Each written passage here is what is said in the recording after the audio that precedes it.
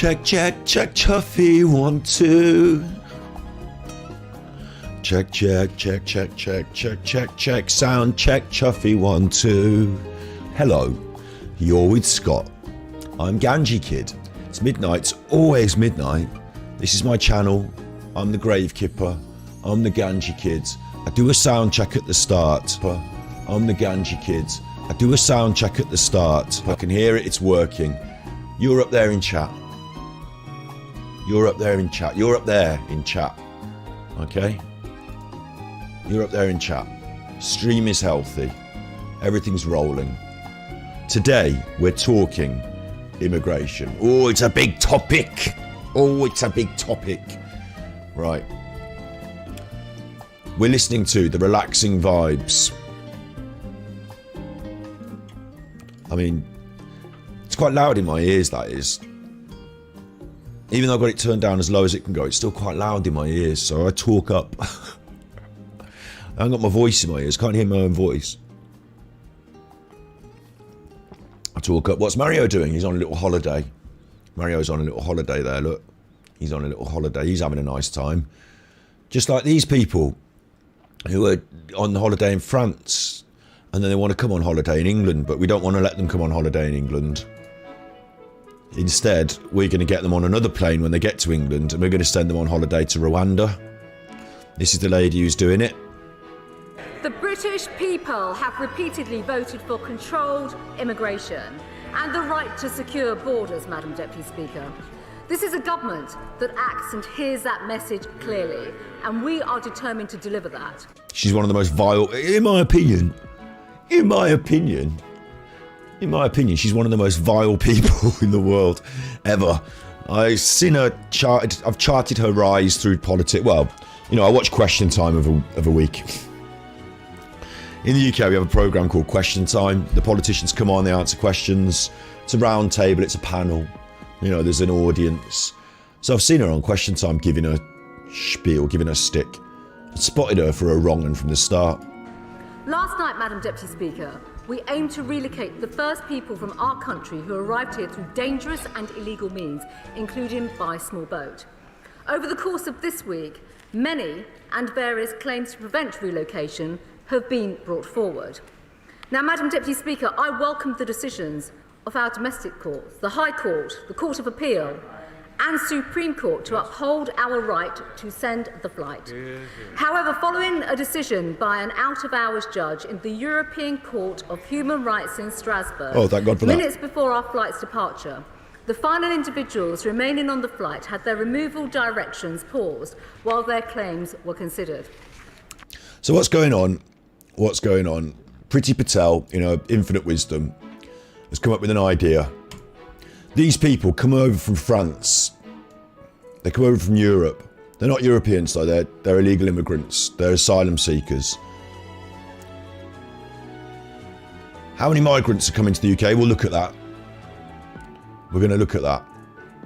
We're going to look at the Migration Observatory and their work. This is 2 years old, but it's the most recent thing on their thing.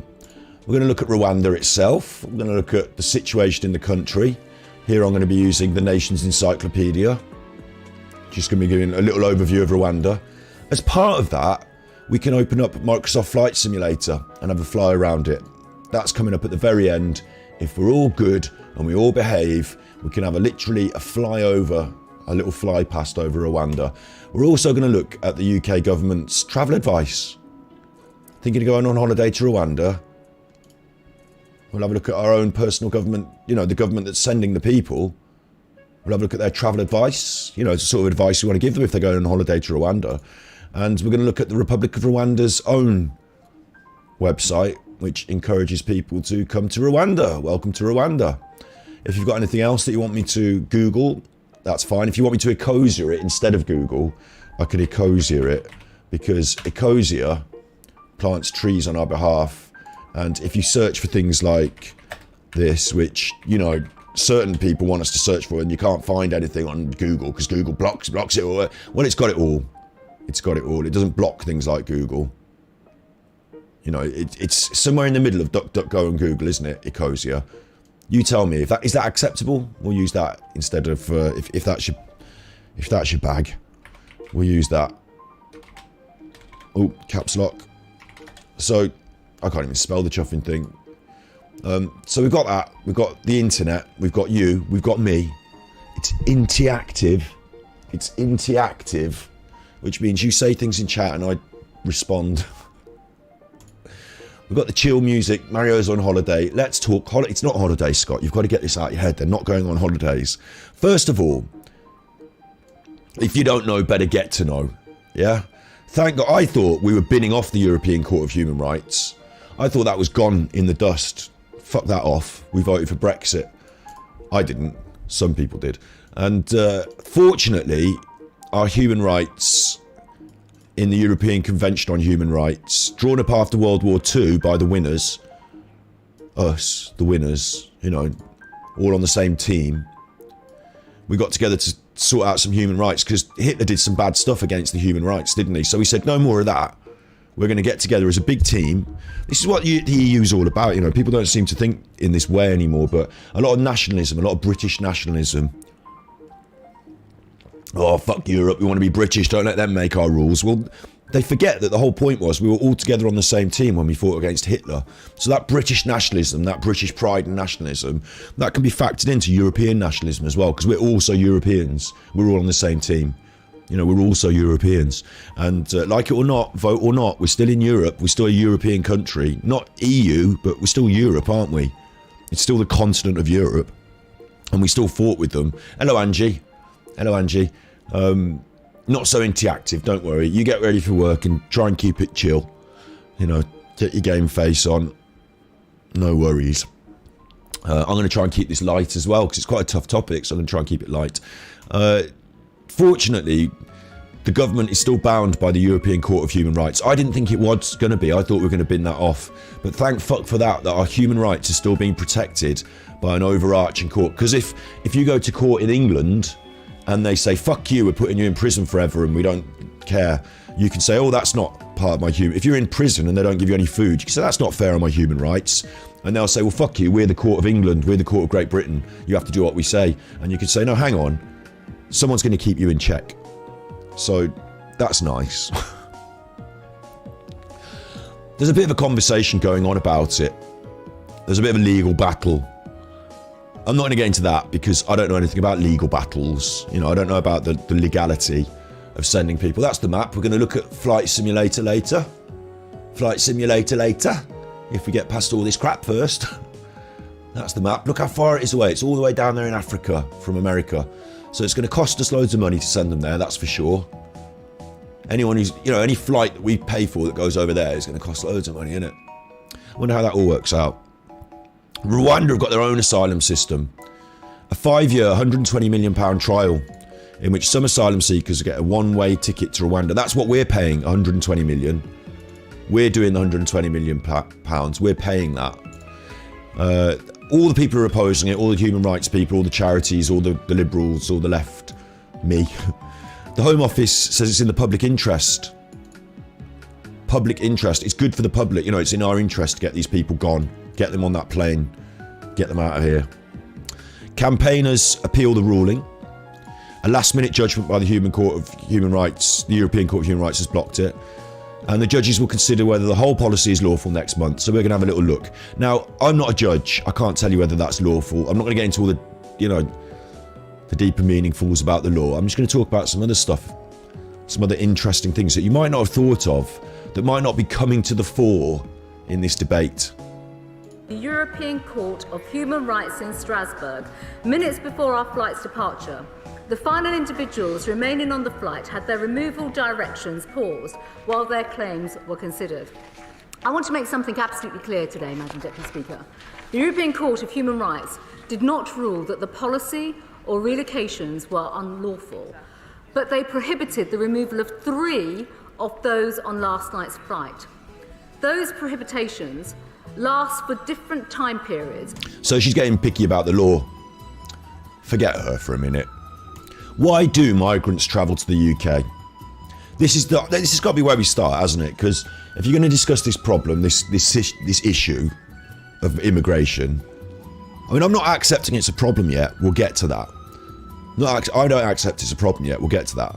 But if we're going to discuss this issue, this problem, then first of all we've got to say, why are they coming? Why are these people? Because the problem is, they're getting on a little dinghy, a little boat, a bit like that, but worse. And then they're going on the channel. We can look at it in Flight Simulator and at the end, we're going to fly over these places. But let me just show everyone in the world the channel.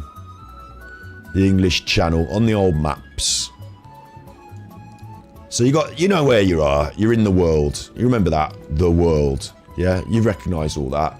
That's where you are in America. That's where some of us are in the UK.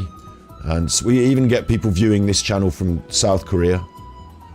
Other places. So, you know the world. Whether you think it's flat round or upside down, underground, whatever. This is it. And what they do is they get on the boats over here. France this is. And they go over the channel to come to England. Now, they don't all make it. They don't all make it. Some of them die. Some of them drown. It's fucking horrible. Sounds horrible. What are they doing that? They're not coming from France, are they? They're not in France. They're not waking up saying, "Ooh la la, je m'appelle je suis France." Look, they're not waking up in France and saying, "I want to go to je voudrais travailler." Not travailler's work. Je voudrais retourner Angleterre. They're not waking up and saying that. They're coming from over here. Look, they're coming from over here. Afghanistan. They're coming from. People come from. They do come from some of the African countries like Libya. Like Liberia. Where's Liberia? It's down here, isn't it? Is it near Rwanda? That'd be ironic, wouldn't it? Where's Liberia? I don't fucking know. It's over here, is it? There it is, Liberia. Liberia, that's got problems. They come from some of these places. Sierra Leone. They might do. They come across this way. Eritrea is another big one. Eritrea is big for immigration. It's only a little tiny African country there, but it's big for immigration. They don't like it there. They want to go somewhere else. And so they might come up this way through Syria, Israel, maybe. I don't know how they get up. Maybe they come through this way, Spain, Gibraltar, France. But they are definitely also coming from Syria. I'll tell you why they come from Syria and Iraq and places like that. Is because we spent a lot of money, my taxpayer money, blowing the fuck out of the country. America was involved as well. We spent a lot, like I spent a lot of my money. Well, I worked a normal job. I paid my taxes on everything, like fuel to fucking footwear. Paid my taxes. And they take that money and they give it to people to make bombs. And the people who make the bombs, they give it to the people who made the rockets for, what's going on in Ukraine. We sent a lot of rockets to the Ukraine, didn't we? We sent that. We sent a lot of bombs and rockets to the Ukraine, and we're giving them for free. They're not paying for them. So the businesses that make them, obviously, are not giving them out for free, though, are they? Boris Johnson's using my money to pay for that, because his mates make the bombs. Anyway, the immigrants are coming, because we've fucked up their countries, in some cases. In other cases, their countries are just fucked up. Maybe that's the case. They're coming from over there, right? And they're going all the way across Europe. They don't like it in Europe. They're not a big fan of Europe for some reason. I mean, the British nationals would probably agree with them though, wouldn't they? All the British nationalists, all the nationalists who are like Brexit and fuck this and, screw those immigrants, send them back and all that. Those people wouldn't want to go and live in Poland either, would they? Those people wouldn't prefer to live in France. They want to live in England as well. So that we've all got something in common. They come here and they go over this bit of water, and this is the problem, is the channel, although it might seem small in comparison to the bodies of water around the world that you might have to float across in a dinghy, it's not that small. The weather can get choppy and you can die. Don't know the stats, don't know how many people die, but we know that they do. So why do they want to leave France and try and cross the English Channel? This has got to be a start point, hasn't it? This is from the BBC, so it's the British Broadcasting Corporation, supported by the taxpayer in the form of a TV licence. Okay, some of the top brass, some of the top people in the BBC are sort of popped in by other means So maybe it's not completely impartial as it should be, but it is as close we can get maybe. It's not got commercial interests, we'll say that. The UK government says it remains committed to sending asylum seekers to Rwanda. Ministers believe the scheme will discourage others from crossing the channel. On January the 14th, 444 migrants arrived in 11 boats. 400. This is how many migrants travelled to the UK in total. The number of UK asylum applicants in 2021. So these are the official ones. These are official applications. Germany, 140,000. France, a lot. Spain, 120. You know, up there in the hundreds of thousands. Greece, 80,000. That's because a lot of people in Crete and Greece, didn't they? They put them there. The UK, 40,000 plus. About 50,000. About 50,000 official applications. I don't know if it's more or less coming across in boats. I mean, you'd think that's in a year. They said on 14th of January, 400 arrived. So that was in one day. I'm just going to do a little bit quick bit of maths. I mean, I'm assuming that's not an average 400 a day. I don't know. But if I just get a quick calculator. Calculator. I can't even spell it.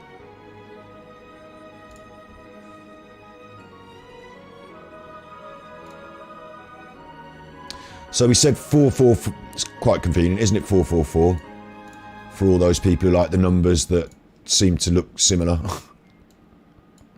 11 there as well. You'll like that. You'll like that.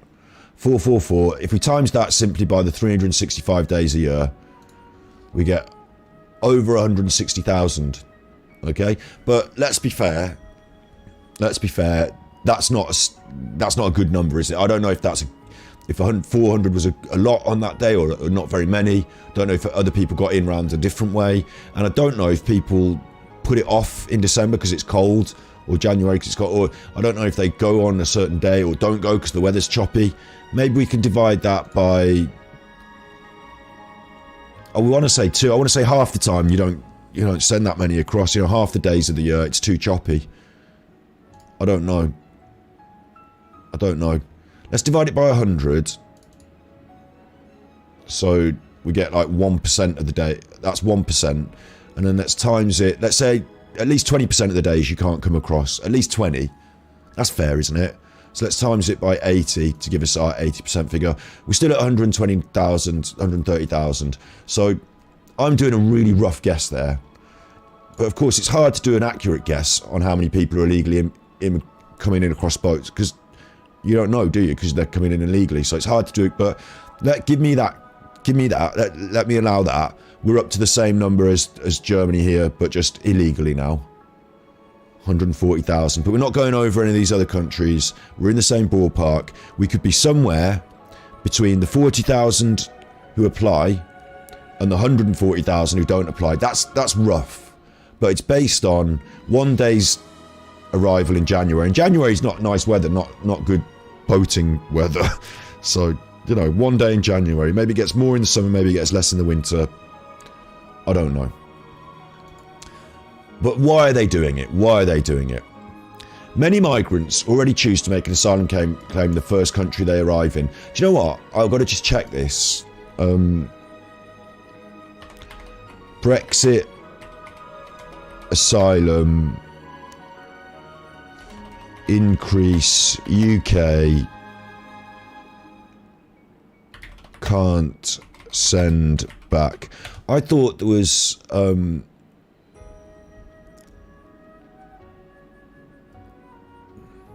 problem with, since Brexit, we had, because in Brexit, right, this is irony, okay, this is massive irony, but it's just the truth.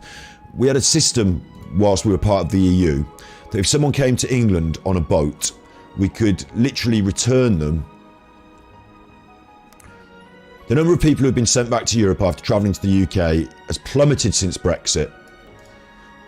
Just 5 people who made the journey from Europe have been returned. Just 5. Because when we were in the EU, when we were part of the EU, you know, before Brexit, we had a returns deal So we could send back hundreds. But we can't return them anymore. Since Brexit, what's happened is now we're a separate country. If you land on EU shores in your boat, if you get to France or Germany, you're an EU migrant. So, you know, if you come to England and we're part of the EU, we can send you back to the EU. It's not sending you back anywhere, really. It's just keeping you in the EU. We can send you back to France. But since Brexit, we can't do that anymore. If you land in England in a boat, we can't send you to France because that's like sending our immigrants to another country, to the EU, and they're saying, no thanks, you keep your immigrants. So, because people voted for Brexit, we can't send our illegal immigrants back to Europe. We can't do that anymore. So that's an irony, isn't it? The people that wanted tougher immigration laws and wanted to control our borders have now relinquished control in that aspect, and we can't send people back to France. They're coming from France. We can't send them back to France. They're not French. Maybe they're illegal, but they're coming from France. We can't send them back there now because of Brexit. Okay? So I thought, I don't know if this is true. Again, I'm having to make up my own mind. Hello, Uncontrolled Historian. Yeah, we've gone back. We changed our passport colour here. Yeah, way. That makes a difference in my life, you know. Obviously, the passport application process has become lengthier and more expensive as well. Hooray. And when you go through the border, where you used to be able to just walk through, where you used to just be able to walk through the border in the EU, now you can't. Now you have to stop and wait and have your passport checked, which is just a little bit more fun when you arrive in an EU country, isn't it? Not, you know, having to go through customs and exercise and have your bags checked, and whereas before you could just walk through unmolested. So that it's better now. But I was just saying that these people are coming from France on these boats. We can't send them back to France. Once they get to England, they're in England. Unless we figure out a plan on what to do. There are asylum seekers now. There are illegal immigrants. We have to deal with them. So we fucked that up by voting for Brexit. And now they're trying to figure out a tighter system, aren't they? That's what this whole thing is. Priti Patel is trying to figure out a better system, because she can't send them to France, the nearest country they've just come from, which would be less expensive and more sensible. So now she's got to find somewhere else to send them, or we've got to keep them. It's that simple. You either keep them or you send them somewhere else. And we can't send them to our nearest neighbours, the European countries. So now we've got a problem. This is where this Rwanda thing has come from. We'll look into it in a minute. We've got lots of stuff to look at here, and we're going to do a flyover later in the plane if we have time, hopefully, depending on how much I go on. So they're dying in the English Channel trying to get here. Why are they trying to get here? I would suggest one of the reasons is, once you're here, you're here. And if you're an illegal immigrant or you're coming from one of these countries and you want to come to England or Europe or whatever, and you're worried about these things, you know that the safest place to be is England, because once you get to England, they can't get rid of you. That's because of Brexit. So since Brexit, this has gone up. We've got problems with this since Brexit, because the people that voted for Brexit didn't realise what they were doing, didn't realise that Boris Johnson and his mates didn't really care about this. They really cared about other stuff. They used this to leverage you if you voted for Brexit. You know that this is part of the leverage. Whether it was your reason for voting for Brexit, whether you did or didn't vote for Brexit, whatever, this was part of the leverage, wasn't it? Well, they're fucking it up now, aren't they? Facts. But why do these people want to come to England? Or the UK, should we say? Many migrants choose to make an asylum claim in the first country they arrive in, such as Greece, Turkey or Italy, and only a minority choose to travel to the UK. That's interesting, isn't it? Only a very small amount of them want to come to the UK. So it's not all of them, but we get a distorted view because we're not living in Germany. We don't see the hundreds of thousands that are just settling there already. We only see the small minority that come to the UK. In 2021, Germany had the highest number of applications. We had a fifth of the number of applicants. So these are proper applicants. We had a fifth. So we're not even on the top table here in terms of this number. Quite small. I mean, when we're saying a fifth, of that. We're saying 50,000 people. I just want you to get this into perspective here. UK population is 67 million. 67 million. So that's like 70 million. And we're trying to fit in an extra 50,000.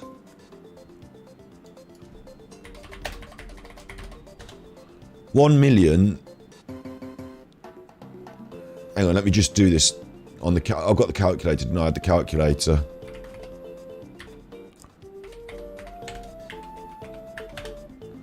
$1 million is 1,000. 1, 2, 3 thousand, isn't it? That's a million. 1,000. So if off that I minus 50. How many do we say? 50,000. Have I got that right? Is a million 1,000? And we minus 50,000. 950,000. Like, it's only a piddling little percentage of it, isn't it? Like, if I've got a million, if I've got 100, 1,000, 1, 2, 3,000, yeah? And I divide it by 100, this is 1% of our population. No, not of our population, sorry, of a million. 10,000 is 1% of a million, yeah? But we've got 70 million. Now I'm not very good with these big numbers. When we start putting lots of zeros on the end, it starts to baffle me a bit. But I'm pretty sure that 50,000 is not a lot compared to, like, the fucking population, is it? Of nearly 100 million. But yeah, okay, so it's not a lot of people. That's fair enough to say that. Compared to the number of people in our country, and the number of people in these other countries, and the number of people going around, or anything, it's not a lot, is it? It's not. It sounds like a lot because it could fill a football stadium, but when you compare it to the amount of people, I mean, how many people are born in England? Child birth stats UK. Not deaths. Fucking hell. Birth rate, mate. 11 births per 1,000 people. Childbirth numbers UK. I want to know the number. 600,000 in 2020. 600,000. So add on another 50 there, and you get the total figure of more people. Like, we had in the UK in 2020, we had 650,000 more people, say, yeah, of which, or maybe call it 700,000, just to be round, just to make a round figure. Let's say we had 700,000 new people, of which 100,000 were immigrants, or people coming in, legal, illegal, whatever, sent back, whatever, died in the channel, whatever. About 100,000, you could push it to 150, you could lower it to 80, you know. Think of those coronavirus figures, no one ever knew. Like, it's rough, yeah? But the majority are people that are born here. So if you've got a problem with the number of people in this country, the scarce resources, oh, there's not enough to go around, oh, think about the benefits. Think about these people come and take our benefits. The first thing we need to sort out is all these kids being born. We can't be worried about the asylum seekers, they're only a piddly little part of the number. The real problem is the number of kids being born, isn't it? That's worth thinking about. Hello, Monte Crystal. The whole plan is identical to Tony Adam's plan, refugees in Australia. As an Australian, I'm ashamed of what he did. It's a strange concept, isn't it? It's a strange concept. We're going to have a good dig around it. And hello, Australia. I don't know if you're in Australia, but hello, Australia. Mum English, Dad Scottish, but yeah, we're British. Yeah, we're all mixed nationalities in Britain.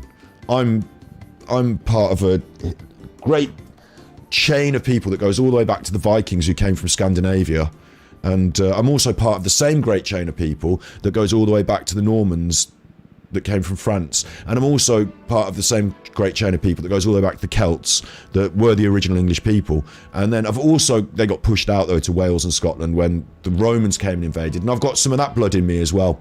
And I've also got Indian blood in me because we went as a great nation to India, and then we sort of dominated their culture and brought a bit of it back. and some of the people mixed. So I've got some of that blood in me as well. I've got all sorts, and that's what being British is. It means that you're a part of this global phenomenon which is the world, and over the history we embraced and demolished and entertained and destroyed and married into and raped all these different places, and that's what part of being British is. So and thankfully I didn't do any of that stuff. I didn't do any of it, so I don't have to take any of the blame, I don't have to take any of the shame, but also I can't take any of the pride, and I can't you know, pretend that I'm something special because of something my great-great-granddad did, because I didn't do it. I have to live today, and I have to try and be the best person I can be in today's world. So what we've got is we've got fucking loads of kids being born, and that's like, you know, we don't get as many. That's what I'm saying here. We want to make sure we get these numbers into perspective, but we're asking first, why do they cross the channel? And we still haven't got to that. For years, people smugglers have been sent to the UK in lorries. There have been tragedies on these routes, including the 39 Vietnamese people found dead in the lorry. They all were in the lorry and they were all dead. Do you remember? They were all these people. Look, there's all their names. Fucking loads of them. All in a lorry and all dead. That was horrible, wasn't it? People went to prison. They come in one of those refrigerated lorries, but they didn't keep them refrigerated. They left it all hot and they all died. What a horror. So they don't like doing that. That's horrible for them. But they take the risks. But then security at the ports of Calais in France and... Oh, right, where the UK border controls. So our security is at the port of Calais in France. That's where our UK border control is, in Calais. That's interesting, isn't it? Isn't that interesting? We got the Brexit done so we could control our borders. Do you remember? We got the Brexit done so we can control our borders. But isn't it really interesting that our borders are in France? And like, being part of that group, you know, being part of the team might have helped us in controlling our borders. But maybe the French are less interested now. You know, maybe we're more nuisance than ally. I don't know. But now what it means is there's more attempts by people coming by boat. We've got these borders in France. We're stopping these lorries, these people. We're checking them. So now they're sending them by boat. That's according to Tony Smith, former Director General of UK Border Force. That's what he thinks. He's the Director General of UK Border Force. That's what he said, according to the BBC. I'll go with that then. We could dig deeper. Perhaps there's other aspects to this. For example, it's human traffickers that are doing this, isn't it? Like, people aren't arriving in Calais. This is supposed to be calm and relaxing. That's a trumpet. People aren't arriving in Calais, right? Let me tell you this. They're not arriving in Calais with a dinghy. They're not coming for their holidays or with their dinghy and their rubber ringies, are they? They're getting to Calais, like, and then they're getting trafficked. They're paying some money to someone, and this person's saying to them, I'll get you in, meet me on the docks. That's what's happening. This is the graph about people crossing in boats. It's gone up. It's gone up a lot. 2018, hardly any. 2019, hardly any. 2020, it started to go up, especially in October, November, January. In the winter, it seems, which is strange. The most dangerous time. Again, it goes up 2021 through the year, peaking in the winter in January. 2022, it's going up again, even faster. Bit more of a herky-jerky line here, probably because of... don't know why that is, actually. Strange. The measurements are different. Maybe we're stopping more people, or maybe we're missing them. I don't know. But they're coming over by boat. Why are they doing that? We still haven't got to the fucking point, have we? The point, and I'm going to tell you now, I'm just going to bang it out there right now, is that only 12% want to remain in France. 82% want to come to England from the Calais jungle camp. And the reason is, more than half of them have already got family members here. They've already got a connection to the UK. They already speak some English. They've got family. They've got friends and people in networks. They want to come here and stay to rebuild their lives, says Enver Solomon, Chief Executive of the Refugee Council. He knows, he's been talking to them. So that's why they want to come here. They've already got family. So I just want to imagine, like, it's hard for us to imagine this stuff, isn't it? Because we live in England and or Australia or America or somewhere nice. And you know, it's kind of hard for us to imagine in a way. What's that in the back of shot there? That's that chair. Hang on. Why the little dog is sleeping? He's chasing rabbits. He's chasing rabbits. I see his little foot. You want to chase a Mr. Rabbit later? We'll go walk you later. Right. So, imagine this. You live in Syria and it ain't too bad. You know, it's where you grew up. Take it for granted. Then all of a sudden someone bombs your house and your school. The Taliban take over in Afghanistan. And you think, absolutely fuck this. Absolutely fuck this. Or you grow up in like Eritrea and you think like, you know, I'd prefer to eat than not. So absolutely fuck this. Whatever, you know, you're having a tough time. It's not like you just like, you know, you're German and you don't like the language. It's not that. It's you're having a tough time. It's not like you grew up in Italy and you're not a big fan of pasta. It's not that. It's that you're not having a good time because like life is properly fucked and there's like serious big fuckery going on. Someone could come and shoot you. Like, if you live in, I don't know if you know, but some of these African countries, like, I don't know if you saw that, you get shot, you get enlisted in the Civil War army or some shit. Let's say there's a civil war. Let's say, for example, let's say it's not even Africa now. Let's say you live in Norway and Norway kicks off. There's a civil war in Norway and you live there and you're not really into war. You might be Norwegian, but you just don't give a fuck. You'd rather not shoot people. So you think, fuck this, I'm out. You know, I'm going to get on a boat and I'm going to travel south, hit England. That sounds nice over there, doesn't it? Do you know what I mean? Like, wouldn't you? Wouldn't you? Wouldn't you? You probably fucking would. So that might be the reason. Or it might just be that you're a real chuffer. You're like a drug dealing, crime doing raper and you want to come to England because you hear they're soft on rapers. It might be that. I don't know. That's what they suggest, isn't it? Some of the people, they say, oh, these bad immigrants. I don't know. Like, make up your own mind about why people might want to travel halfway across the world to go and live somewhere else. They say, the people that are doing it tell us that they've got family and friends in England, they've got people in networks, and they already speak some English. I mean, it's quite common, isn't it, speaking English across the world? You might think to yourself, I live in this war-torn, god-awful country, but if I could learn English, better myself with a bit of education, I might get some prospects. I've seen that television. I know about the free world. You know, imagine this. Imagine you grow up in Russia. You think, fuck this. Fuck this, man. I want some freedom in my life. Imagine you grow up in, like, you know, communist Russia. You're like, fuck this. I want some freedom in my life. Imagine you grow up in communist China. They come round your house and like kick your head in because you said the government was bad. Fuck this, man. I'm going to learn English and I'm going to get out of here. I'm going to live free or die. Imagine these American values, American, British, you know, Western values of freedom, democracy. Imagine that. That sounds lovely. That's the ticket. Get me out there. So you could learn English, couldn't you? That's a good start. So these people, they might already speak some English. It's a big critique of, remember, oh, these dodgy, I hate these foreigners, oh, they don't even speak the language. Well, some of them do. So that's the reason. Do migrants travel for jobs and money? It's been suggested the UK job market attracts migrants. Yeah, absolutely.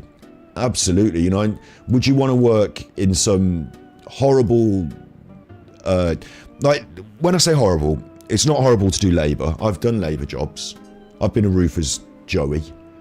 You know, I've done, you're right there, Uncontrolled Historian. English is the language of business, isn't it? You were mugged in Paris.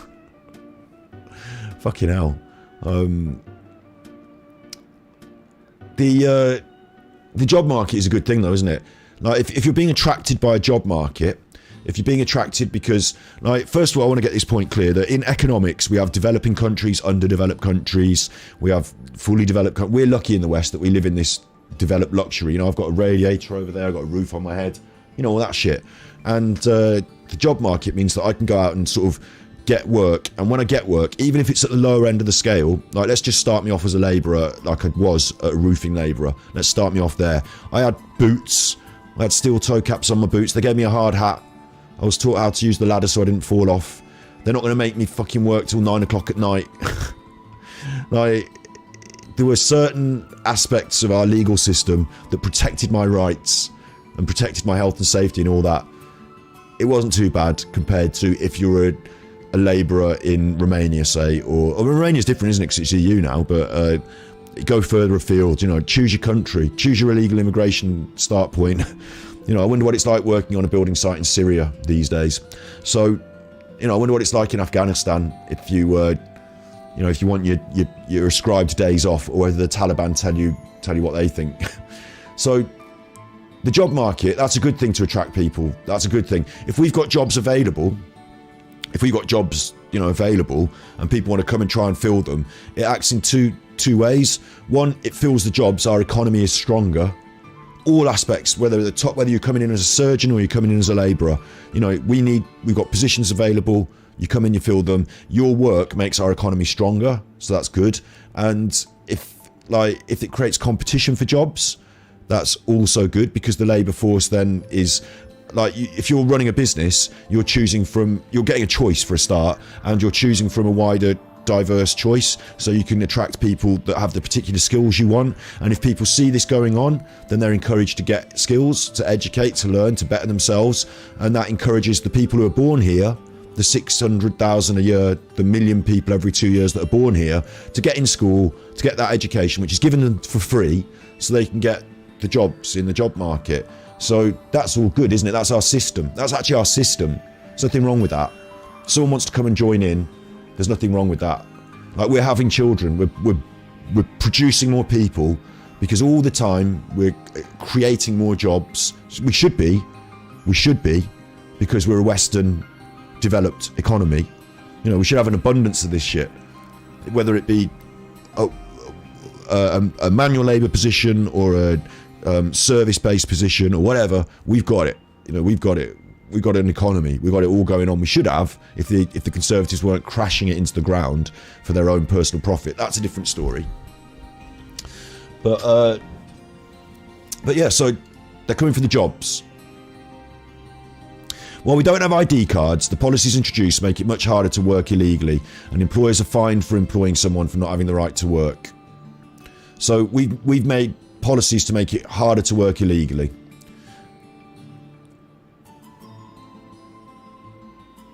So that's fine in a way, isn't it? Because you don't want them to work illegally, you want them to work legally. So that's fine, I'm alright with that. They're travelling here then to try and legally get jobs, because we're making it harder to work illegally. Some also expressed unhappiness at the way they were being treated in France. Fair enough. And some told the BBC they wanted to come due to historic links with their own country. Well, there's another funny aspect, isn't it? You know, Great Britain, making Britain great again. Because we went out and did what we did as an empire, people from around the world feel that Britain is in some way historically tied, and they are historically tied themselves to Britain, so they want to come here. It's unlikely they choose to come to the UK because they feel they've got less chance of being sent back. One thing we know is the data suggests people are travelling to any country have very little knowledge of the laws and practices. That's interesting as well, isn't it? That's really interesting. They're saying that, you know, as far as all these policies and laws... But not an absolute bar on their transfer to Rwanda.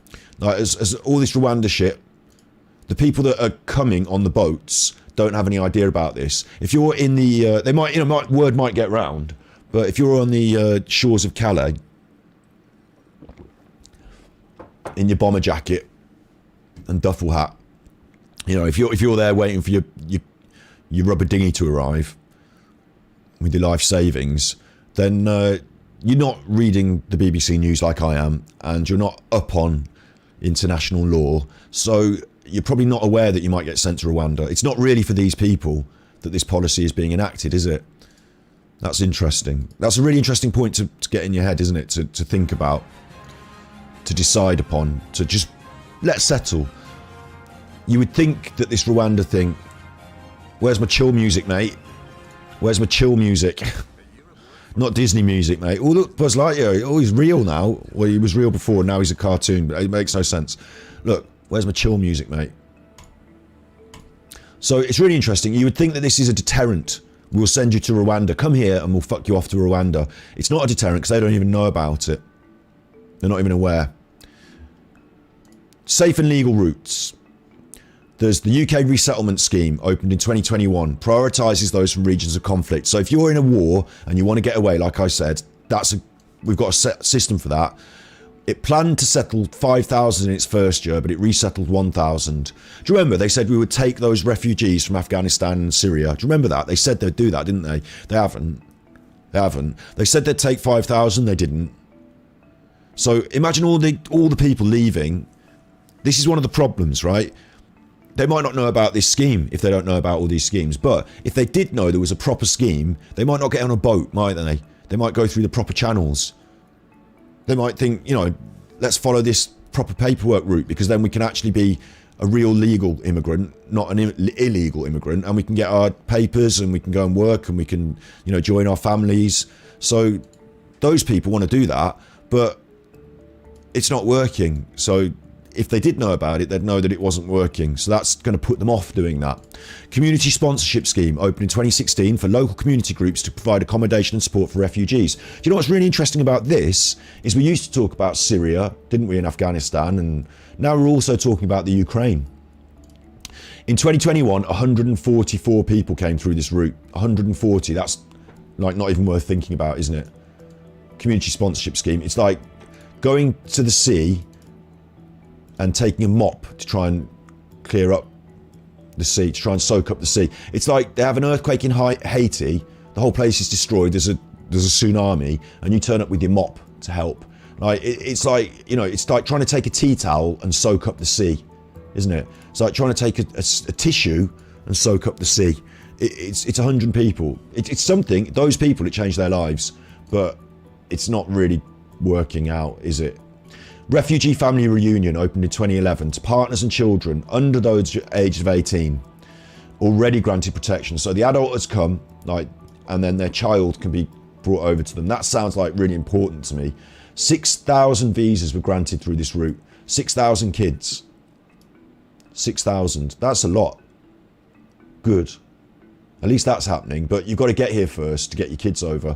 Mandate resettlement scheme opened in 95 to resettle refugees who have a close family member in the UK who can accommodate them. So if you've got a close family member, that's like your parents, or it might be your cousin, I don't know, might be someone close.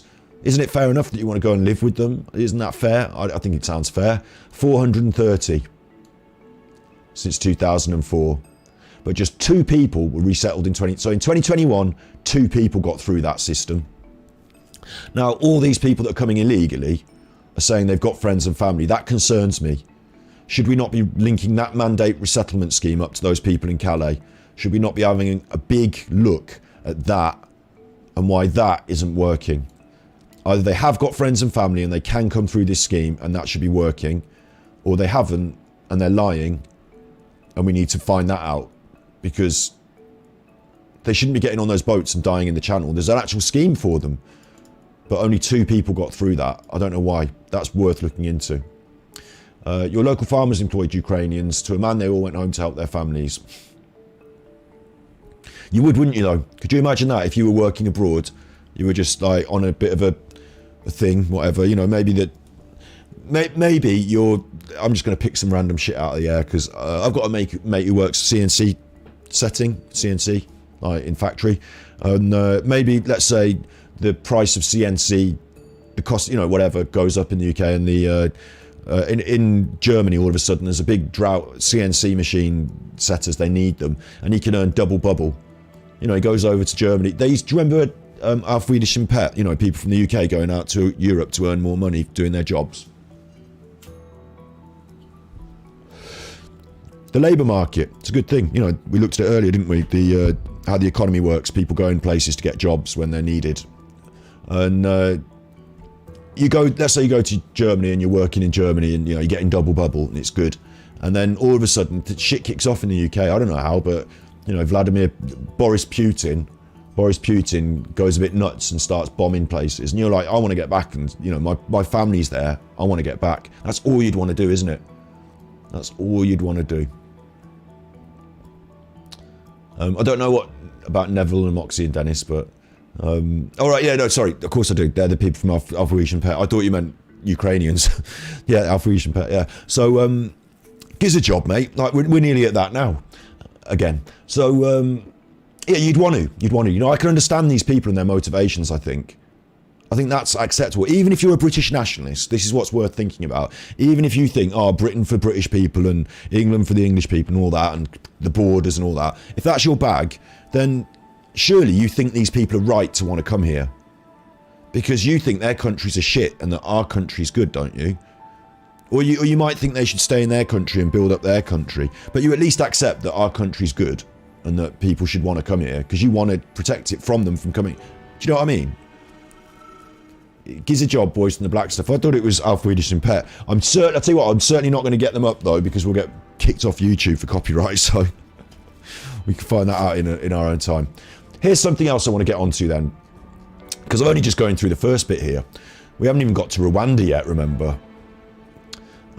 That's why people are coming here. The legal routes aren't working.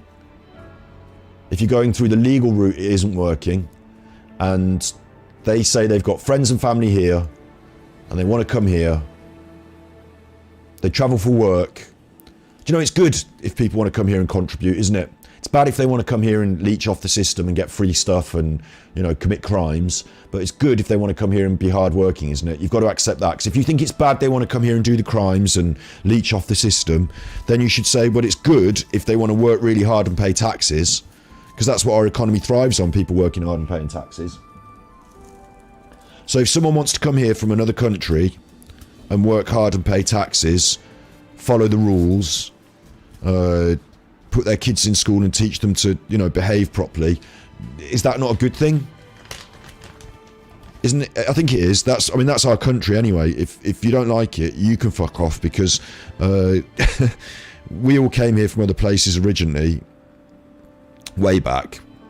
But, you know, it'd be like saying, I don't want Irish people, or I don't want Scottish people, or I don't want, you know, German people, or any people, or just English people. That, well, if you want to come here and work hard and pay taxes, that should be all right, shouldn't it? I think it should. That's the American dream. That's the Western, you know, life, liberty, pursuit of happiness, isn't it? Isn't that the... I know we're not America, but isn't that the whole point of what we do here? The democracy, the freedom... I think it is. I think it is.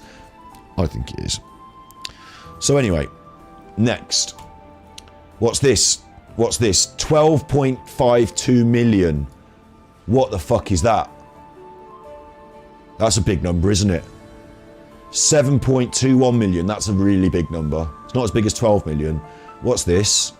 This is the details. The number of families claiming child benefit. 31st of August.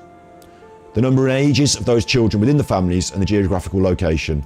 This is our national statistics from our government about child benefit. It was in 2020. It's not completely up to date, but fuck it. What they're trying to show here that's big is they introduced this HICBC. You see this graph is big here. It's going up, up, up. We got nearly 8 million families, or 13 million children, 14 million children claiming child benefit. Then we put this HICBC and it goes down, down, down.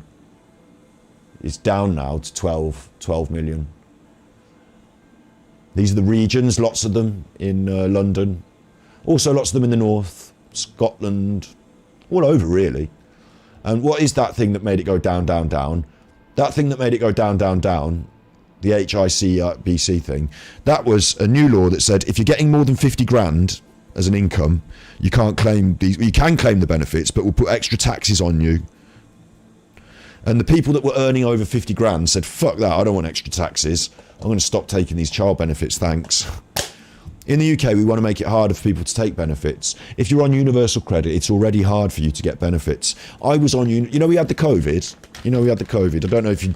I'm not going to moan about my personal story. I'm a very lucky person. But, you know, I live in a luxury... I've got a radiator. I'm not starving. I'm not on the streets. Do you know what I mean? Like, I'm lucky for all those reasons. Compared to someone from Rwanda or from fucking Syria, I'm lucky, yeah? So I'm going to keep that in mind. But I'm not rich, and I was on universal credit because we had the COVID, and what happened with the COVID was I used to do a bit of video work before COVID. I'm looking around for a bit of cardboard here, so I need to get my bit of cardboard because I need to talk to you. There's a bit of cardboard. So I had universal credit because during the COVID I basically earned nothing. That was the bottom line. And I was lucky because I was self-employed. I got my little payout for being self-employed. It was only little though, because, you know, when you're self-employed and you don't turn loads of money, a percentage of what you did over the last few years ain't loads. So, but I was lucky for that. I got my little bailout. And then we started this streaming thing since the COVID. So that's my little... Oh God, I've made a rubbish thing here. Balls that up. Since COVID, life went downhill for me, and I'm struggling by now. I did get universal credit, and that meant they literally gave me like 60, 70, I don't know, £100 a week. It was like £400 a month. That was what it was. And I did get carer's allowance when I was a carer, because that was what I was, you know, I was a carer, so I got carer's allowance. That was a little bit extra, an extra £60 a week top up for being a carer, for a full-time carer's position. An extra £60 a week because you're caring for someone that you love, and it's not your official job, so you're doing it over and above your, you know, your weekly hours. £60 top up, thanks. And then what happened was that my nan died, so I'm not on carer's allowance anymore, and there was a COVID, and I was on universal credit for a year. And then what happens with universal credit is, if you're not earning minimum wage by the end of that year as a self-employed person, then fuck you. You shouldn't have universal credit anymore. You should be earning minimum wage by now. So they've took my universal credit away, and I can still apply for universal credit to get benefit off my prescriptions, for example. But I don't get any money from universal credit. So I can't, there's no, for me now, if I'm not earning enough money, my choices are go and work at Tesco, or, you know, whichever minimum wage job the job centre say is the best one for you, or well, that's it. You don't get any benefits because you're a working age person who is working. That's me. I'm working. You might see me here right now faffing about trying to make a little smoke. I'm actually working. I'm doing all this stuff that I researched to bring you on the internet. So that's why I've got Tip Me Coffee Ganji. You know, I need to make money off this thing. Please support this channel by subscribing and getting us up to 1,000 subscribers so I can monetize. Anyway, where's my fucking pokey thing now? I'm an idiot, man. No wonder I can't even work a job anyway. I'm an idiot. Can't find I've just had that. There it is. Playing tricks on me. So the benefit system is a bit funny, you know, in the UK. You know, it's been changed. And I mean, I'm just chatting about this now, but I'll tell you about it. I've got a cousin, and he's disabled.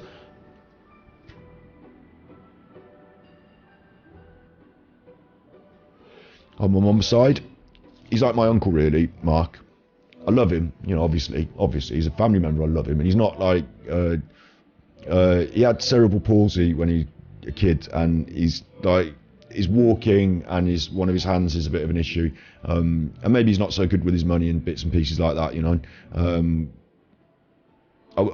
You know, he might burn the kitchen down trying to make a bacon sandwich, but he gets on. He lives on his own, you know. He's a joy to be around. He's funny, and he appreciates all the same old British humour that I love. Like at Christmas we watch all the Morecambe and Wise together. Mark, yeah. So he's on benefits, and when the Tories were in charge of this system, they changed it around recently. I'm just getting, long story short, he was on disability benefits, and they changed it up, called it PIP payments and all this stuff, and he had to go through a process where they assessed him again. And he's not alone in this. Lots of people had this problem in the UK, which was they made it really hard for people to get their benefits, and because he's disabled, he didn't understand the process, and they came around, did an interview, and like she asked him, can you handle your money? And he was like, yeah, I can do that. But like, he's going to say that, but like, you know, what he says and what his function, you know, the way he then handles his money, you know, little things like that. Basically, they assessed him and said like, fuck you, no money. And like, hang on, wait, like, that's not right. And so between fuck you, no money and appeal, which my mum had to help with, which, you know, like now we have to get family involved and like serious people involved and all this, like after appeal and all that, oh, it turns out, no, fuck you, sorry, have your money. But in that process, in that time, problems, no money. And like people were having their wheelchairs taken off them, people were having their disability vehicles taken off them and all shit like that. Like, it was a right hoo-ha. So, yeah, look, there you go. You were denied benefits for reasons. If they can stop, the system the Tories have is make it as difficult as possible. And when you try and, because I've been through the system myself recently, I know, and I've had this issue with our cousin. It is difficult, even if you're legitimately, in the shit or having these issues. Even if you're legitimately disabled, it's difficult. So they just make it as difficult as possible. Yeah, that's the way it goes. And this was a new thing to make it more difficult for people to get child benefit. I don't know how many of those people that were earning over 50 grand, how many children they have, what their bills are like, how much it costs to live in London. I don't know what 50 grand gets you a year when you've got 6 kids. I don't know what the situation is. I don't know whether some of them should have had child benefit or not. Maybe they should, maybe they shouldn't. I can't decide that. I just know that since they put that rule in, it's gone down.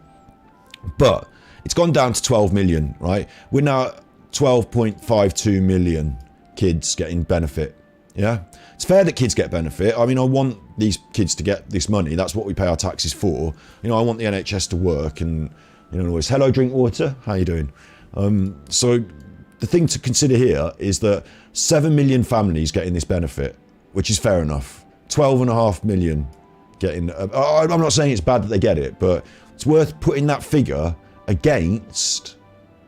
It's worth putting that figure against these migrants that are travelling to the UK. Do you remember we said maximum 200,000 like a year? Maximum. Illegal, legal, whatever. How many of them are there?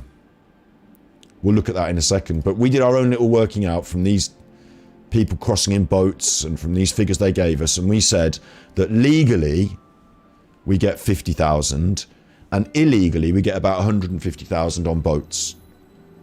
That's a rough guess. That was at 400 people a day, 444 a day, every day, minus 20%. That's what we did.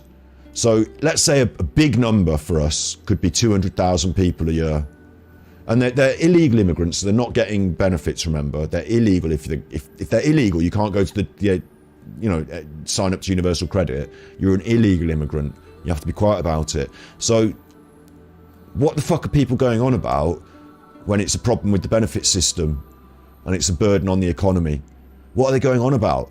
Because we have 600,000 children born every year. 1 million children born every 2 years in the country. Already, 12 million of them are on benefits. So if you are angry about illegal immigrants, by your own logic, if you're angry about them coming to the UK and claiming benefits, by your own logic, you should be much, much more angry about the people having children who can't afford them. You should be much, much more angry about anyone who's got, say, more than 2 kids and lives in a council house.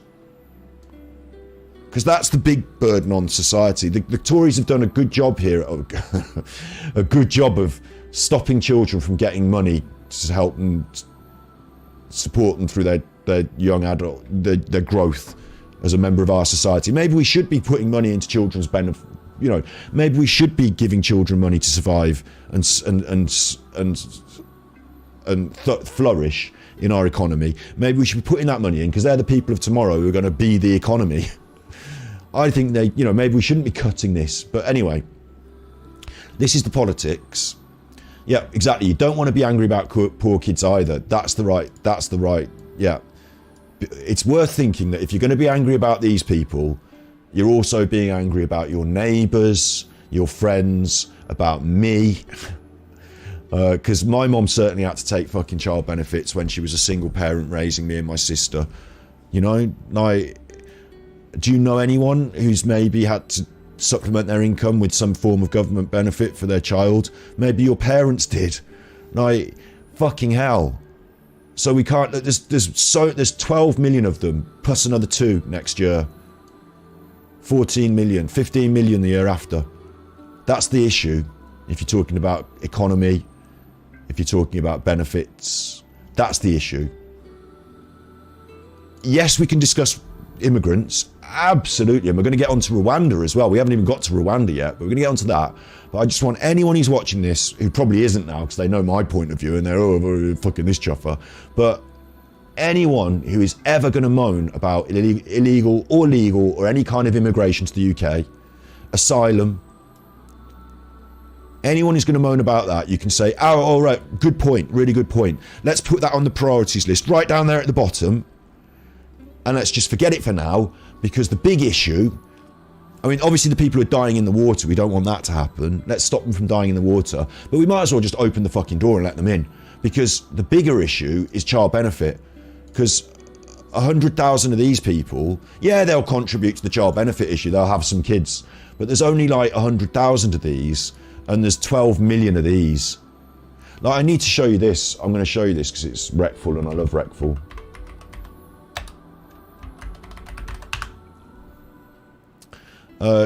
This is Recful. He's killed himself now. Not this. This is the Duracell bunny. Recful's killed himself now, so, you know, rest his soul. He was a guiding light. He invented, you know, we're talking on the internet doing streaming, yeah? He was on Twitch in the early days, and he invented donations. He had people sending him PayPal money, and he had it coming up on the screen. He invented that system because he wanted it to, you know, he was a forward think. He was pretty much a genius, Byron was. I think that's a fair way to put it. He was a great, wonderful person, and it's an absolute tragedy that he killed himself. And I loved him, and I still love him. But this is one of his videos that I come back to a lot. This makes a really good point. We're going to talk about dollars, but we're actually thinking about people as well, remember? We're talking about numbers, because it's hard to get these numbers into your head. 12 million versus 100,000. He's going to talk about £1 billion, but, you know, there are people in our country. Bear in mind, we're talking about the child benefit. These people need child benefit. These people are coming to the country because they've got nothing. So some people in our country have got $1 billion, £1 billion. Boris Johnson might have near enough. You know what I mean? Like, some of those people, those Tories, Richie Sunak's on the rich list. I just want to quickly watch this because it puts some things into perspective. Today. And I'm going to do it one more time because you didn't see it, Conrad. Ready? I'm ready. Okay, watch this. Conrad, everyone knows this and you know it too, but when you see it, it's different. Ready? I like your ponytail. Here is $100,000, Conrad. Here, there it is. That's a lot of money. That's okay. What we can hope at best to make in a year, you know, doing really fucking well. After taxes, that'd be crazy to make in a year, right? Right. That's a lot of money. All right. Now, we have someone named Amhai who is top Twitch donator of all time. He has like probably $1 billion, right? Right. There are people in the world with $1 billion, regardless. Okay. Anyways, $1 billion, that's a big fucking number. We can see that there's a lot of zeros on top of the 100,000, but we don't really feel it. You don't really feel it. He's right, man. That's what I got the problem with. I can't understand these big numbers with all the zeros. Until you go like this. You know it's 10,000 times more, but here. 1, 2, 3, 4, 5. That's 500,000. Copy paste that. That's $1 million, okay? Then we have to go 2, 3, 4, 5. That's 5 million. Let's copy paste that. That's 10 million, okay? Let's copy paste the 10 million. That's 20, 30, 40, 50, 60, 70, 80, 90, $100 million, okay? Let's copy paste the 100 million. Okay, that's 200, 300, 400, 500, 600, 700, 800, 900, $1 billion, okay? And now I'm Amhai, and I'm gonna donate Soda Pop in $100,000 like this. Was that the Liedtke? Yeah. And now we're gonna try to find the money that we're missing now. Okay? It's on the right. It's on the right. I see it. There it is. You saw it. It was right there. See what the point he's making? When you get up to these numbers, okay, I'm talking 1 million, 100,000. He's talking 1 billion, 100,000. So it's a similar sort of ratio. But when you get up to these numbers, he's got that page full on the notepad there. That page, you scroll up and down it, and each one of those figures is $100,000. If you've got $1 billion, you've got that bank account. That's your page. It's just absolutely full of those. And like he says, you take out 100,000, you can't even see it. Imagine those numbers just close up where, you know, it's gone. It don't matter. You've got pages and pages of $100,000. Those numbers get hard to understand, don't they? But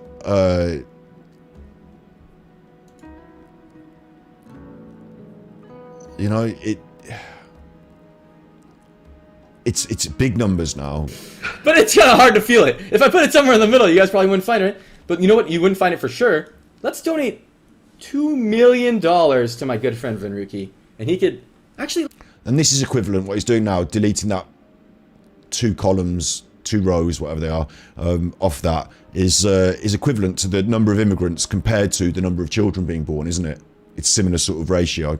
Let's donate this. Let's donate fucking $4 million. He could probably live a swell life with $4 million. And bear in mind, anyone who's got £1 billion or any organisation or anything like this, like he's saying, look, let's take 4 million out of their bank and let's give it to poor people or give it to somebody else, another person. Will they care? $1 million. Do the rich people need to worry? Here, I'm giving Venruki $4 million. Real quick, $4 million. I actually do not notice it's gone. I can never find it again. It's really difficult, you know, because it's just lines missing. I'm not gonna count my lines. There's so many. Jesus fucking Christ. I could actually... Hold on, let me buy, like, the most expensive fucking Bugatti or, like, limited edition Lamborghini for $2 million somehow.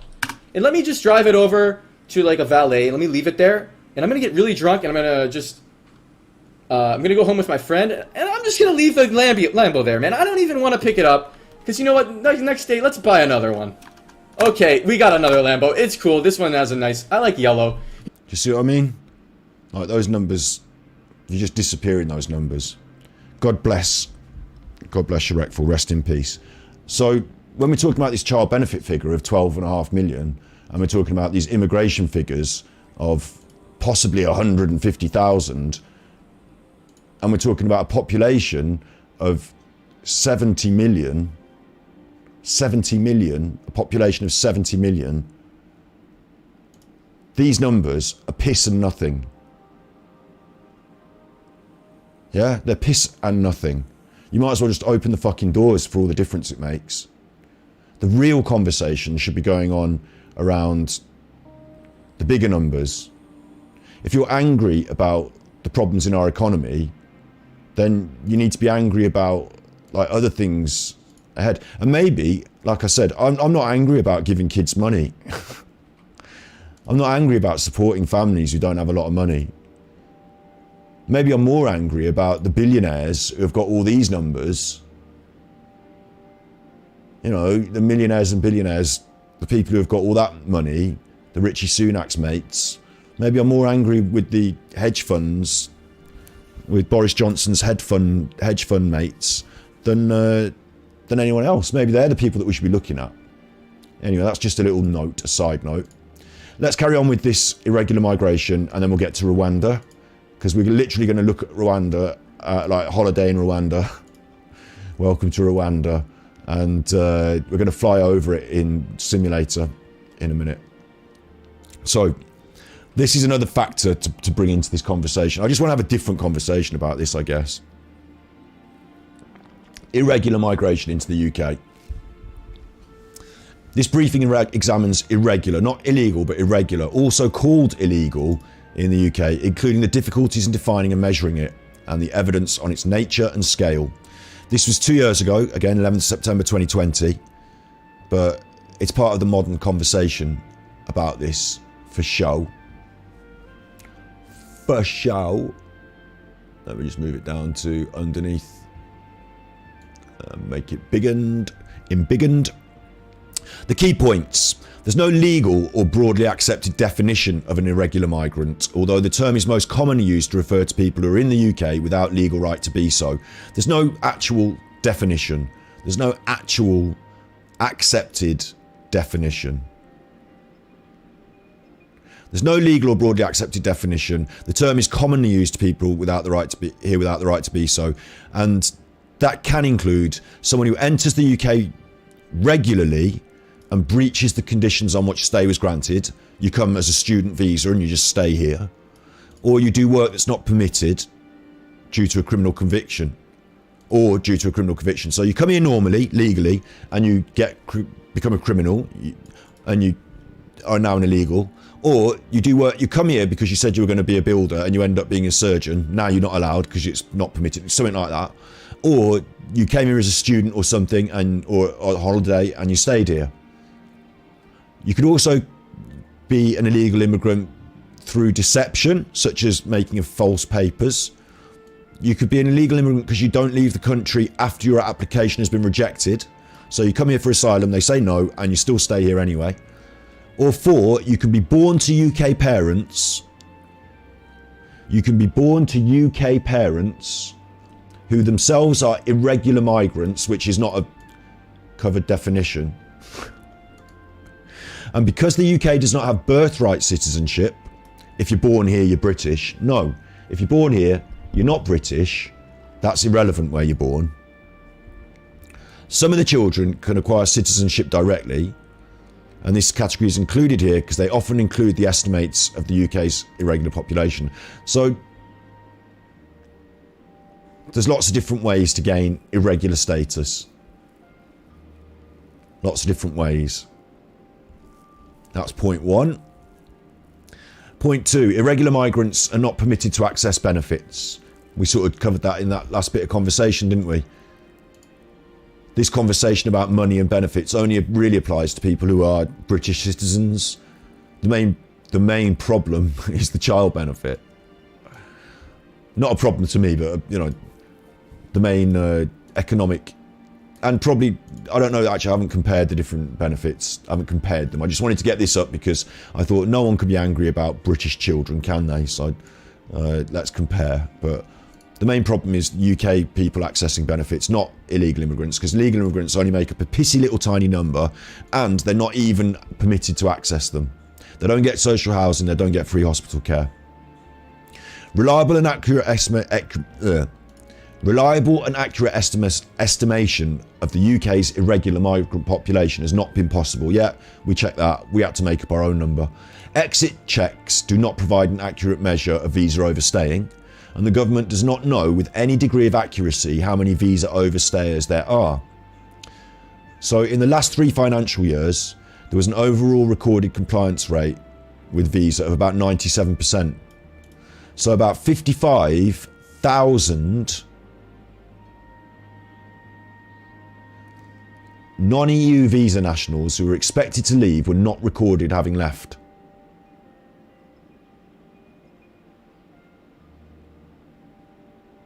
Like, this is a big issue, isn't it? If you've got a problem with immigration and you've got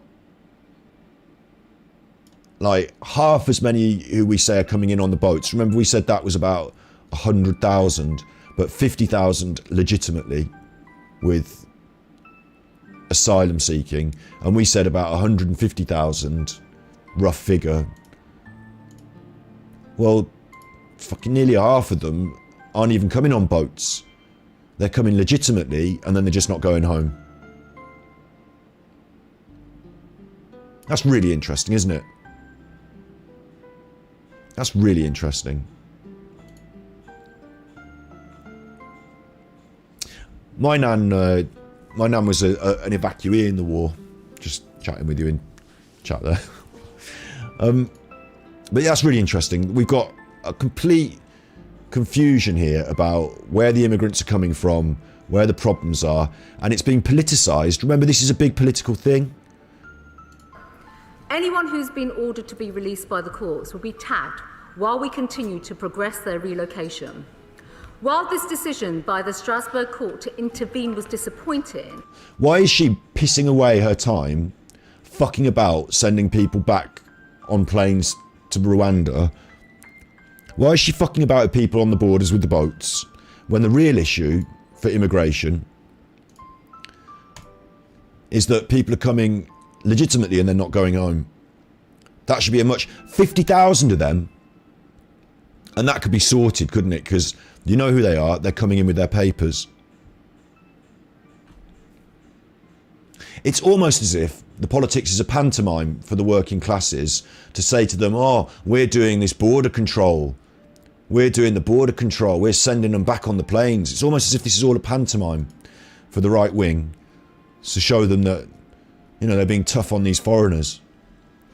And it's almost as if our politics is getting bogged down with bollocks that is a waste of our time. And they know it because she knows it. She knows it. She knows about all this. It's her job. Trump wanted biometric systems for illegals, an excuse to tag everyone. Again, I wonder how these numbers stack up in America. I wonder what their numbers are. You know, when you look at the numbers, remember when we looked at those numbers that Retful showed us about the $1 billion, like this immigration thing is a pissy tiny number. It's nothing compared to the bigger issues that we have in our economy. And at the moment, our economy's got some big issues. It's interesting though, isn't it? I wonder how many people who access benefits, I wonder how many people who access, you know, benefits which they feel they are legitimately entitled to, like I did when I was a bit surprised that I was cut off from any sort of support, financial, after the COVIDs, when I'm going through the worst time in my career, you know, rebuilding my career. Yeah, I don't know, like it just seemed a bit harsh, but yeah. So I don't, you know, I'm happy to let other people get benefits. I think that's okay, but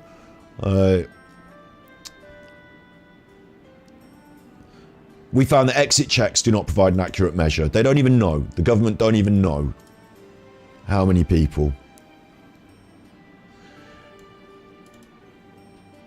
In the financial year 17-18, and this is a bit fucked up because it's before Brexit when we didn't have as many people coming, because remember Brexit meant more people came here because we can't send them back to Europe. It wasn't measurable though. We had about 2,000 entered the country without authorisation, apprehended, but it wasn't measurable. We've got more problems measuring that. So we need to be measuring it properly. Refused asylum seekers contribute to the UK's irregular migrant population. The precise number who's left the country is not known. So that's interesting. We're saying we're getting 400 coming in on a boat, but we don't know how many of them are leaving on a boat as well, or are staying, or are going elsewhere. We don't know. We need to be measuring.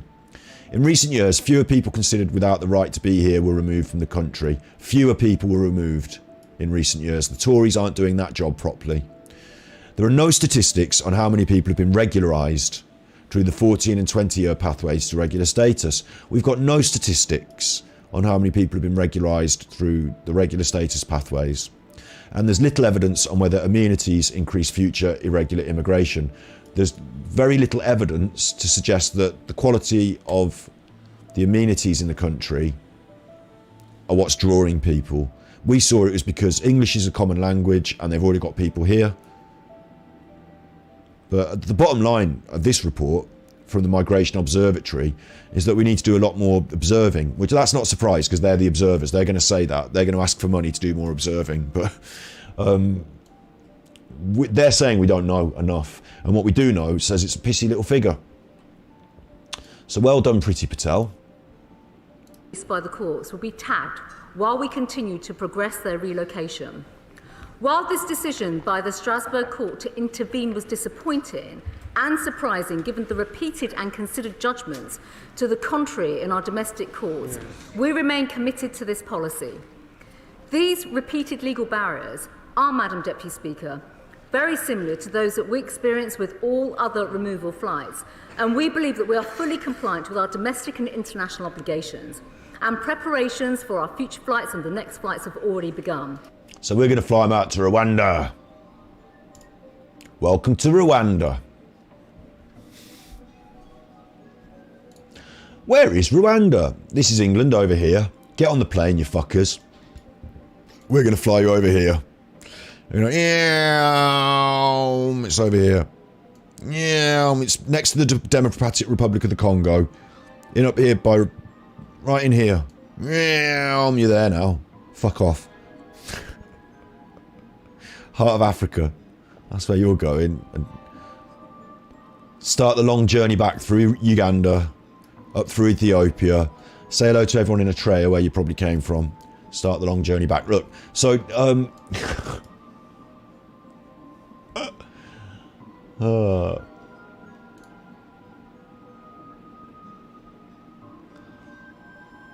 some shit going on in our chat, I tell you. Bloody hell. The lives you've lived. Anyway, you go over to Rwanda. Now, Rwanda don't look that bad.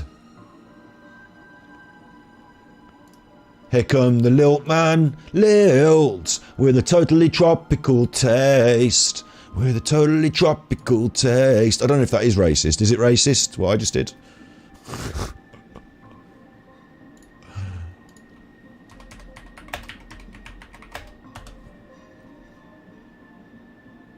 The lilt man. Is this racist? Here comes the lilt man. Lilt. Here comes the lilt man. Lilt. With a totally tropical taste. Pineapple and grapefruit. Lilt. And the sun is bright. Lilt. And the sand is white. Because they're all white. Lilt. And their milkman is black. With the totally tropical They're all white and their milkman is black. He don't deliver milk though, he delivers lilt. taste. Made in the same factory as all the other Coca-Cola concoctions, but now being sold under the guise of having some connection with post-slavery Caribbean culture. With a totally tropical taste. Oh, me, I'm racist because you're right. You know, I mixed up Caribbean with Africa, but you know, these people were taken from Africa to the Caribbean. I just thought it looked tropical. To me, I didn't realise, because remember, I'm an idiot. I thought tropical just meant like, for me, tropical is anywhere on the tropical equator. To me, tropical is anywhere, and they said tropical in their adverts, didn't they? So, open image in new tab. To me, the tropics, anywhere tropical. I totally get that they're using that one tiny part, but to me, anywhere tropical here. So the fact that Rwanda is definitely tropical, bang in the middle of the tropics, for me, that was the way I come up with it, because I thought Rwanda looked tropical, and then in my head it went tropical taste, and then I went lilt man. So I don't know, maybe I'm racist. Lilt. Lilt. Maybe I'm a racist. That should have been their slogan. You don't know where that is. That could be anywhere. You just get these overtones of colonialism, don't you? Because it's got the Land Rover. That's a colonial vehicle. That could be Africa, though, the Land Rover. Couldn't it? Here comes the lilt man. Do they have palm trees in Rwanda? Do they have... I'll tell you what they don't have. They don't have a coast, so maybe I'm talking shit. Palm trees in Rwanda. Of course they do. Of course they do. Yes, they do. Yes, they do. Lots of palm trees in Rwanda. Hey, look, that's the national park. That looks like it. That could be it. That could be the lilt man. Here comes the lilt man. But the music's definitely reggae, isn't it? And those sounds, yeah, we're definitely Caribbean. You can't blag that. Lilt. Look at the kids running behind him. The kids are all black. Hello, capital K. The kids are all black. They're impoverished. They're running behind the milkman. Like his wagon's even got bamboo. This is definitely racist. He's built half his car out of bamboo. With a totally tropical Oh wait, they're black. They're fishing. They're fishing. taste. Here are the white people though. Look, the white people are just enjoying themselves. Apple and grapefruit. And the sun is bright. This was before, this is in the 80s. This was before we had, you know, before we had political correctness. So they weren't deliberately putting people in this to try and balance any of that. And the sun He's white. is white. Lilt. She's white. With a totally tropical taste. And there's he's their milkman. Sort of like some kind of servant. With a totally tropical taste. It tastes of it. And the funny thing is, right, that advert, right, was being broadcast, this is the Bullring Market in the 1980s. This is where I'm from. This is Birmingham in the 1980s. This is what I recognise as life. So, this is the advert. So, I'm a beachside hotel. Not this. Don't look at that. Keep your eyes closed for a minute. Open them again now. That advert was being broadcast to these people.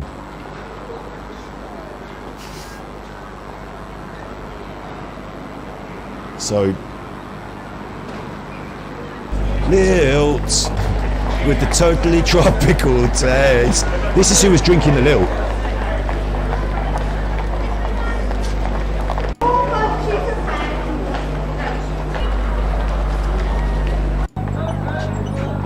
I tell you what, I used to fucking love this at the market.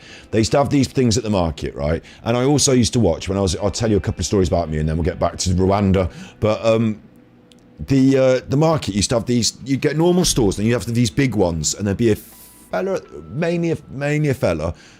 Back in then, you know, sexual equality wasn't the big thing. Mainly a fella, and he'd be going, doing all the talk. They used to do it for the butchers, and they used to do it for the electronics, right? And what they would have is they'd have a bit, and you wouldn't go up to the counter and buy what you want. That wasn't how this one worked. What they would have is they'd have this was the butchers and the mechanics, and the butchers, the meat man was the best one. And I would stand there as a kid. My parents would be going around the market, and I'd say, "Can we just listen to the meat man for a bit?" And they'd be like, all right. And I'd stand and listen. And he'd be going, and every bag was different, right? So you didn't go, you wanted some chops. Say you wanted some chops. I'm vegan, but back then, you wanted some chops. So you'd go up, right? And the meat man would be there, and he'd have all the meat, and he'd have 4 lads working on the van behind him, getting all the meat in bags, and he'd be the big man at the front, and he'd go, right, who wants some fucking chicken legs then? Who wants some fucking lovely chicken legs? 2 of them are going in the bag. Right, what about a nice pound of sirloin? Sirloin going in the bag.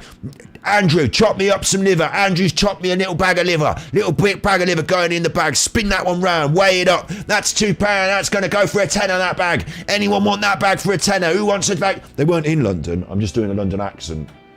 They're in Birmingham, so who wants that bag for a tenner? I tell you, Bab, how about what you want, Bab? A couple of nice chops. I'll put the 2 chops in there, Bab. I'll also put you £1/2 of chuck steak. What do you think about that, Bab? £2 chuck steak. That Bab's going for a £5. Who wants this bag for a £5? Who's got a £5 for this bag? This lady wanted chops. She's got chops. Who wants this bag for a £5? And you would have to wait for the thing you wanted, or you'd tell him, I want chops, and wait, you know, and he might throw the chops in. He'd do you a fucking mixed meat bag. And that mixed meat bag would go for a tenner, or would go for a £5. You wouldn't go and buy the chops you wanted and have his little, you know, oh, that's 2 chops, that's £2.50. You wouldn't do that. You'd only deal in 10s and 5s, and he would don't put fish in the same bag. They would have a separate counter for fish, separate van, separate market bit. This is the boring market. You'd have a fish van, and you'd have, yeah, Peaky Blinders. It was Peaky Blinders. Exactly. That was probably exactly how it was when I was growing up.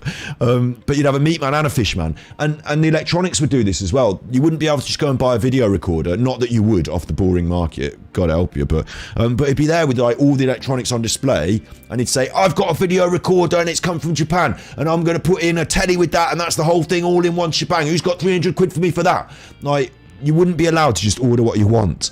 They would sell you what they were selling you in dribs and drabs. And these ladies, they'd all be, like, you can see them there. They're all there, crowded round. I would love that. This was my favourite bit of the market. Look, you can see he's throwing the things out. Look, he's got boxes on the stand, and he's putting together his bags, and he's got his clothes, look. He's putting them together. They're not choosing them.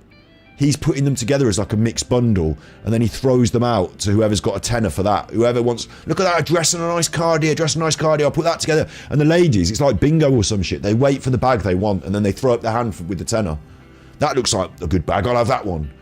Like, what a weird fucking way of doing it. It sounds like the gypsy stores where they set it up and con people. It does, doesn't it? But they were there every week. They were there every week. The meat man was like famous for it, the way he used to do it. And we used to have one round Wellesbourne, the little village market that I used to go to in my little village when I was growing up there.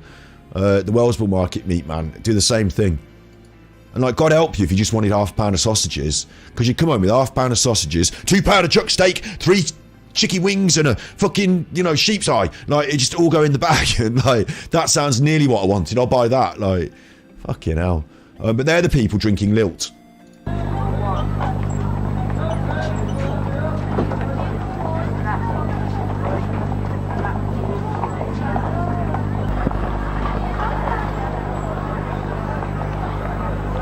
Down the bull ring.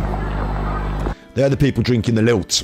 So, totally tropical taste, but in a totally non-tropical place. But now let's go to the totally tropical place. We're going to have a look at Rwanda. We're going to have a little look at some pictures. We're going to have a little look at their government, the stuff. We're going to have a look at what our government says about Rwanda. We're going to have a look about what the Nation's Encyclopedia says about Rwanda. And then I'll get in the plane and we'll fucking fly over it to finish. All right?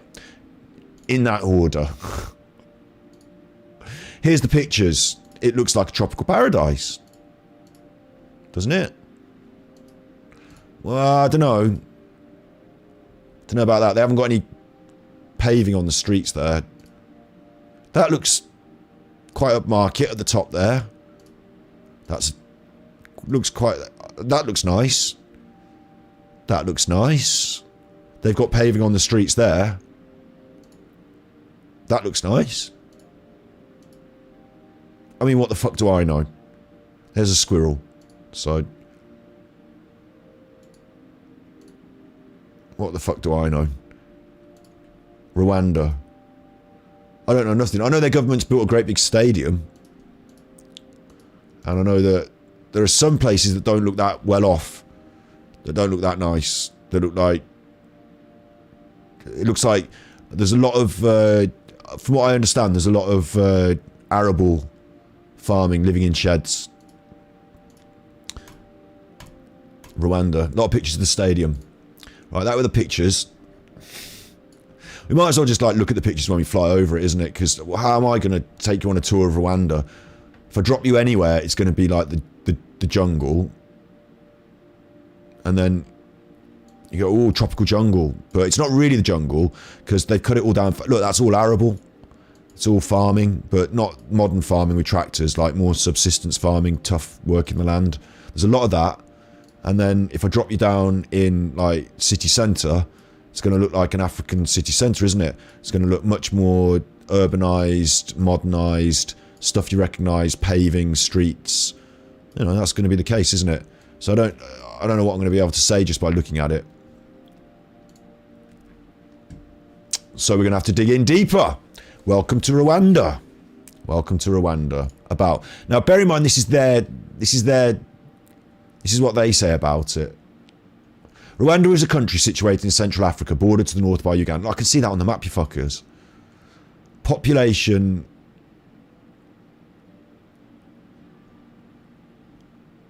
12 million. They only have as many people as we've got kids.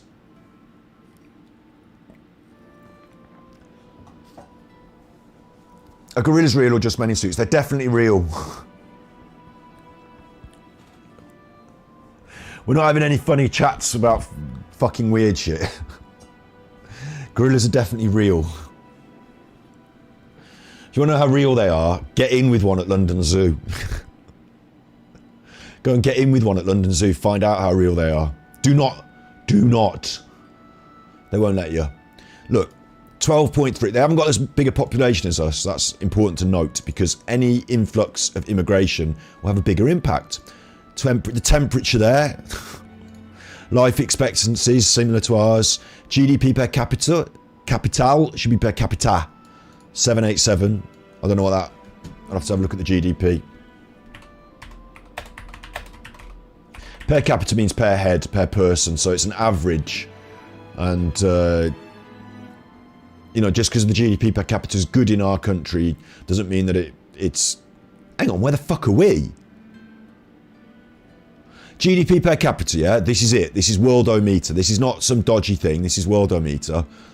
GDP per capita at the top, Qatar, of course, because they've got fucking loads of oil money and they don't let the women have anything. This is 2017. No, that's no good.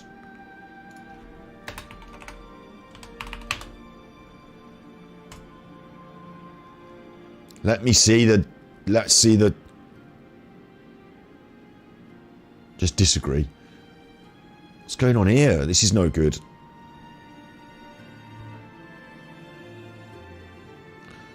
This is a bit better, I suppose. You can see the red is hot and the purple is cool. And the more orange you are, the better off you are. So over here in the West, we're quite well off. In America, you're quite well off. 120 plus. In the UK... we are $40,000, right?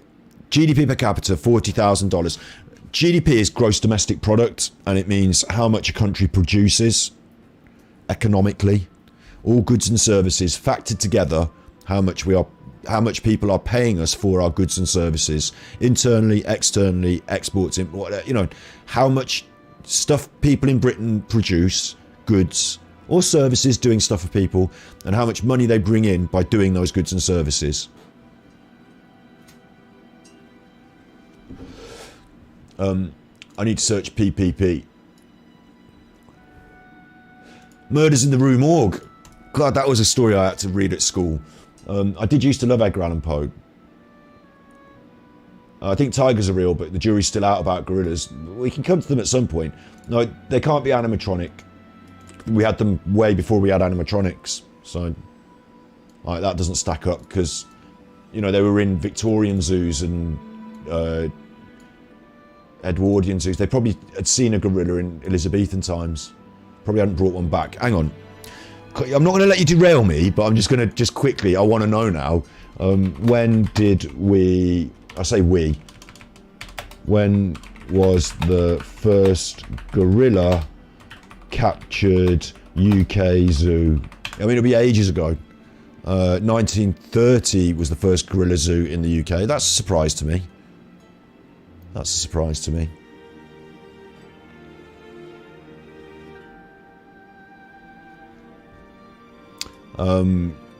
First UK expeditions recording gorilla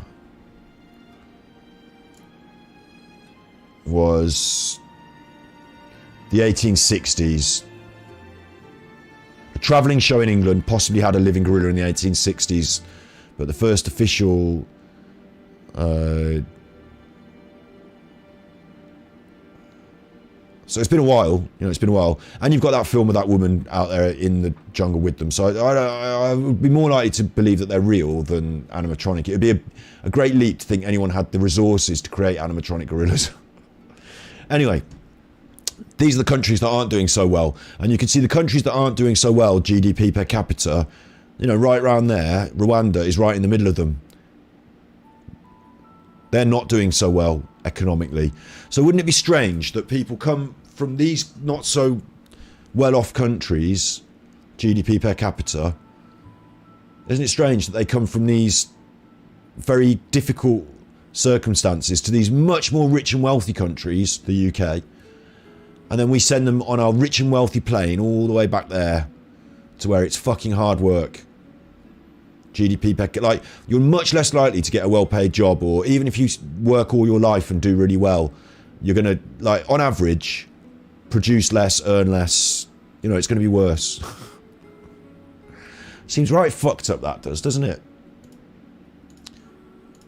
Welcome to Rwanda. 8% growth GDP per annum, so it's not gonna improve very quickly.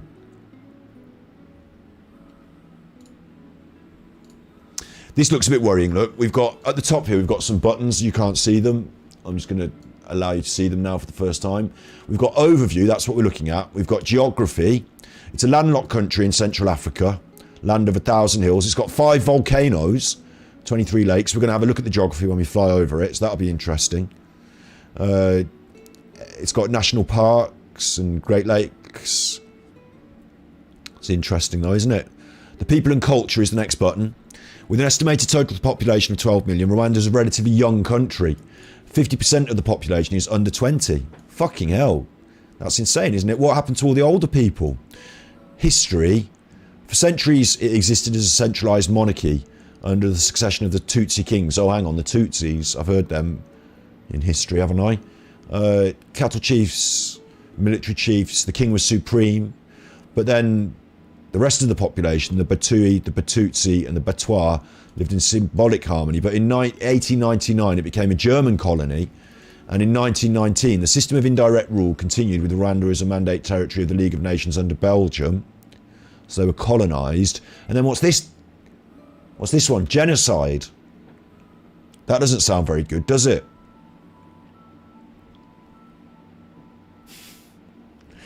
Over 1 million Rwandans were brutally killed in 100 days during the 1994 genocide against the Tutsi. The worst genocide of the 20th century was prepared and implemented by the genocidal regime, which trained Interahamwe militia and extremist Hutus to kill the Tutsis and Hutus, and any Hutus opposed to killing were killed. So they just went fucking mental and killed everyone. That's why there's no older people.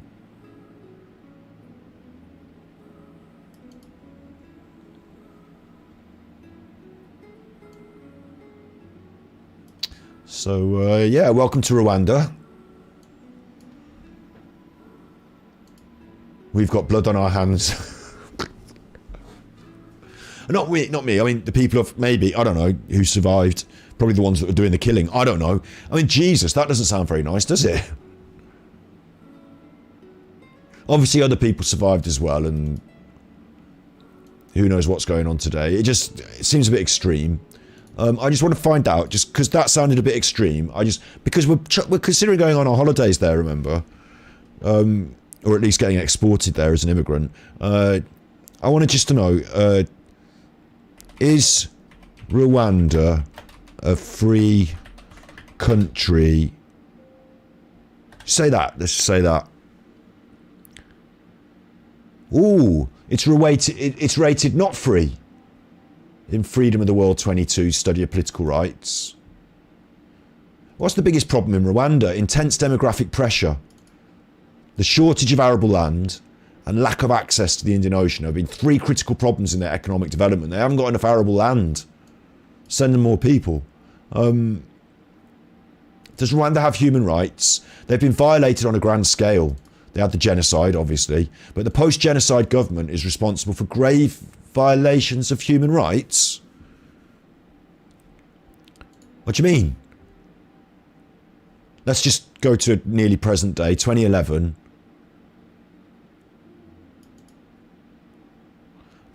Even mundane discussions of ethnicity can result in being arrested for divisionism. You can get arrested for discussing ethnicity. Well, that would be interesting, won't it? If you come from a different country and you're exported there as part of an immigration scheme, and then you're in a country that is born of ethnic violence, and even discussing ethnicity can result in arrest. Fucking hell. Reporters Without Borders listed Rwanda 147th place out of 169 for freedom of the press. Rwandan journalists suffer permanent hostility from their governments and surveillance by security services. So that's completely fucked. It's one of these places where you can't speak out. The next place to find out on that would be go Rwanda and then do this. Amnesty International. Hello, Amnesty International. What are you doing with my money? Or, you know, your money now, I suppose. Everything you need to know about human rights in Rwanda. Amnesty International.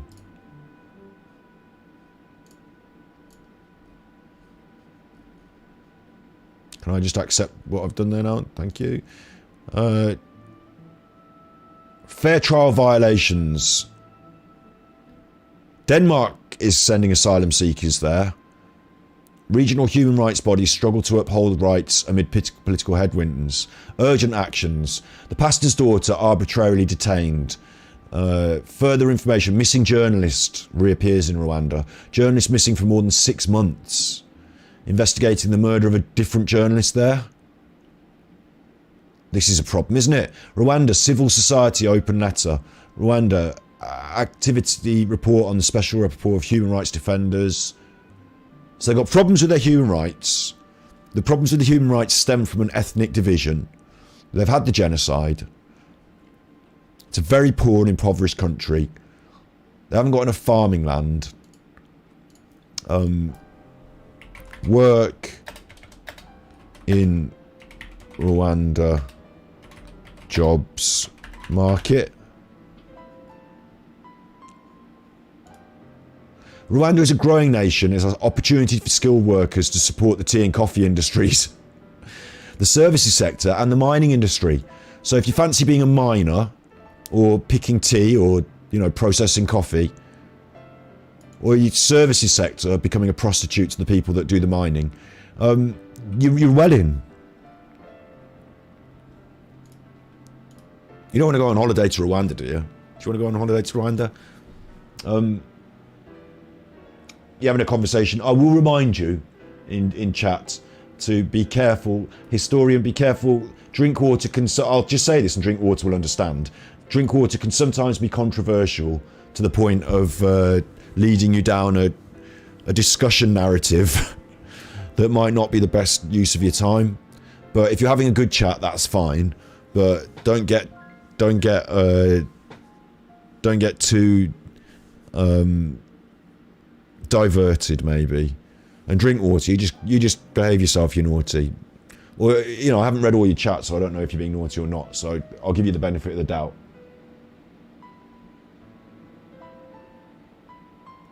Because there's a lot of words going off in this chat, like that I can't even get into. But yeah, we've got Rwanda. Looks like a bit of a nightmare. Hope they get, you know, improving their lot in life. I hope they get improving their country. If anything, what we could do in the UK to help them improve their country, to help them improve their lot in their life. I've got this theory, and I'm going to start saying this before we go. We're going to have a look at Rwanda poverty and wealth first, and then we'll say about my theory, and then we'll look at the government, what we are actually doing, okay? Rwanda is by all measures a poor country. The war obliterated the economy in the 90s. The social fabric and the human resource base, they murdered half the people. Almost 90% of the population lives on less than $2 a day, and half its population lives on less than $1 a day. So this is the sort of country that we need to be sending aid to, not immigrants. The Rwandan government reports 80% of the population lived within 2 hours walking distance of a healthcare facility in 1996. That's 1996. This is old. This is old, but, you know, it's not doing very well, is it? Let's just say that. Nation's Encyclopedia. I've done with that now. We've said enough on that. I've got an idea. Let me get something. British Empire. You're going to think I'm mad, but I've been cogitating this idea. And I actually think it's a pretty good idea, so fuck everyone else.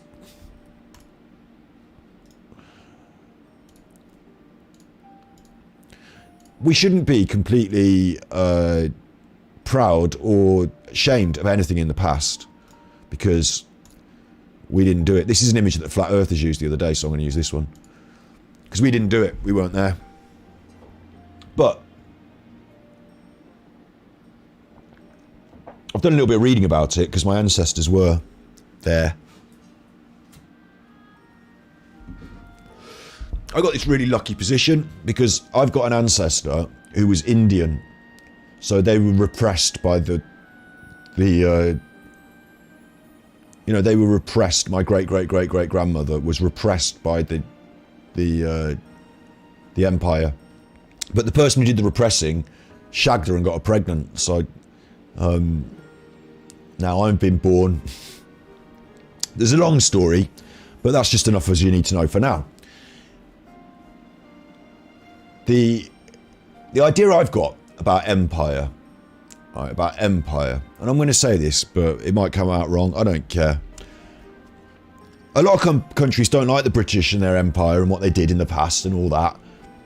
You know, you got all that slave stuff that went on and nobody's happy with that. A lot of this shit goes on, right? Can't we improve that? God save the king. Can't we get our new generation of royals to lead a new design, a new pattern? Can't we do something better? Because they go all over the world already trying to do humanitarian work, don't they?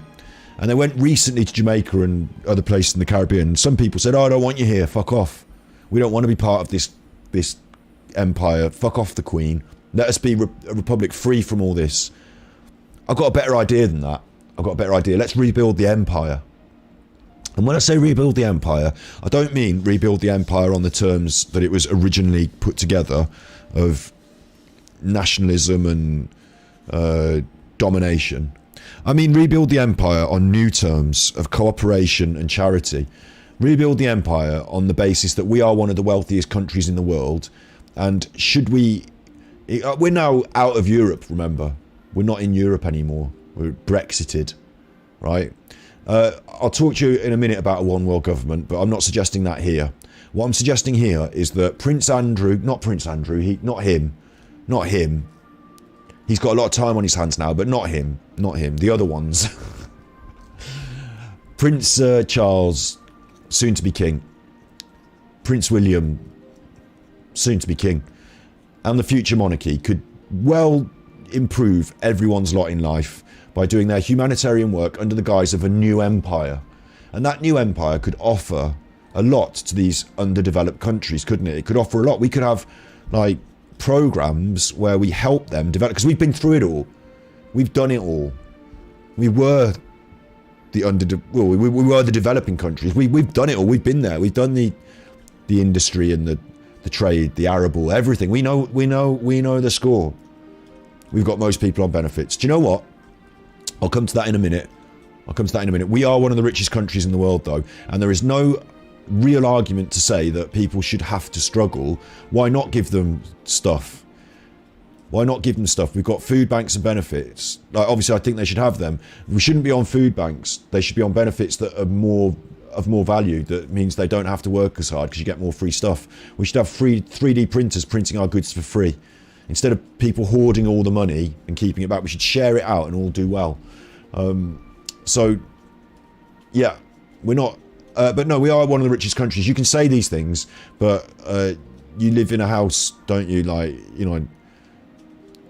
Like, our determined... We have people in poverty in our country, absolutely. We've got huge problems. Our economy's going wrong. But you've got to accept that our lower end could be considered a higher end in another country. Like, there are people living without, like, doors on their sheds, let alone, like, you know, able to go to a food bank in a school. But in general, I'm talking about, we can't pick out those individuals and those poverty stories right now because we're talking in general. We should be able to manage ourselves better. We certainly should. I agree with that. Yes, it doesn't mean we can't do things around the world as well. And to manage ourselves, to create benefit for people, to create economic benefit, trade, international connections, an empire, that was all good for the empire. That made us into a great big stomper of a country. Okay, we raped some of these countries, but if we did it in a modern way, if we continued with those ideas, but the good ones, the trade, you know, the international sharing of ideas, the moving forward together, we could do a lot better.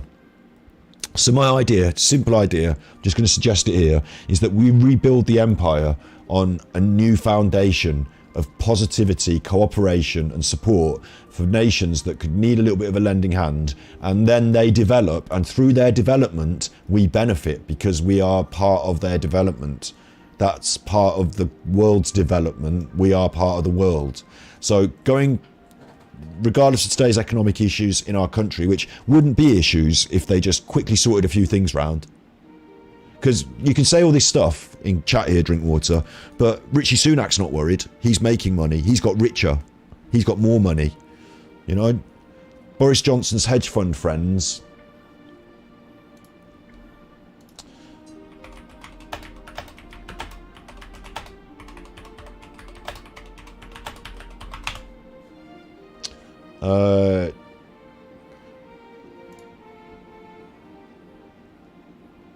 A documentary on Channel 4 confirms the concerns that the damaging role of policy hedge funds and city traders, who are the Prime Minister's main financial backers. If you've seen the documentary on Channel 4, Tories at War, you'd understand. If you haven't, I suggest you watch it. It's on Channel 4 on the internet, you can watch it now. In Tories at War, you actually get an interview with one of these hedge fund managers who says, you know, I hope Boris does X, Y, Z. And all of this Brexit stuff, the people behind the scenes were people who were running hedge funds, making money off stuff. So a lot of these problems and economics that you're talking about here in chat about poor people on the breadline, that doesn't matter a shit to Boris because he's made money and so have his friends. The economics in general is bad for some people, but good for others. In general, good. You might see our economy having problems in the pounds and, you know, that's okay for the people who are selling it short. They're making money. So don't get confused. Yeah, it's not just the elite class. It's not just them. What happens when we have recessions like we've just had, right? I used to be a hairdresser. This is a great example. I'll give you an example. And I won't name anyone specific, but I'll just give you an example. I'm a hairdresser. I ran a standard little salon in town, right? My back was against the wall. I had bills coming out my ears. I was, working one day to make sure we got the money to pay the next, that sort of thing. I was a small trader, business, small solo, back against the wall. Tony and Guy, on the other hand, up the road, the people that run Tony and Guy, on the other hand, up the road, they're not suffering in the same ways because they've got a much bigger business, a lot more money going on, a lot more marketing going on, selling a lot more products, all that sort of stuff. When shit gets tough, right, they survive and I don't. Bottom line, isn't it? Tony and Guy don't shut down. They just put their prices up. I get shut down because I'm a small business. So the bigger businesses, the ones that feed into these hedge funds, in a general sense, they survive the recessions. In fact, it's good for them because we live in a boom-bust cycle. Our economy is a boom-bust cycle. It's part of our economic system. It's part of the business cycle. It's not a surprise that we go through these recessions, peaks and troughs. It's one of the basics, because I did a degree in economics. It's one of the basics that you learn in economics about the boom-bust cycle. What happens during the bust is that businesses go under, but those that survive soak up that extra business, and then when the recovery happens, they're stronger. So it weeds out the weaker businesses. It weeds out the upcomers, the startups maybe, and the weaker, maybe I wasn't as efficient as Tony and Guy. I certainly wasn't. I didn't have as many employees. I certainly didn't have as many shops. I certainly wasn't enjoying any economies of scale. So it weeds out the smaller, less efficient companies, and the economy just survives and moves forward. So it's not just elites, it's people who are doing better economically. And for another reason as well, because the normal people like me, I buy cigarettes. I don't buy alcohol anymore, but let's say I buy cigarettes and alcohol because I'm just a normal bloke who goes down the pub. Yeah, that affects me when the taxes go up. That affects me when the prices go up, where a little bit of money out of my pocket is suddenly 10% of my budget, is this, is that. When you're making small budgets, when you're dealing with small figures, little things make a big difference. The taxes on cigarettes, the taxes on alcohol, the taxes on sugary drinks, whatever, anything that the working classes enjoy as a norm that is taxed in that way, VAT on, that affects the working classes really heavily. But if you're really rich, not even elite, but just decently rich, you've got a stables business or something like that, then you don't worry about that extra 10% here and there because you're quite rich. Like, that doesn't affect you. Maybe you don't spend as much money on your Bahamian holiday this year, but it doesn't really affect you. Whereas the people on the working class end, it really, really affects them. It really affects them. So yes, this food bank, this economics, this and that, all that food bank economics, absolutely. But during that same process of boom and bust, it doesn't mean that we're all suffering. It means the people that are on the right side of things, not just the elites, but the people that are on the right side of things, the people that vote Tory, mainly live in the south. A lot of people around my way live in nice houses. I had a friend at school, his dad was quite high up in Jaguar. He worked quite high up in Jaguar. He was quite high up cheese in Jaguar, the company that make the cars. So they don't give a shit about this recession. They're fine. Their house is still worth £6 million. Whereas my dad, who's a roofer, he does give a shit about the recession because instead of people are still buying Jaguar cars, maybe not as frequently or whatever. They don't, but people are not getting their roofs done as often because they can't afford it. You see what I mean? Things affect people differently. So don't get confused about the economic system we're in and what's happening right now. He's laughing at you, Boris Johnson is, because the people on the breadline make up a small percentage of the bigger pie, and he's eating off the big pie. He's having a bigger slice. That's just how that works. So I propose we get the band back together, we get the empire back together. It would be a hard sell maybe, but you can rebrand and you can move forward, and we can do something good for the world in terms of cooperation. I'll quickly take your point about global government. We live in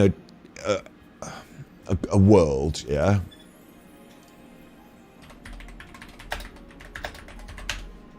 We live in a world where the borders between nations have changed over time. I mean, to be honest, I don't have to get you... This will do, this will do. Let's visit this, this will do, won't it? The borders have changed over time.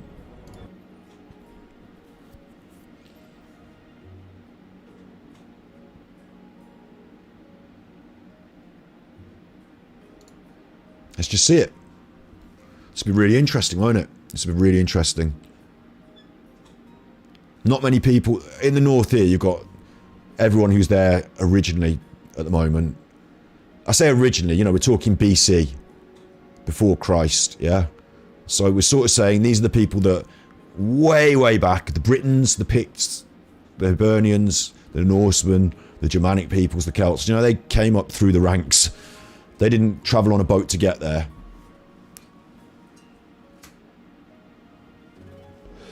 At this point, you know, they've been there a long, long time, yeah? That's what we're sort of saying, isn't it? I think we're saying that. Maybe some of them did travel. You know, you take it back, they all travelled from Africa, didn't they, at some point? But you know what I'm saying, okay? These are like the original peoples.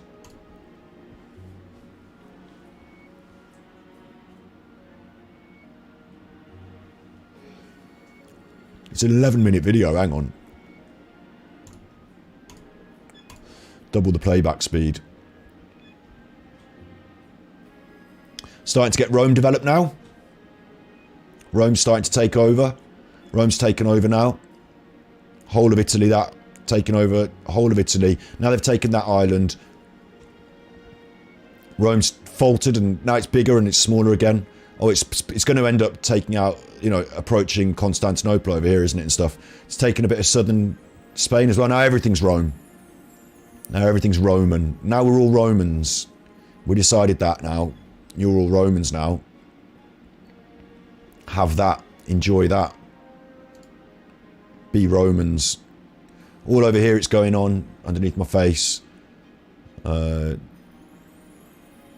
move my face. That's going on. They're pushing into Britain now. Pushing into Britain. Where are the Britons going? They must move north into the Scotland, and like I said, the Romans have pushed them out. Now you are Romans. So remember, we're talking about Great Britain for a start. I wonder if there was indigenous people in Europe before these guys. Well, the way, yes, and they are these guys. What happened was evolution, movement of humans from Africa. We've got fossil records and DNA records, so this can be like verified in different ways. So it's not like controversial. So you've got Homo sapiens, Homo neanderthals, and Homo erectus. Yeah? Different populace. Starting in Africa, Homo sapiens, that's us, isn't it? Are we Homo sapiens?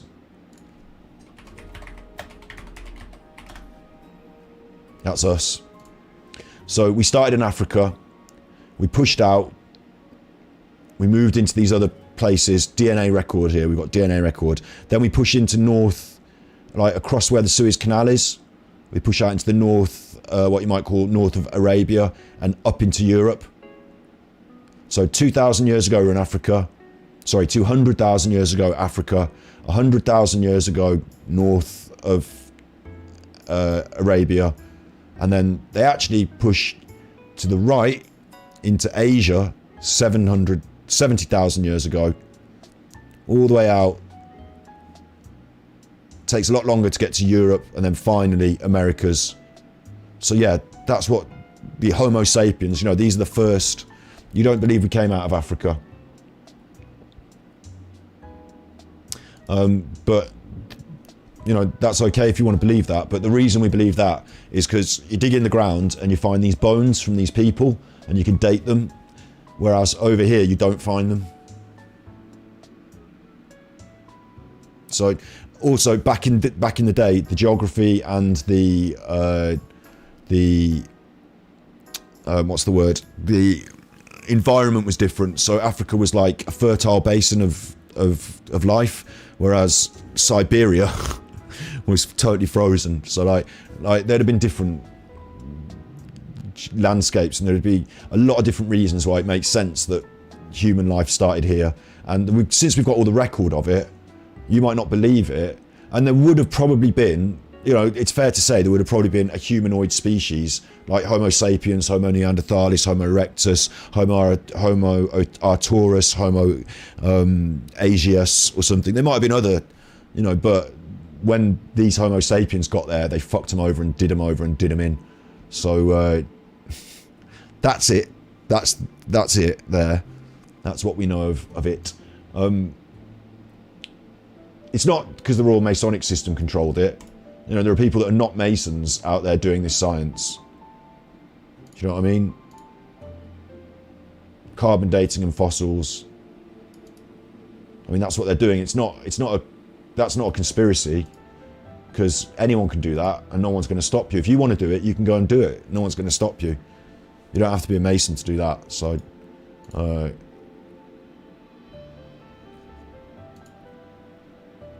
like, you might be a bit confused. It might be that Masons is like a funny coverall term, and like maybe they had, like, you know, education and like economic ability to fund things that like become scientific investigation. It might not be lies. Like, why would they want to fucking lie? Like, the reason they taught you these things is because they are the commonly known, accepted knowledge. Like, not because they're some weird lie. And the reason it's commonly known, accepted knowledge is because you can go and verify it in lots of different ways. So, like, dinosaurs are not completely... like, the thing is, right, dinosaurs could be put in the ground by God. God could have just put them there, couldn't he? Like, God's all powerful. He could just make up dinosaurs and put them in the ground so you think they once existed, and they didn't really. Or they could have actually once existed. Which do you think is most likely? It's up to you to decide. You go with... well, there is evidence for it, because you've got the bones. It's not Jurassic Park that made me believe. It was going to the Natural History Museum and seeing the actual physical bones, and then the pictures and photographs and video of the people digging up the bones. I was really into that when I was a kid. I was well into dinosaurs. And you know what's interesting is they changed their ideas since I was a kid. They changed them. When I was a kid, they thought certain things about T-Rex. Now they think different things. They thought certain things about birds. Now they think different things. So the bones aren't just plaster of Paris. They really are the dinosaur. I've dug up a dinosaur bone myself. I've got devil's toenails. Do you know devil's toenails?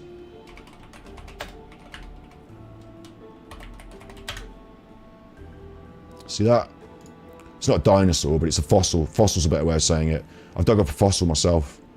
I've seen it. I've got those. I own them. I've been to the Dorset coast and seen the bones in the... like, they're real. So, you can believe what you like.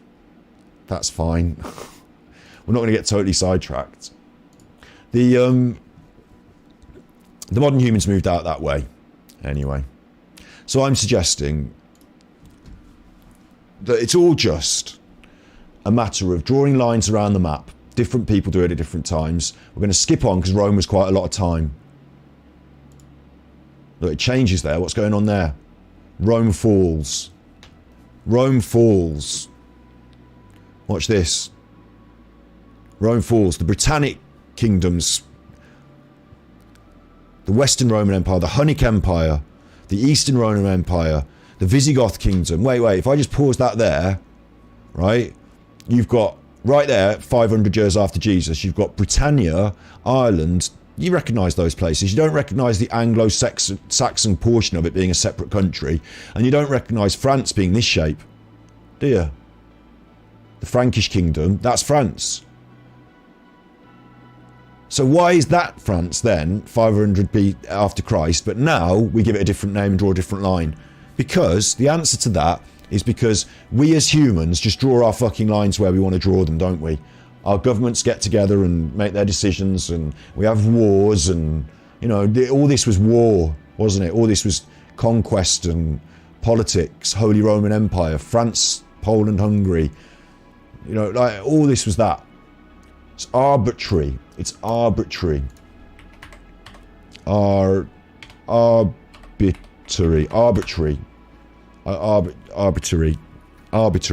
Based on random choice or personal whim. I say personal whim, or under the government's whim. There are reasons, maybe. Maybe it's not arbitrary, but it's just decided by us. Now, a bird doesn't agree with that. A bird just flies where it wants. A bird doesn't know which country it's supposed to be from and which passport it's supposed to hold. It's a bird. It just flies where it wants. Yeah? Getting a little bit distracted on my own time now. What I wanted to make the point was that we just draw these lines around these countries and say they are these things. We do it. We do it. Humans. There's no real, like, you know, legal definition of what should and shouldn't be. We went and did it ages ago as the empire. We could rebuild that empire in terms of cooperation. And that's what I'm coming to, the world government. Right? Our borders were designed naturally by God. Well, that's it. Drink water, right?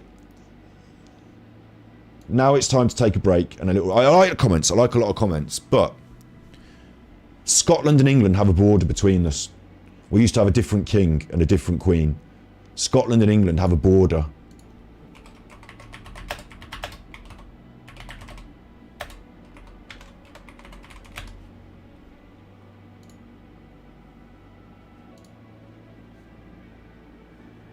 So there you go. Oh, that was a joke. Okay. That was a joke. So does Ireland. Yeah, exactly. And these borders are just arbitrary, designed by us. There are no borders in this world. This is what I'm going to come to explain. There are no borders in this world. We draw our maps, you know, we draw our lines, we delineate. But there are no borders in this world, no real borders. When you cross these borders, you don't feel anything or see anything. There's no geographical division between these countries. You just walk across a line that's imaginary. In the same way as the equator is an imaginary line that runs around the country. An imaginary lion. There's no real borders. We put all these words in. We're humans with our ideas. The animals don't agree. There are no real borders, yeah? So, why is it that people are so desperately, in the age of the internet, where we are all now connected online, in the age of the internet, things change. Imagine all these people in all these different countries. Imagine another place that doesn't exist called the internet.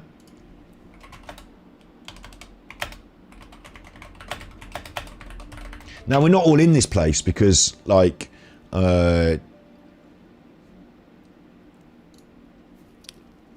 don't all log onto the same internet. Do you know what I mean? We don't all have the same access. China shuts it down or whatever. But imagine that online space was its own country. I'm trying to find an image that would give me a good example. Good example. Imagine imagine the online space, the metaverse, whatever, was its own country. All of a sudden, you've got people from all over the world going there for a start, right? You're from all over the world here in my chat. On YouTube, people from all over the world, right? We're all the same, really. We're all humans. Bear that in mind. Okay, we look a bit different. We speak a bit different. We do all these different things. But we're all humans, aren't we? You flay all our skin off and you couldn't tell any of us apart.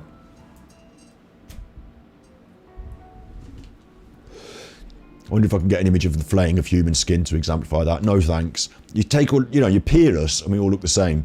So we're all humans. We all live in this world. It's not really got any lines drawn around it. We're on this one big planet. We're all in this world together, right? And like a historian says, everywhere we go, we're all going home to friends, family, food. We all think the same. We all love our parents. We all get angry about them as well. I don't know, maybe we've all got different parents. We all think the same though, don't we? We all think differently, but, we all have the same feelings. If you cut me, do I not bleed? If you insult me, do I not feel a little bit sad that somebody feels to share that sort of energy in the world? We all feel things similar. That's why you've got cringe videos on YouTube, because everyone gets embarrassed. That's why people are angry about pedos all over the world, because everyone loves to protect kids and hates nasty pedos. Like, we all feel similar things, don't we? Instinctively, we do. You kick me in the nuts, I'm going to feel the same thing as someone from the Sahara. So, we're all similar. We're all in that way, right? They have just developed synthetic skin for androids, you're right. It looked well creepy. But I bet that ends up very profitable for a sex company somewhere. I bet some people find that a real pleasure, don't they? Synthetic android skin. Anyway, so the point I'm making, you talk about this global government, I was talking about this, I'm getting a bit sidetracked and we'll fly over Rwanda once I've made this point, is that we're all a human race and it's not a competition. We're in it together. We're fucking up the world together.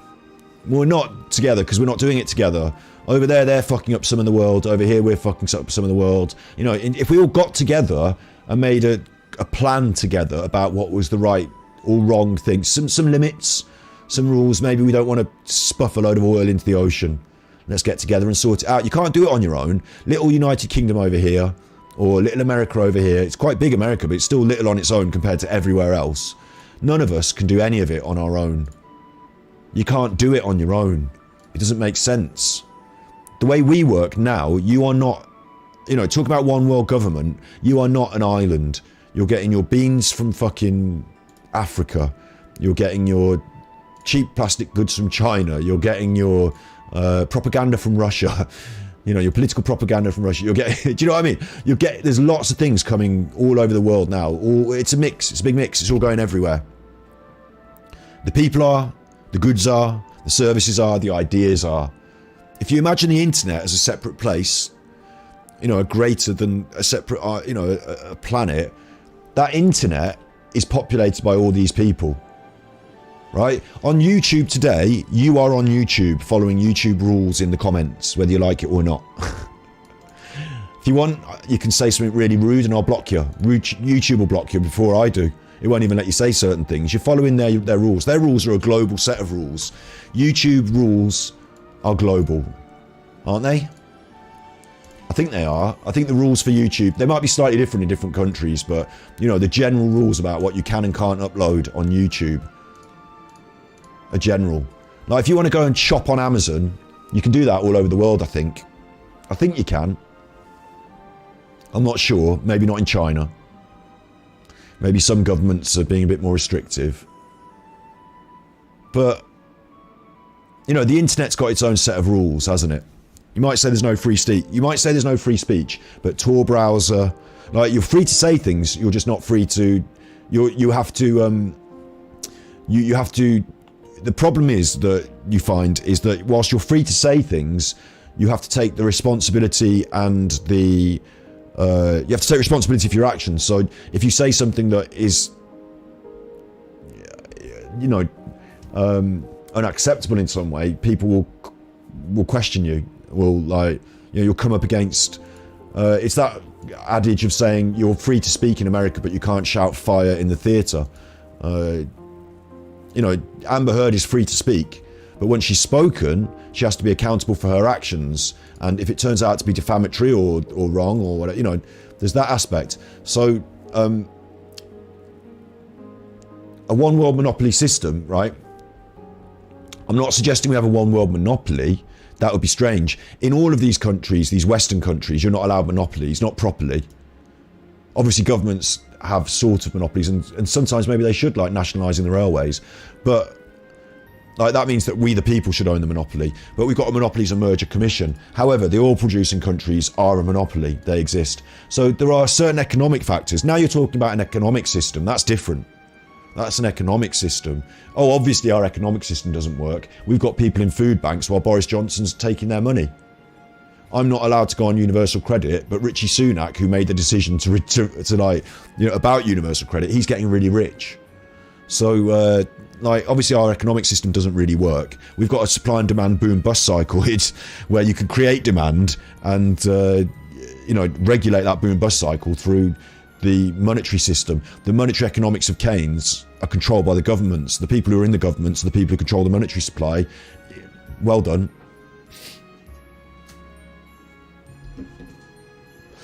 But you're still all humans. I'll give you another example, right? Aliens arrive.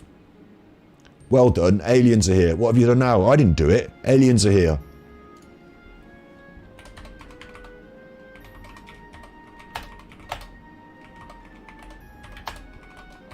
Aliens are here. And they're not here to have a chat, right? They're not here to have a chat. The aliens are here. Now, in the films, they're always going to America, aren't they? Because America make the films, and it wouldn't really be much fun if the aliens went over Rwanda. Wouldn't be the same film, would it? But let's say the aliens have arrived and they're over Rwanda. Because Rwanda, it turns out, if you shoot us in Rwanda, that's like our nuts. It's like our Achilles heel. It's gonna really fuck up the world. It's gonna like start earthquakes, and they're gonna start them from Rwanda. Now we've got to sort it out, right? How are we gonna do that? Without cooperation. China will fire off their nukes, and Africa won't do much because they haven't got really much going on, have they? And then America will have to get involved at some point, but they'll have an argument with Russia over who's going to fire what nukes. Because if you're firing nukes, then, you know, we're going to start a war, and China have already fired a few, and our automatic systems have gone off, and now we're fighting with each other. Meanwhile, the aliens are still fucking us. Like, no. You need a system. Right? You need a system. Global warming is like the aliens. The world is going to fuck it if we don't have a global system. You can't opt in and opt out of being in the world. You can't opt in and opt out of being part of humanity. So fuck your lines, fuck your borders, fuck your economic systems, because they're all different, remember? I'm not suggesting we have one global economic system run by the big monopoly man who makes all the money. That's not what I'm saying. What I'm saying is, if we don't work together as a planet, because now we're connected. Before, in the past, we weren't. You had to send a letter. You didn't know what was going on in Russia. Now you can see it right now on a webcam. Now they can tell us on the internet. Now we can go there in a matter of hours. You know, now we're connected. I can physically be in America tomorrow. I can call them up in Australia to confirm that order. Do you know what I mean? Whatever it is, we are now connected. I can tell you whether the people in Malaysia are going to be flooded tomorrow. Today, now. We're going to fly over Rwanda later in this episode. We are connected. You can't fucking do anything about it. We are. Yeah? We are. And that's the way it should go. That's what technology is going to do for us. We're going to become increasingly more aware, connected. The people in China eventually are going to find out, aren't they? They're going to find out what's been going on. I mean, the Chinese government are going to do their fucking utmost so they don't. But, do you know what I mean? The people in North Korea are starting to find out what's going on. It's going to take a while for some of these African countries and some of these impoverished places where we've blown them up for them to know, you know, for them to get online.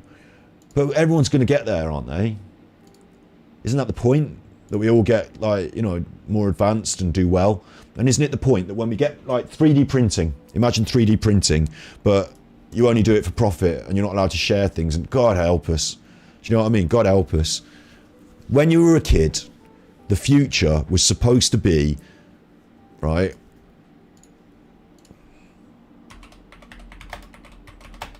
Future tech, printing, not printing food. Like, I just want to like future, Star Wars or Star Trek, or do you know what I mean? The future. I'm not even going to get pictures of this. I'm just going to say it. The future was supposed to be that things. I'm getting my words and my confusion in my brain, but I know what I'm trying to say.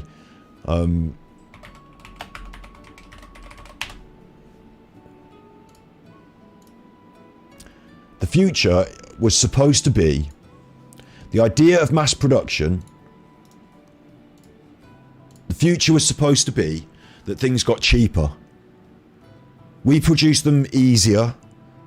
They get cheaper. Henry Ford's production line reduced the cost of a car so that the average person could own one. Things are supposed to be getting cheaper. Food's supposed to get cheaper. The products are supposed to get... Everything's supposed to get cheaper. We're supposed to be able to have more, less scarcity in society. We do better. We live better. We earn better. That happens a bit in the West, but for some reason it's going wrong. Yeah? For some reason it's going wrong, isn't it? When you were young, you looked at the future and you thought, oh, I'll be able to go in the hospital and they'll have a scanner and it'll scan me like Star Wars, Star Trek. You know, in the future, we'll have flying cars that I won't even have to pay for. You know, free travel on these green trains. Why should we have to pay more? As a globe, as a, you know, as an international group, as a world, we should be working together to make things better for everyone. And the result should be that scarcity is reduced. We already do a bit of that, don't we? Where do you think your food comes from?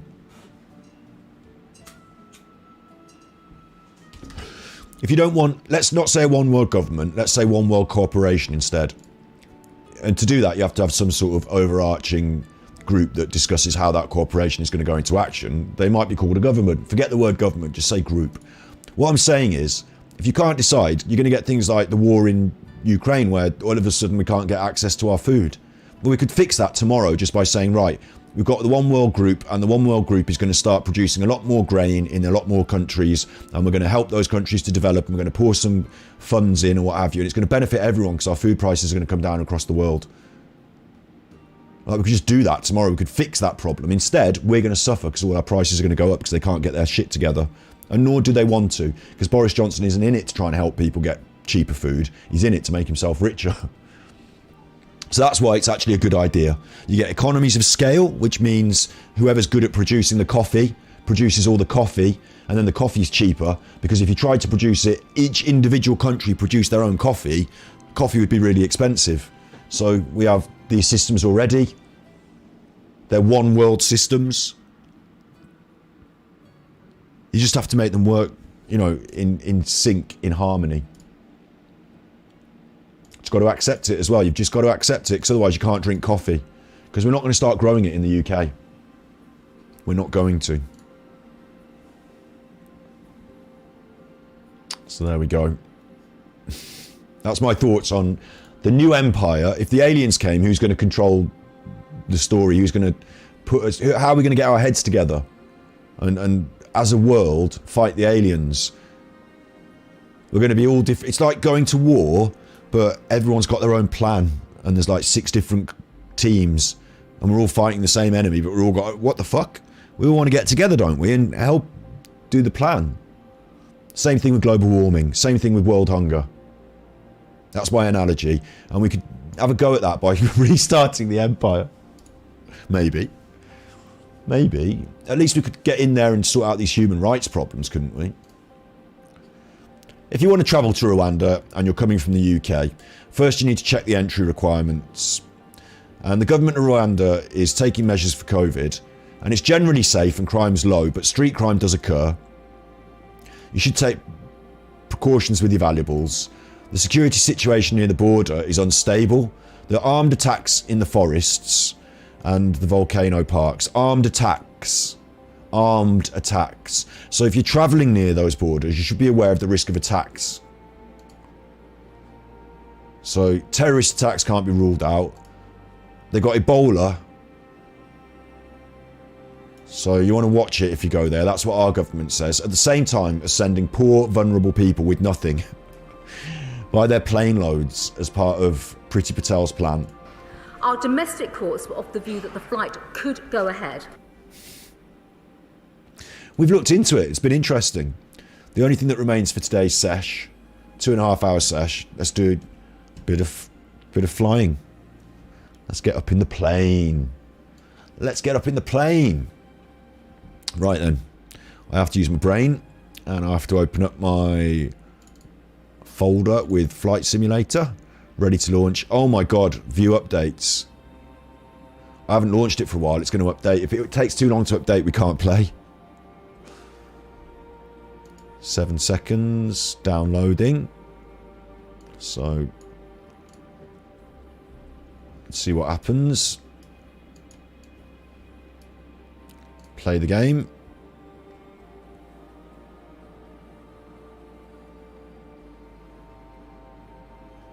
Will things start happening for me now?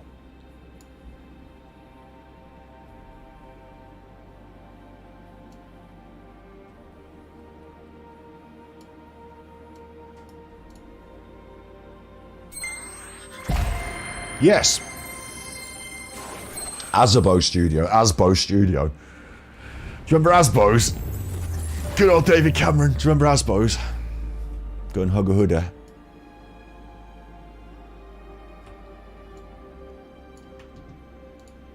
Let's move this around. If I do this. What I want is for your comments to be quite big on screen so they can be read, but not dominate the whole screen like that, you know. So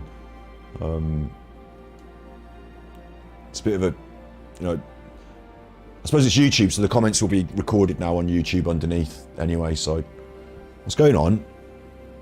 Required disk space update.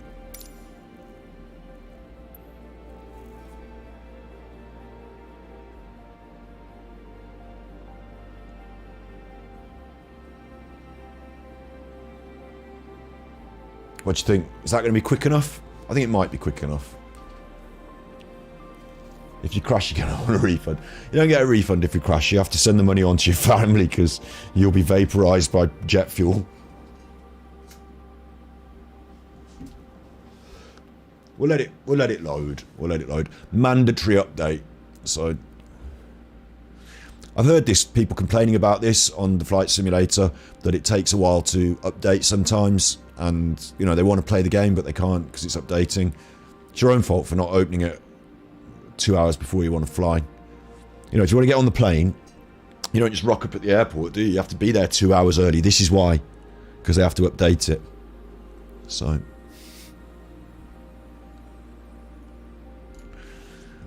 let's have a little look at my browser before we go then. Let's have a little look at my browser. I'll quickly show you. We've got this system. It's called Coffee. This is my page. It says Chuffers on it. It's coffee.com. You can see it there at the bottom of the screen. Tip me at coffee.com. I really need subscribers on this channel. If I can get to 1,000 subscribers, we can monetize, we can start the club, we can offer rewards, you can do super stickers and all that good stuff, you know? We can have a lot more interaction on the lives.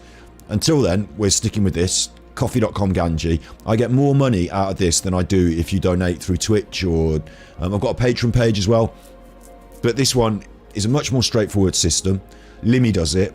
So you log on, you know, you sort yourself out on this, and you can tip me £3 for a coffee. It's only like buying me a coffee, isn't it? And then if you fancy tipping me more, thanks, because I'm putting it all together in the kitty, and basically I want this to be my job. So this is the intro system. Snips bought me a coffee there, look. I say thank you very much. I say it on stream, it comes up on the screen when we do it. And in the future though, what I'm trying to do, I've said it, we've been going for 1.5 years now. I'm nearly ready to get a podcast on the go or something. I'm going to start doing interviews. I keep saying it. The thing that's holding me back at most is me and my shyness and my, you know, worries. But I want to start doing interviews, podcasty sort of interviews. And when we do that, I hope that we can build up to a stream, an interviews, a podcast, whatever you call it, to something that people might want to watch. To the point where I could say, look, this is a media product. Can we get a sponsor? And if we can get a sponsor, someone emailed me today about sponsorship. I don't know if it's legit or it's a scam, but someone emailed me today. So if we can get a sponsor, I don't have to keep banging on about this coffee stuff. That's just a bonus. You know, buying me a coffee. Do you know, if you go and listen to a busker in the street, you might throw £1. You know, buying me a coffee is a bit like that, isn't it? But like the longer term would be that we can get a sponsor, and then that when we do an episode of the podcast, the interview, it's sponsored. I get a little bit of money from that, and then I can say, right, now I've got like a full-time job doing this media thing. Do you know what I mean? That seems legit, and I can stop begging you for monies. But it's not really begging, it's just the YouTube system, isn't it? I'm making media on YouTube, and if people want to help, this is the way to get it done. And then in the future, we can get a sponsor and take that pressure off the supporters, off the viewers, off you, and lay it on the sponsor instead. So, but it never stops, does it? As soon as we can get the super stickers and the club memberships, we'll be going with that. Everyone does. It's fair enough to do it. This is my job. So that's me shitting for myself there. Just had time for that. We're still waiting for the flight simulator. We're still waiting for them to check the wings, and still waiting for them to fuel the £10 word mirror. Yeah, we'll do that. We'll do that. We're going to do the that's a charity one though. I want to do the words when we get to you know, I want to do a charity stream and bung a load of money to charity.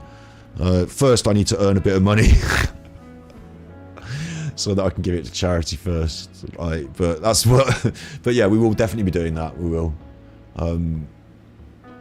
So no worries that do you know what I am? I'm the sort of person that overpromises and underdelivers, where I have loads of good ideas and I say them out loud, and then like fucking I did this documentary. If I go to True Binaural ASMR, this is my old channel, my old True Binaural ASMR channel. And on this, if I sort by most popular, my documentary should be here. Yeah, the ASMR road trip. This documentary. So I'm monetized on this channel, and it gets me $10 a month. So not enough to live on, but you know, it goes in the kitty. If it would just hurry the fuck up. And then I'm on the browser. So this is a documentary I made and ways of filming about ASMR. Types of people who film these videos. That's Emma Whispers Red. She's quite big in the old ASMR, and I made sure to feature some clips of different people. What we did was I crowdfunded it, and I was making my little ASMR videos. So I did crowdfund. Yeah, I wanted to get $5,000 so that I could go around Europe and film with different ASMR artists. I probably wasn't going to get to America, but I wanted to go around Europe, and there were other people making a documentary at the same time called Braingasm. Let me just show you that.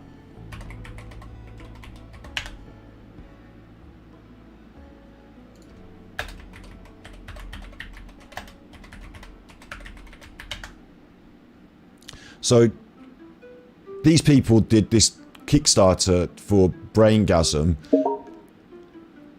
Thank you. They got 15 grand. Okay, they got 15 grand. So I thought the community's prepared to support projects.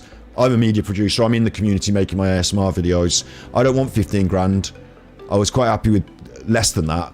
And they're doing it in America. They were doing theirs in America, and they were going around. They're Canadian, but they were going around. They did this filming sesh, like as part of it. They were going around getting people filming. They're mainly American. They had all these big American people in it. So, you know, I'm not trying to tread on any toes here, but I wanted to make a different documentary. I wanted to make one as well. Whatever, you know, you can, can't you? I think you can. So what I did was,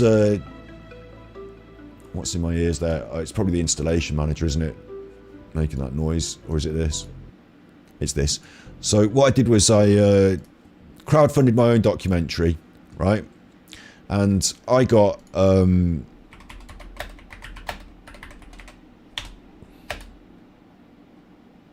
did I do it? I did a Kickstarter. Did I do it as Kickstarter? Crowdfunder, Indiegogo. I did it Indiegogo. Can't even remember what site I did it on. Did it on Indiegogo, and I got £500, 480. I was looking for more. Oh, the video's private. That's weird. It's closed anyway, it don't matter. But I didn't get the money I wanted, yeah? It didn't stop me. I'd made a promise that I was going to go around the UK. I wanted to do Europe, but I had to rein it in and just do the UK. And it didn't stop me. What I did was I took that money and I went around the UK and I interviewed the people.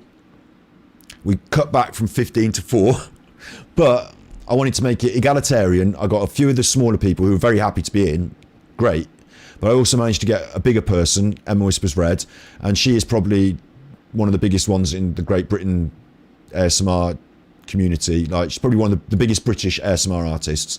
So we've got all the spectrum there. They all, you know, do their talking, showing their stuff. We made a documentary about ASMR.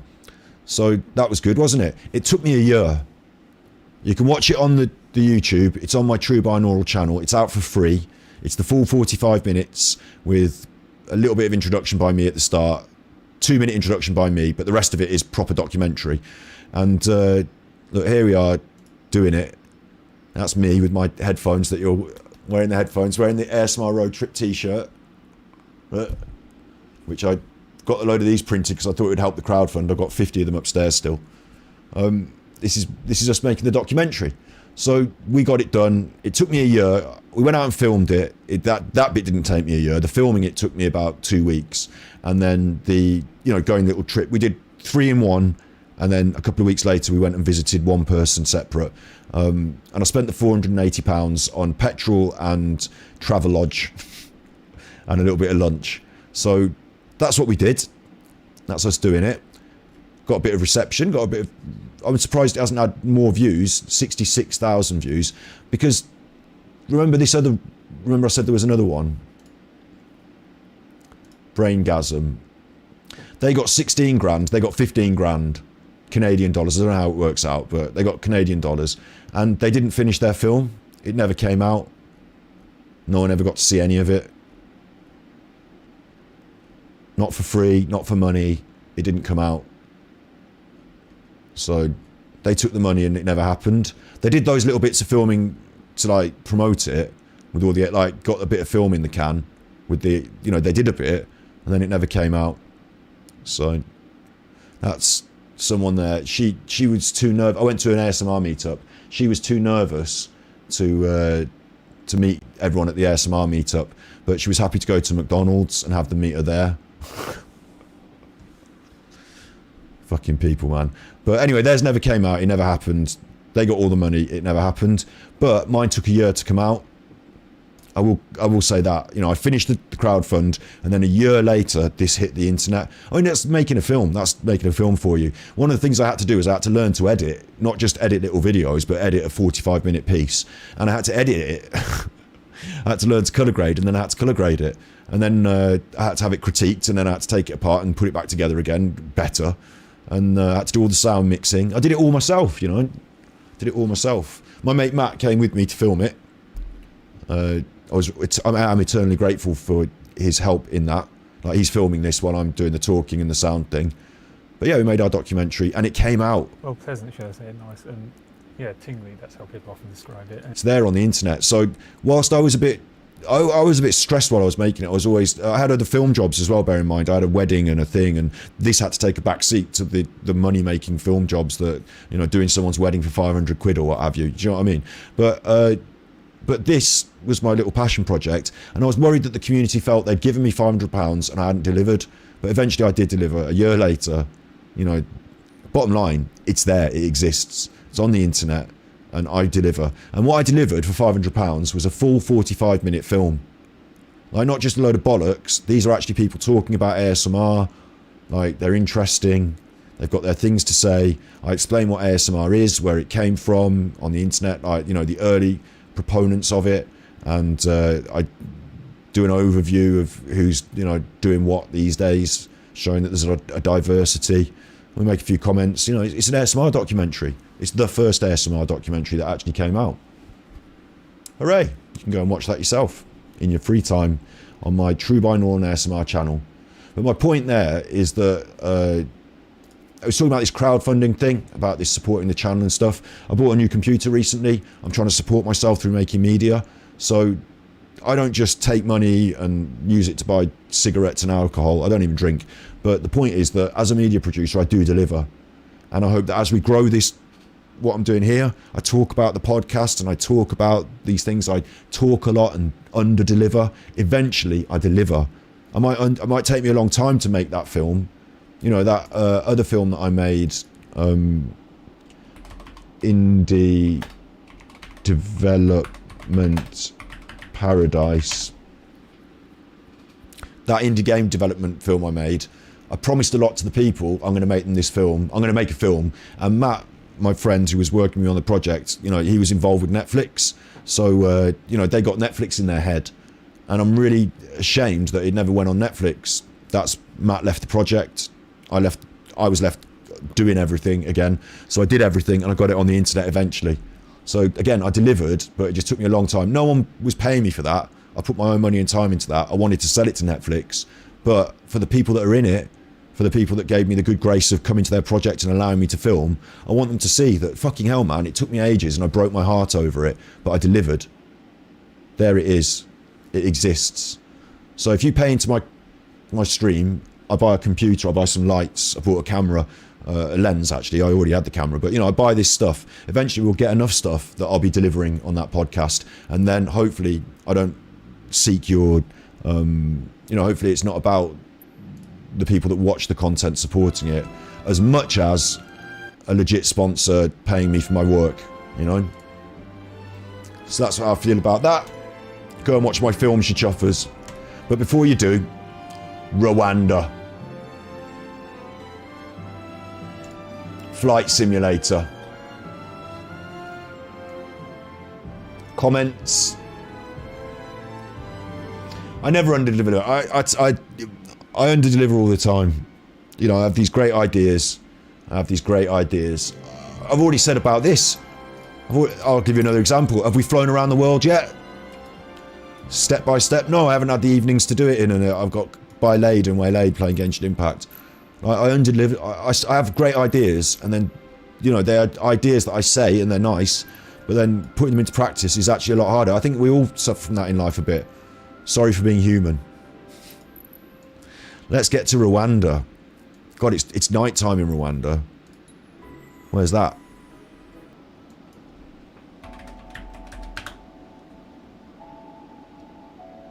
Kigali, Rwanda. Got it. National Genocide Memorial. Fucking hell. So I'm just gonna have to show you this on my Google, aren't I? Just sounds like such a pleasant place, doesn't it? Let's show you on the browser. This is Rwanda. I found it. There it is. And I just typed in Kigali and we zoomed in. And the main thing it had on the map there was the National Genocide Memorial. It's closed at the moment. Can't go there now. It's closed, so it's closed. My sister just called me. I'll have to take that call in a minute. But look, they've got an art centre. That sounds nice. An art gallery. I mean, I'm sure it's very nice there now. Steakhouse. Oh, I wouldn't like that. There's the airport. That's the airport. That's where we're going. The airport. And we're going to fly west across Kigali. And then we're going to keep heading west across sort of mid-Rwanda. Hit this lake and maybe go south. That's our sort of flight path area. We're going to fly around Rwanda. Okay. So now I'm on the full screen flight simulator. This is the airport. This is our departure. What are we in? Wait, what kind of plane do you want? Fuck. I just want a... I like the volocopter, but it don't go very fast. But I like it because it don't go very fast. These other ones, you don't want to go too fast. You want to have a look. And these other ones, I can crash these quite easily. So I'm going to go with the volocopter.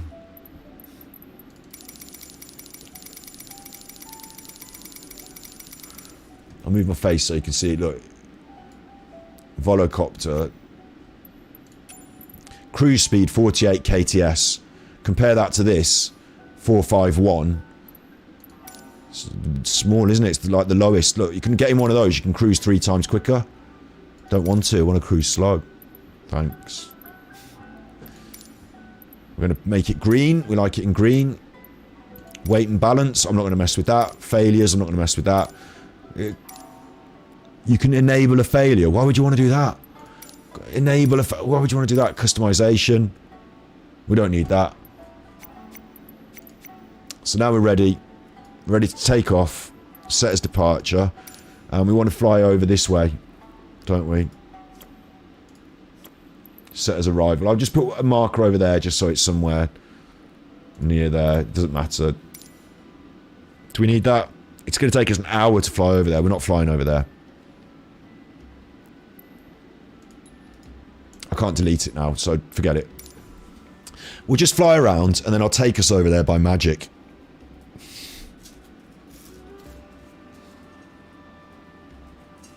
What this does is it takes satellite imagery and makes the game from Bing satellite maps. I don't know how often it updates those satellite maps, and I have paid for the full whack. Not the deluxe edition, but I paid for Like, I had to pay extra for London Skyline or some shit. I don't know if I've paid for Rwanda. Don't know if I bought Rwanda. I'm not going to buy Rwanda if you have to pay extra for it. But I'm expecting at least a 3D rendering from a satellite map of Rwanda, and we can have a good look at it. You know, we can have a good look at it. See if you... Oh, I pressed the button by mistake. What have I done now? What have I done now? I tried to open Genshin Impact. No. I just pressed it because of my brain. Sorry. Where's Flight Simulator?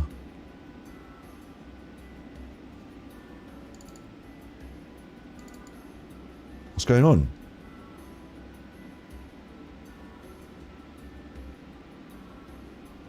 It's running. Yeah, it's running. Well, show it me then. What? Did I just crash it? I pressed a button, didn't I, by mistake?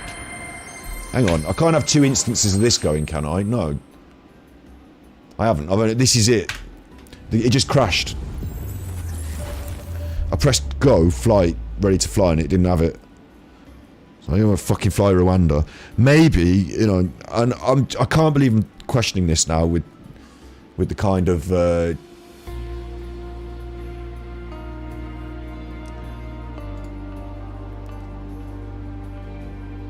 Kigali's got an HM ambassador, protects it. God, the ambassadors protect each other. Protected by the ambassador. You're not protected by the ambassador if they fucking storm in on a mad genocide. It's all gone wrong once. I'd be a bit worried. Warning. Ended unexpectedly. Hang on. Maybe due to third-party content or out of date. No. No, normal mode, mate. There's no third-party content here. Don't shit with me. I'm not getting hacked. Don't shit with me. Updates, you can piss off. I've just done them and they crashed it. No, I don't have infinite time in my life to piss about with updates. Gotta get this show on the road. Or in the air, I suppose. What's going on? 13 cities, look, in 3D photogrammetry. Points of interest, airports, it's all new. So I bought the game and it's not chuffing finished. But there's more stuff to do in America. We'll have to go around America. That was going to be our last place on the list. They want us in there first. Why can I never find enough appropriate cardboard? I'm going to have to use inappropriate cardboard. So now I'm thinking though, and I shouldn't say it out loud, you know, should I? But, hello Morgan.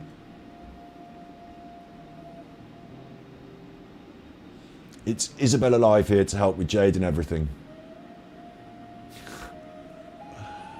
I assume you mean, like, Jade, chuffing Jade in her van. Do you mean Jade in her van? We're not doing Jade in her van today, unless she wants to emigrate to fucking Rwanda. But, Isabella, should I know you? Have I, you know, you're saying that to me like I know you.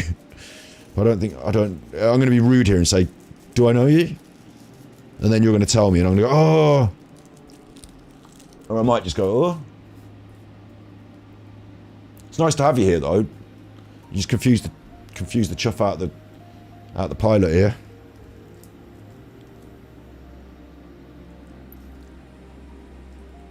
Yeah, she's your friend.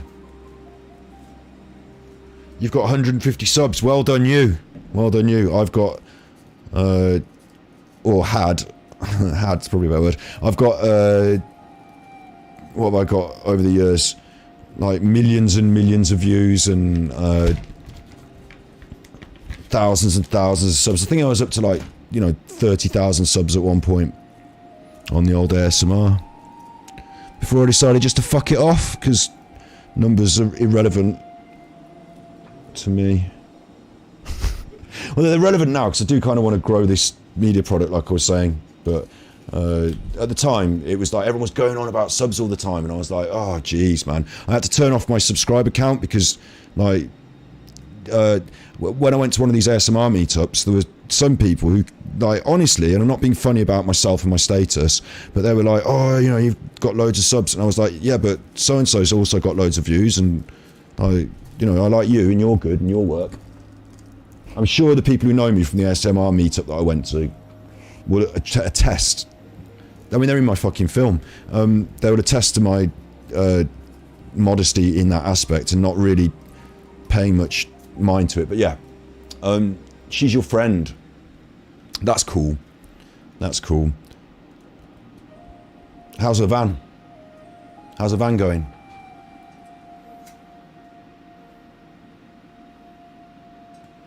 Is she alright? Are you alright? I hope so. Did she see my video? Don't care. Be funny if she did though, wouldn't it? She probably did because it's about her, so. There's a lot of questions all in one. There's a lot of questions all in one. Do you want me to look at your channel? Because I don't know. I'll have to do that off stream because we're about to, if we can't fly Rwanda, I'll have a look at your channel. But we're about to fly Rwanda. So, world map. Oh my God, I've got to find it again. I'll find it again. Oh, I'm going to learn how to get to Rwanda though, aren't I? I'm going to be good at that. Let's change the time, make it brighter. I'm going to get good at finding Rwanda. That's the big lake. This is this lake. There's Kibui. This is Rwanda. Where's the airport gone? They fucking took the airport out. Like, this is what... I'm not a big... Oh, there it is. I was going to say I'm not a big conspiracy theorist, but do you think the government's trying to stop me from flying to Rwanda today? But, you know, you're all right to interrupt. It's absolutely fine, you know. I do have a...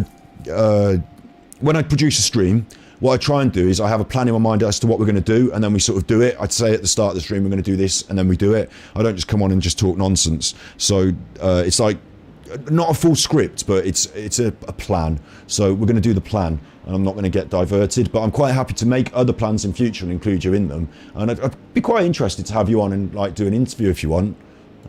That's absolutely fine by me. And you can answer, like, we can talk in chat now. That's fine. That's fine by me as well. Are you quite sorry, historian? You questioning my video? I did a video talking about how Jade was. I analysed her body language after she put out a video saying this certain stuff about Martin Liedtke. Talking about these people like I know them. I didn't know who Martin Liedtke was until a couple of weeks ago, but now I'm involved in his shit. Set as a departure. I'm not involved in his shit. I just did a video. We're departing from this airway. Fly. I hope I got the... Oh, I didn't check what aircraft we were in. I'm an idiot. Because you've got to be in the fucking volocopter, otherwise you're going to crash. I'm going to go too fast.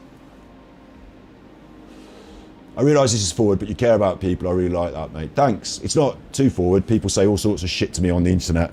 Like I said, I've had a... it's crashed again.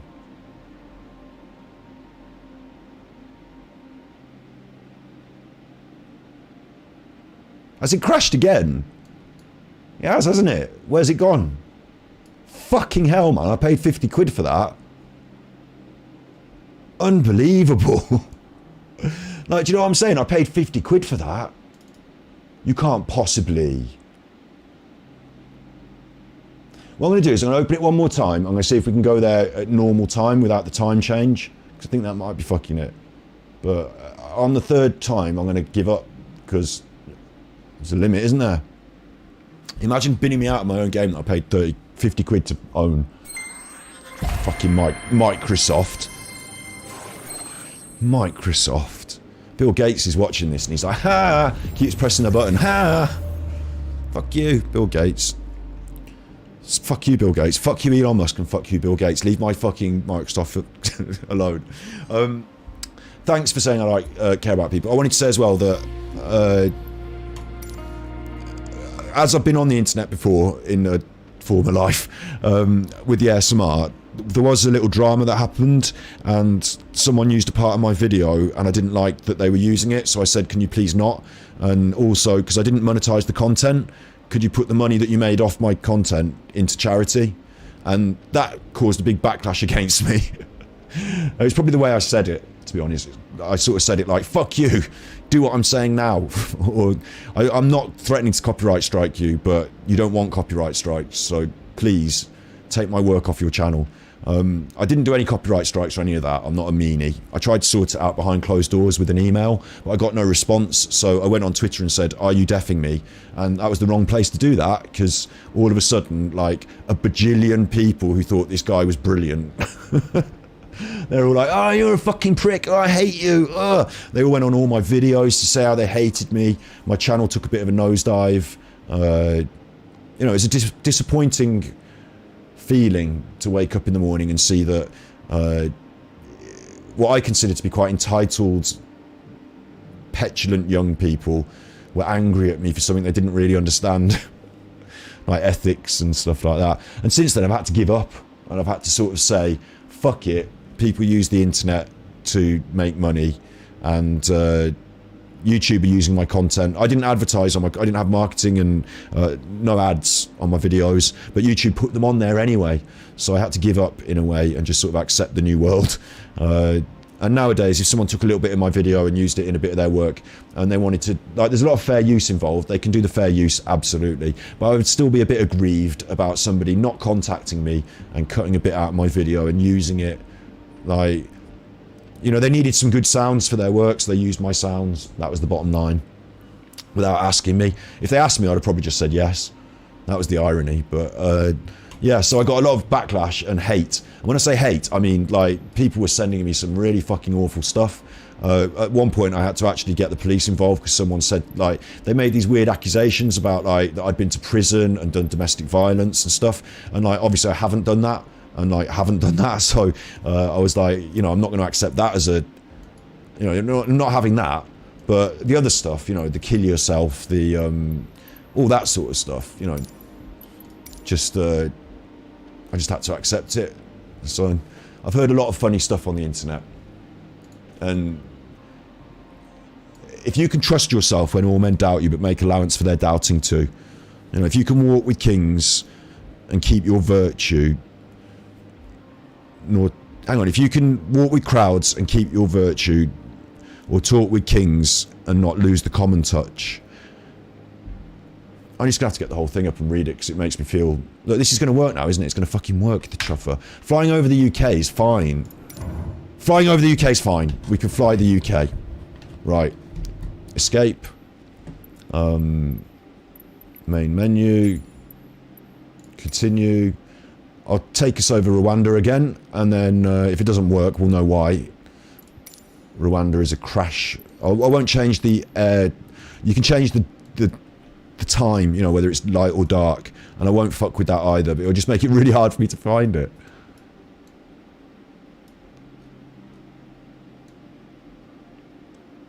That's the big one there, isn't it? That's the big lake. So this is it here. It's over here.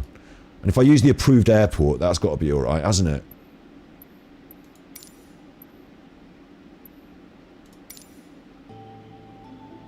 It's thinking about it. And then I'll say about if by Rudyard Kipling.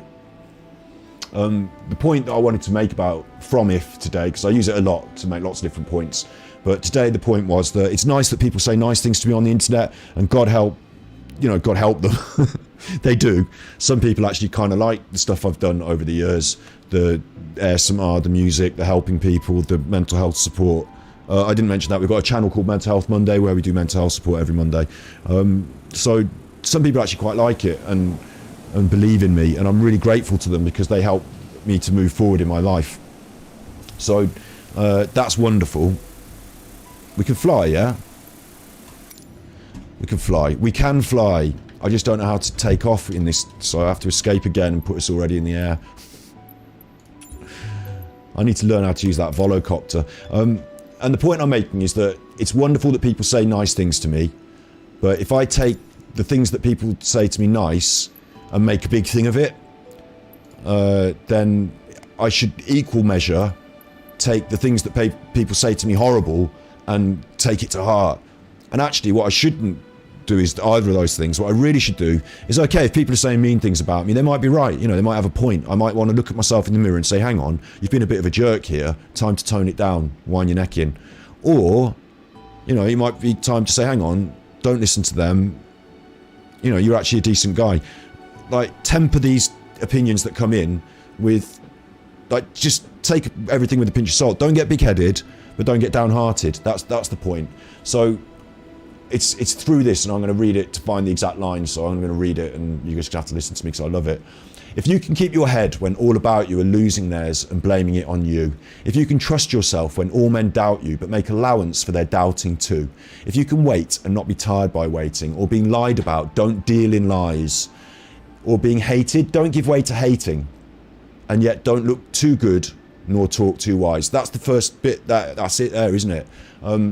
Being lied about, don't deal in lies. So don't start saying nasty things about people just because people are saying it about you.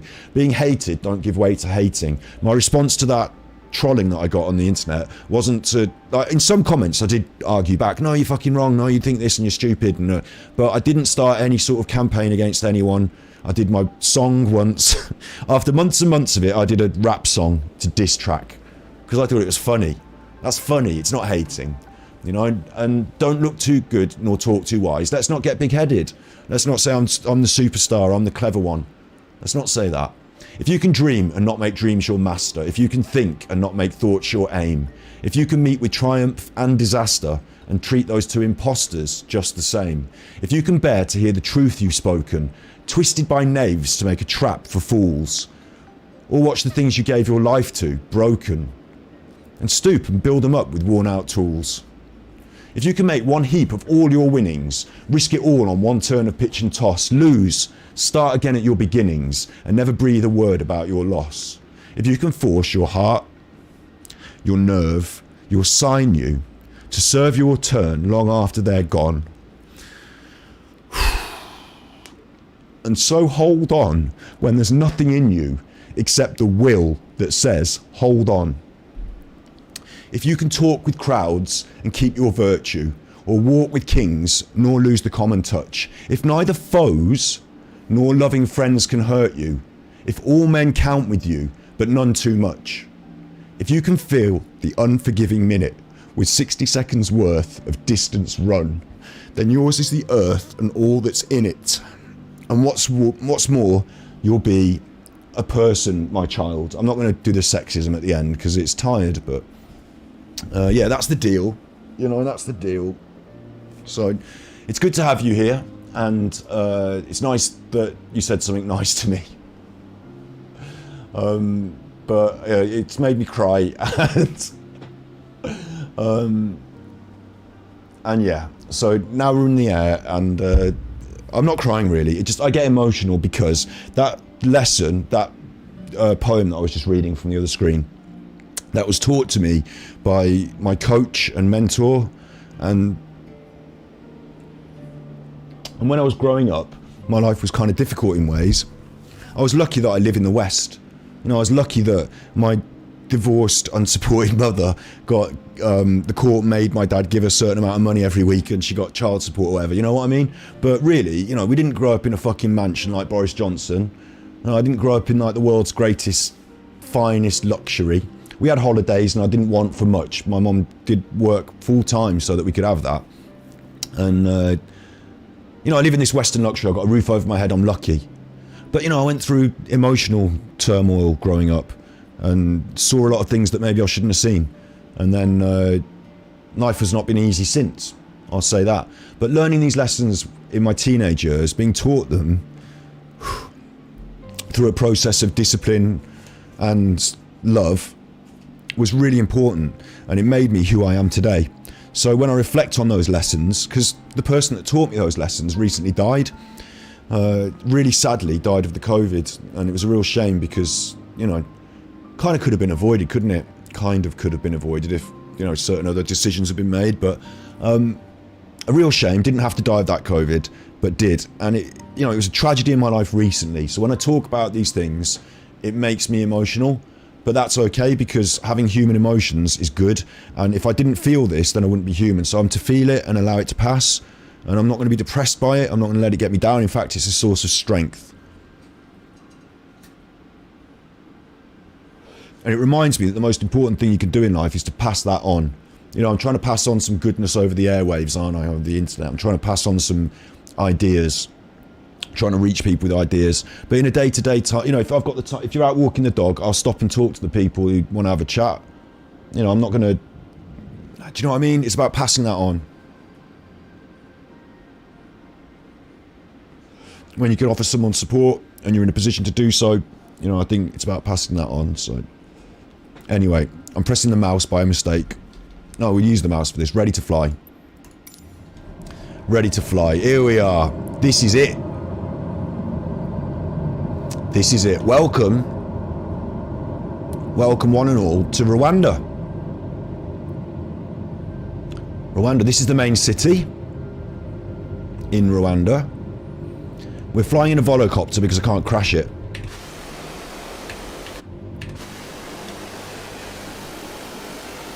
I'm just going to have us hovering over the main city in Rwanda here. I'm going to see what it's like. We know it stretches from east to west, so we're going to head towards the west.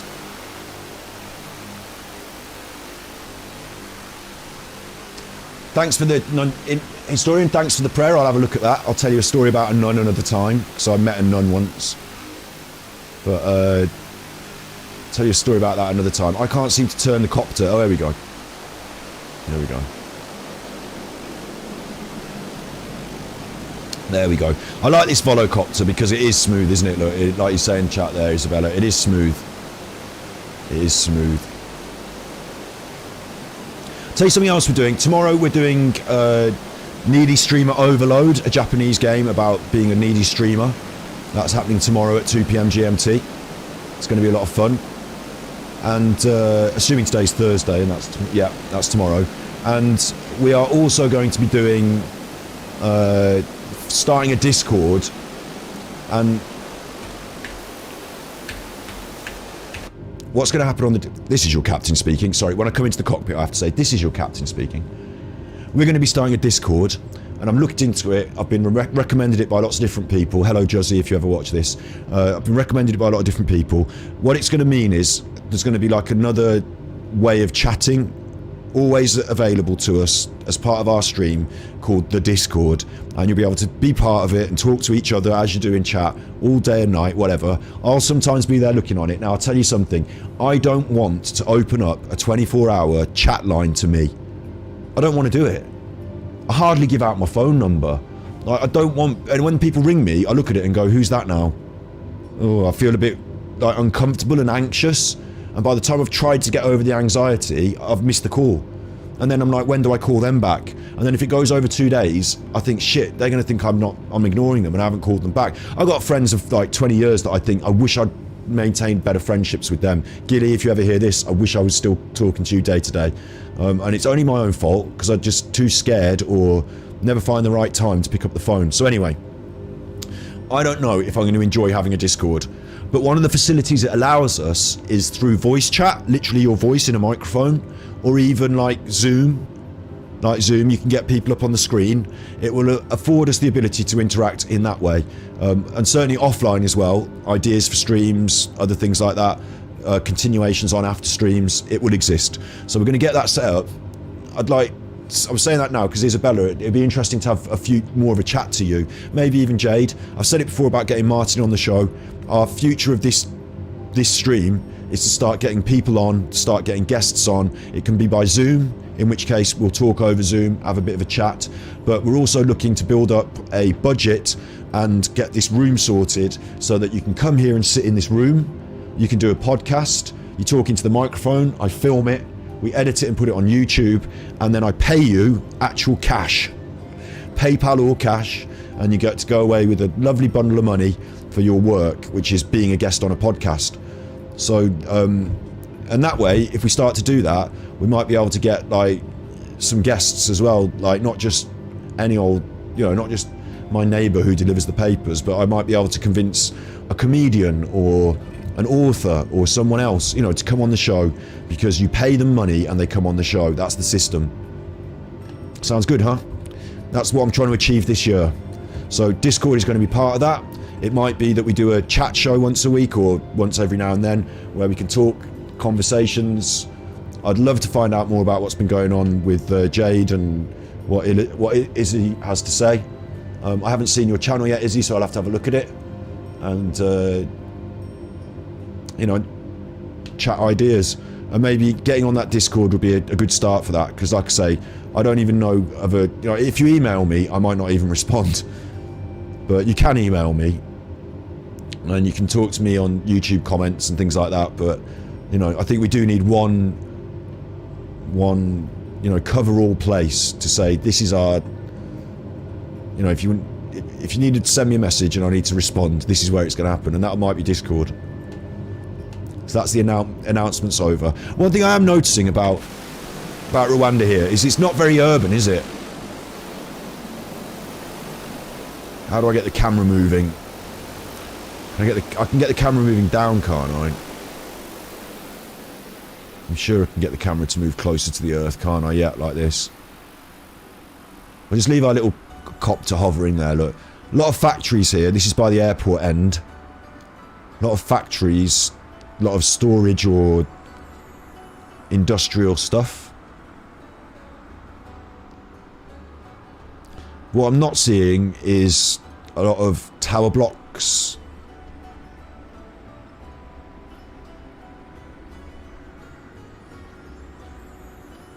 I wonder where they're going to put the immigrants. You know, I wonder where they're going to go. They were going in hotels and shit, weren't they? I wonder where they are. It'll all be very much like this, won't it? This is one of the most... This is one of the lowest countries per capita by GDP. This is their main city. Most of the people probably don't live in the main city, I guess. I don't know. There's a lot of poor farming going on. There's a lot of impoverished farms.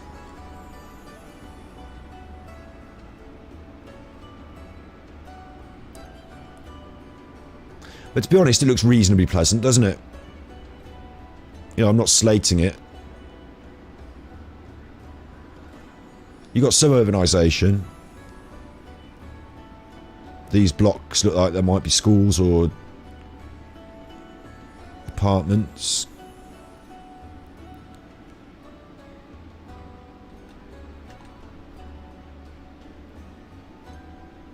It's night time, isn't it? So you can't get a good view, but I think that's a running track down there, which is a good sign, you know, having facilities and... Well, it doesn't look like it's actually got a track, does it? It's not actually got a track. Just a field they go and run round. This looks like it might be some sort of stadia, I don't know.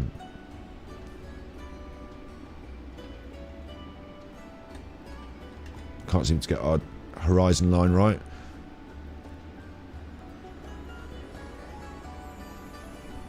This reminds me of like a quiet little town in the UK.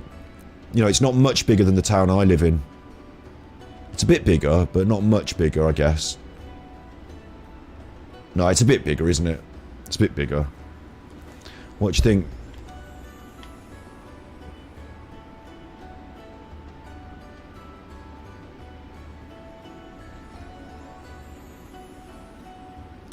Friday's Poets' Day.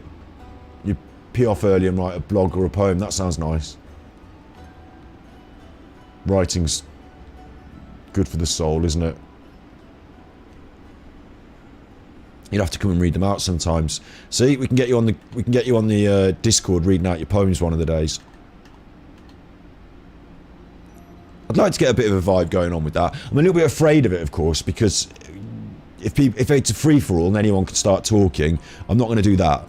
We're going to have a system of like, it might be, and I don't want to say, oh, you have to pay to talk on the show, but it might be that, you know, be a member of the club, get the benefits get to talk on the show, because although anyone could pay to do that, I just feel like you want some sort of border between people who actually care to be on this podcast and care to be part of our chat and people who are just here to cause trouble. You know, I don't want anyone just coming in and saying rude words, but I want you to be able to have more of a voice than just chat as well. So your mind goes to genocide. Yeah, that's true, isn't it? We talked about that a bit earlier on this stream. Rwanda sounds nice for your holidays, but when you consider that the only people that are left are the ones that did all the murdering, I do wonder. I'm probably being really harsh because, you know, I'm trying to not be like negative about Rwanda. Because that would be harsh, wouldn't it, for me, coming from my Western fucking ivory tower.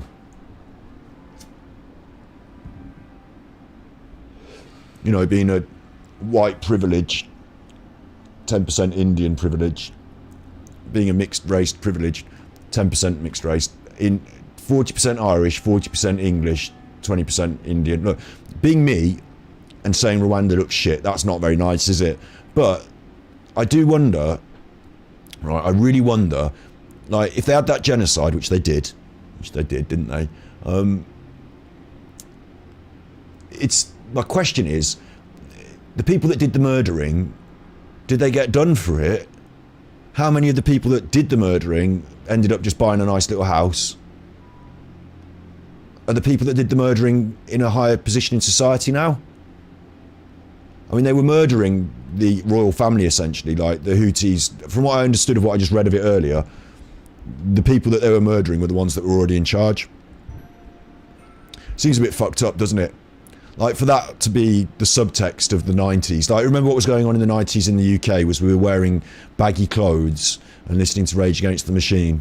And like, Friends was on the telly. I'll be there for you. And all your clothes were too big. And flares came back for a bit. In Rwanda, they were murdering each other. Got a few more spaces for the immigrants now, though. It makes me wonder as well, those people who were there, have they learned from that? You know, do you think this is a more peaceful society because of it? Because what we read today in the news and in the stream was, what we found out today was that they're a little less tolerant than you might think. You're not allowed to question the government. Journalists disappear. You're not allowed to question the government. Look at these little houses. These houses. Little boxes, little boxes. Looks alright by night though, doesn't it? I wonder where all the shops are. Are these those mud streets that I was talking about? I think they are, aren't they? The cars that you can see driving around are just computer generated. They're not real cars. So this looks like mud streets, doesn't it? Look, they're not even paved between these houses. And then just here is the start of the paved roads. And the paved roads are crisscrossed by these mud streets. So although they just look from the sky like little houses, look, that one over, I can see one over there, and it's got like tin on its roof. Little tin sheds, little roof patch-ups. This ain't the good stuff.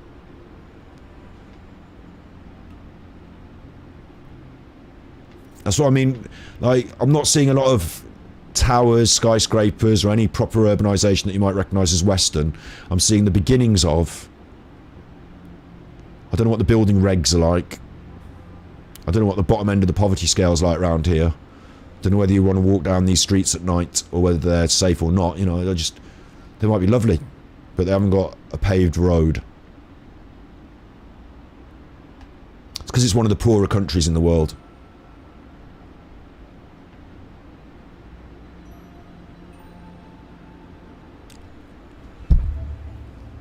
Just turn the telly back on. It's one of the poorer countries. So, before I finish for this stream, it's very communist, not dictatorial. They all look the same, yeah. And it doesn't look particularly pleasant, does it? Like for holidays, doesn't it? Like no one's got a swimming pool. It's hot. It's tropical. It's tropical. Bear in mind. So they're going to have storms as well as hotness, and no one's got a swimming pool. Isn't that nice? This is where we're sending the refugees. So, Isabella, is Jade okay? That's something I'm a bit interested to find out. Is she okay? Because she seemed a bit upset last time we saw her on the internet. Is she okay? That's my big question to you.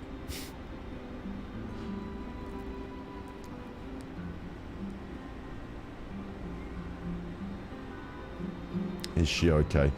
Cat on a hot tin roof, Lizzie Taylor.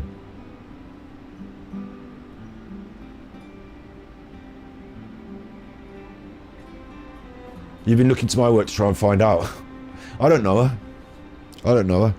What I know of Jade, I made my impression of her presentation of herself on the internet.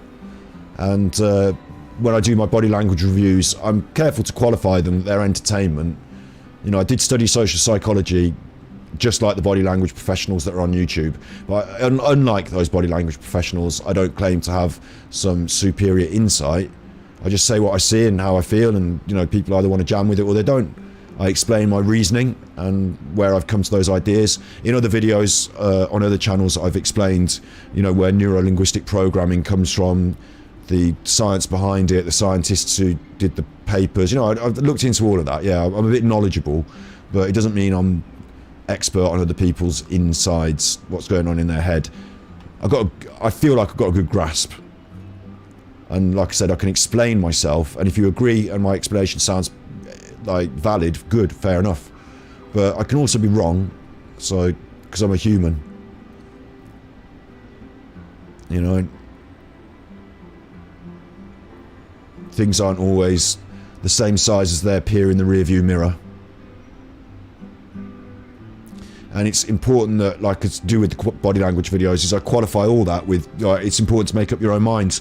And all this question the narrative, what I consider to be nonsense, like, it's got somewhere nonsense, but I agree with question the narrative. But I agree that we should question the narrative of the people who promote the alternative narrative too, you know? We should question all the narratives. Don't just say, right, I'm questioning the narrative, so now the one that I'm coming up with is the truth. I question my own fucking narrative. I question if there isn't even a narrative. This must be this football stadium. Not many seats. Rwanda FC. Who's going in goal? Are you contacting me to ask me if I've heard from Jade? Right, no, definitely not. Mind you, as I said, if she sent me an email, I've got several email addresses that are public, and I don't read any of them. If you ring up my phone, my answering machine, honestly, my answering machine message says, hi, you've got through to Scott, this is the answer phone. If it's important, send me a text or try again, because I'm not going to listen to this answer phone message or call you back. Because I have no time for that. You know, it says you've got voicemail messages, and I hate listening to them. It makes me feel uncomfortable, so I don't do it. Thanks. So if she's tried to contact me, it's very unlikely she would have got through. But also, what's quite likely is that she wouldn't have bothered, because who the fuck am I? But no, she hasn't. She hasn't. Have you not? I thought you were a friend. I thought you knew her. If you're a friend, don't you know her? Martin once called you evil. You had an NDE after seeing him and his subs-agree. Non-disclosure. Well, I don't know what an NDE is. I know her, like, she would know exactly who I am because I'm outgoing. I'm in the community. I'm one of the... Are you in the Tartaria community? Because we've got different ideas on that, haven't we, remember?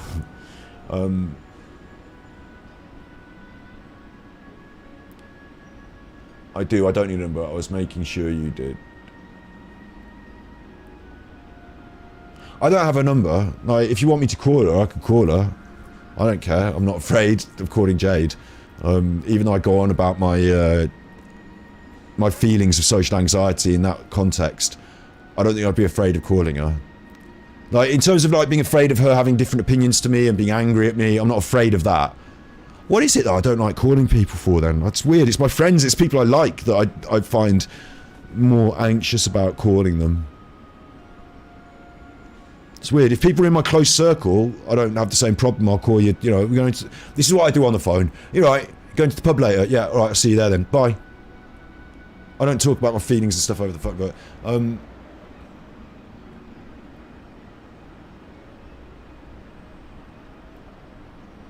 She knows me. You got it. I didn't want to say. I don't know how to read that last one because I can't quite voice it in my head. But I think from what I've said and what you're saying, we're on a similar page in somewhat that you wanted to know how much I knew her, maybe, and I've told you the truth about it. Like, if you ask me a question, I will tell you the truth.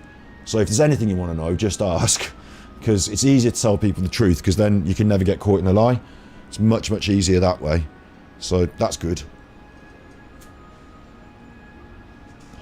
And I've got no personal vendetta against Jade. I do think she's sharing spurious information on the internet for her own personal benefit. And I do think that the target market is the sort of over 60s, baffled by the internet crowd. I do think there is a bit of a con going on there. I don't know if you're in on that con or if you're just confused about ideas. I haven't looked into your work yet, but I'll be sure to. Don't worry, I'll be sure to.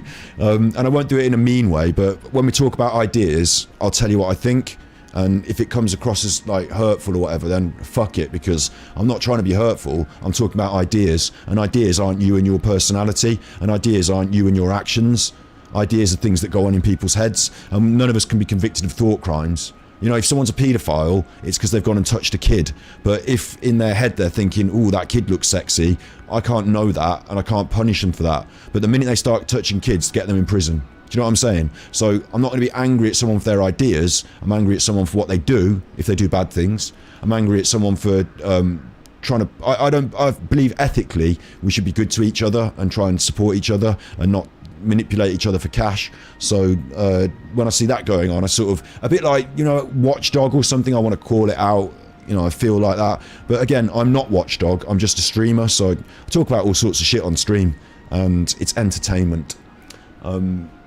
And Uncontrolled Historian, I'm getting a bit confused. You were half dead on your kitchen floor. I don't know what... What's an NDE? Is that like a stroke? And do you mean you saw him in real? Like real person? I'm getting confused about that. That's confusing me as well. Panic attacks. Yep, panic attacks. Human beings get anxiety, don't we? And we, I'm going to say we, because I'm in the boat. I'm not like, you know, fixing everyone's mental health problems because I've sorted my own completely. But I do know how to handle my panic attacks now. And I say my panic attacks, that's a mistake. Panic attacks, they're human panic attacks. We all get them from time to time, maybe. Oh, a near-death experience. Fucking hell. This is getting... Wow, like, this is getting intense. I'll say that, it's getting intense.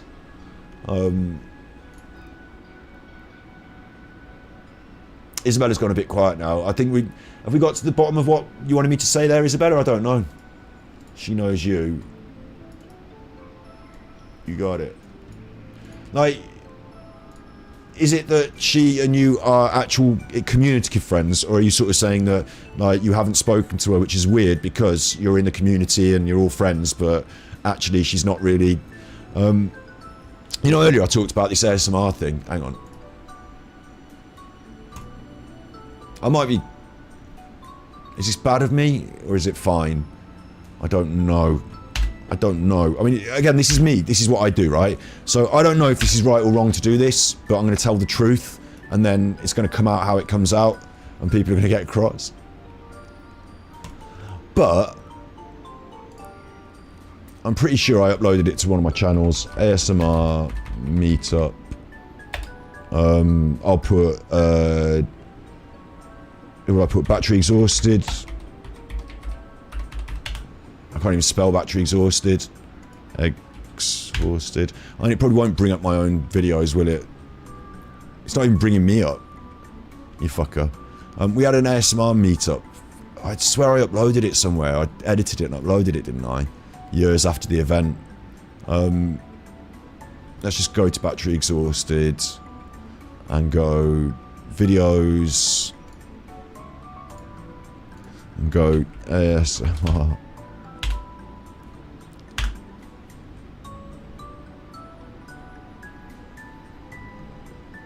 Did I not, man? I'm tripping. I swear I watched the video. We had a little ASMR meetup anyway, so I'm not going to show the video. It's probably better I don't, actually, because I'm pointing fingers. He said, she said. It's not about that. The point is just that it was like one of those community things, yeah? Like one of those community things. We're all in the community and like ASMR meetup. And what I learned from it was that we weren't all the same at all. Some of us quite different.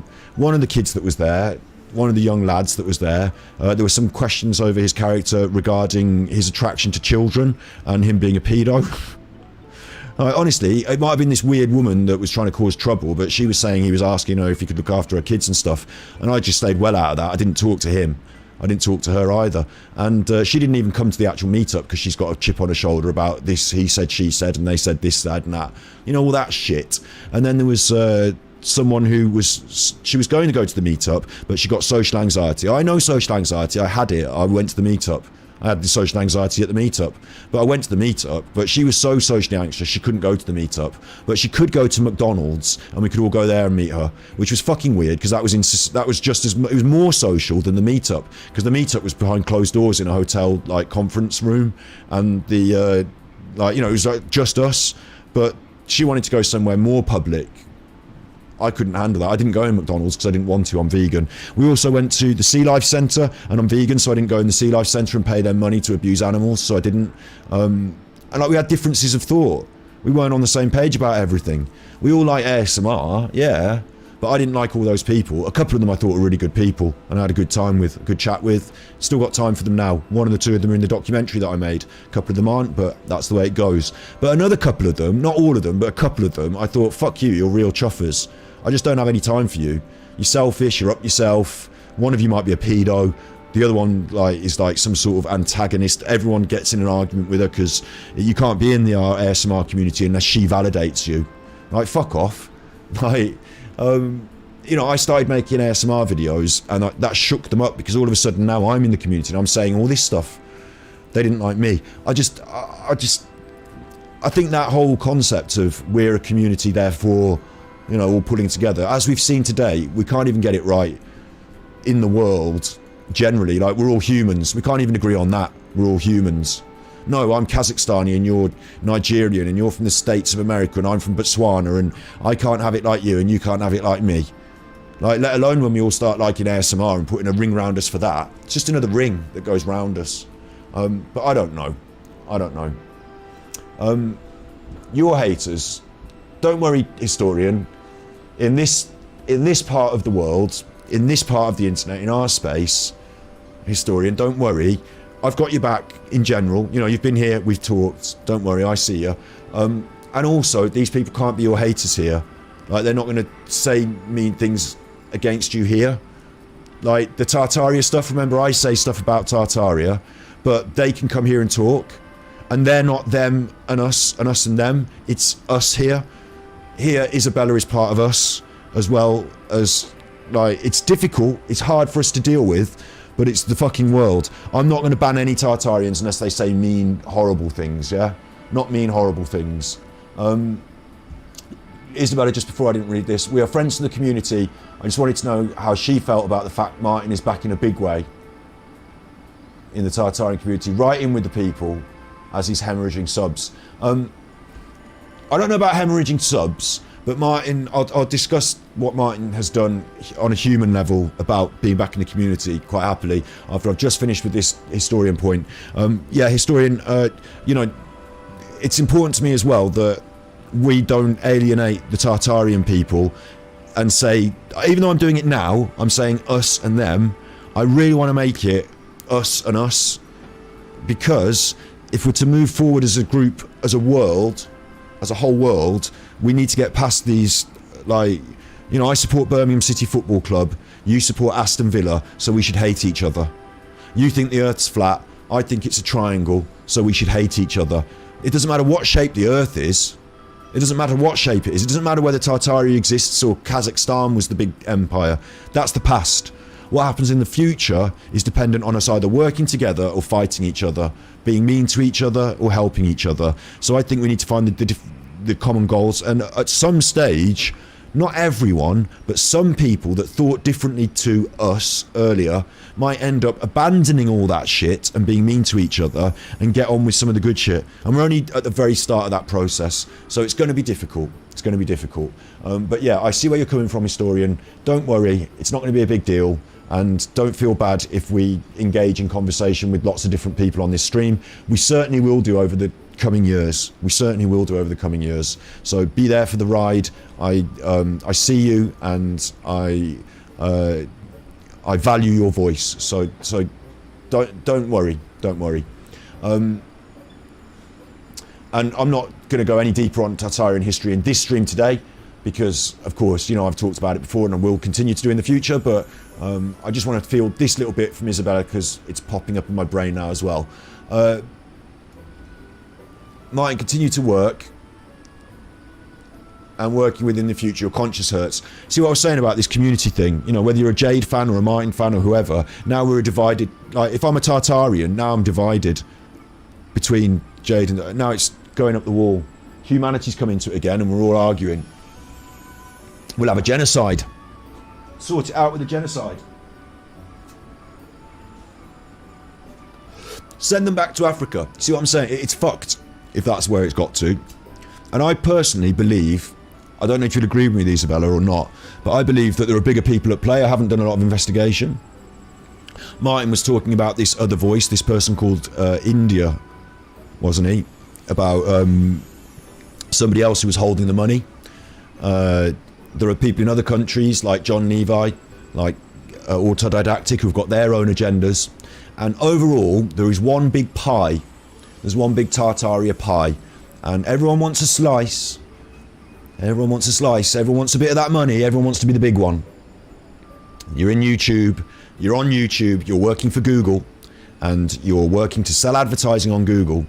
And as part of that deal, you get money. So with that all in mind, you know, I find it very difficult to say, oh, you know, I trust this person, or you make ASMR videos as well. Oh, brilliant. Why don't you use my work in your videos without telling me? You know, I find it difficult to live like that. So collaboration is important, is good on YouTube, and is promoted absolutely to cross-pollinate your audiences and stuff. But only amongst people who actually like each other and organically want to work together. I don't think it should be a cynical marketing exercise. And it's all very difficult on YouTube, isn't it? It's all very difficult.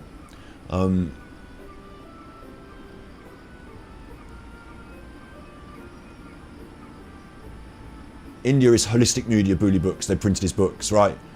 So quickly fielding that was a publishing scam played on Martin himself, that he is now complicit in, where you pay money to print books and then you sell the books. I mean, it sounds like it's just normal sales, isn't it? But normal publishing houses wouldn't touch those books. So it's more like vanity publishing, and you end up the publisher might make some money, and you know, you're selling those books to make them the money. It's a bit of a fuck up. Yeah, it's a bit of a fuck up. I think she's, you know, I don't think India gives a shit about the shape of the earth or the Tartaria. I think she just knows how to twist people a bit better than Martin does. You know, I think it's con on top of a con.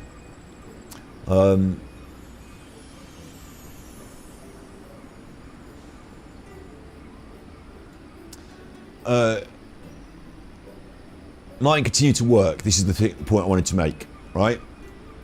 Martin's continued to work because really, Martin hasn't done anything particularly hideously wrong. I don't know if you watched all those videos that I made, but the bottom line is that Martin might have shook Jade's hand on a promise. If he did, he was ignorant, and he made an ignorant promise, and Jade took it well too far and assumed she was getting stuff that she wasn't entitled to. Like, business doesn't work that way. If you make a business and you've got contracts, then it works, and if you don't, then you don't. But you certainly don't. Like, Jade expected the money would come in and she'd take 50% of the income, the revenue. That's not how it works. I've done an economics degree. I ran a business in my time. Your revenue is not what you divide. You divide your profit, and your profit gets worked out, revenue minus costs, and it gets worked out at the end of the tax year. So if you're going to take a revenue as a director of a company, you have to wait for the end of the tax year to find out what your dividend will be. Alternatively, you can pay yourself a wage, and that's factored into the costs as part of the business plan. And first of all, you have to reclaim the revenue, and then you have to work out your costs, pay the dividends, and then you can start paying your wages. Like, I mean, it just...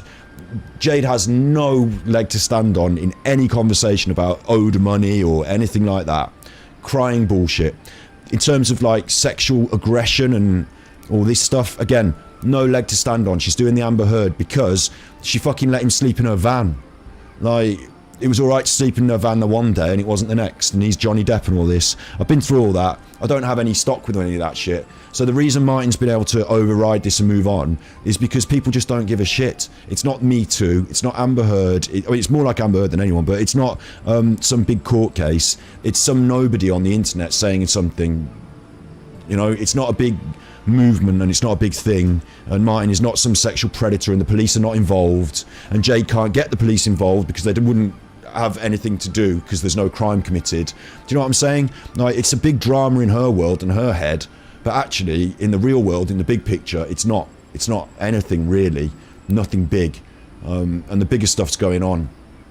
So the reason Martin can just move on past that as well, the funniest thing about it, and you'll see she's took the video down now, because I advised her to when I made my video. I advised her to take that video down. What's she called? Truth of the Lie.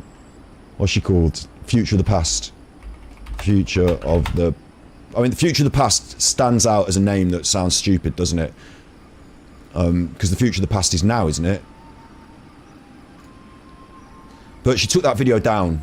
The accusation video, and the reason she took it down is because more people were being introduced to the bullshit. It wasn't good for her channel for people to be seeing that. You're saying about hemorrhaging subs, she will have lost subs from that.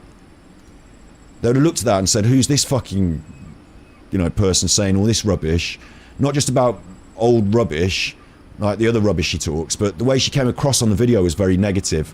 Like, it put her in a bad light. It made her seem that she was very interested in money in this van, and she'd have lost support from that, so she took that down. She won't even stand by it now, so that's a blemish.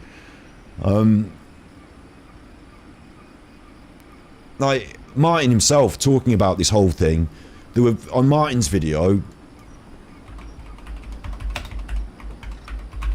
Martin took his down as well, didn't he? Damage control.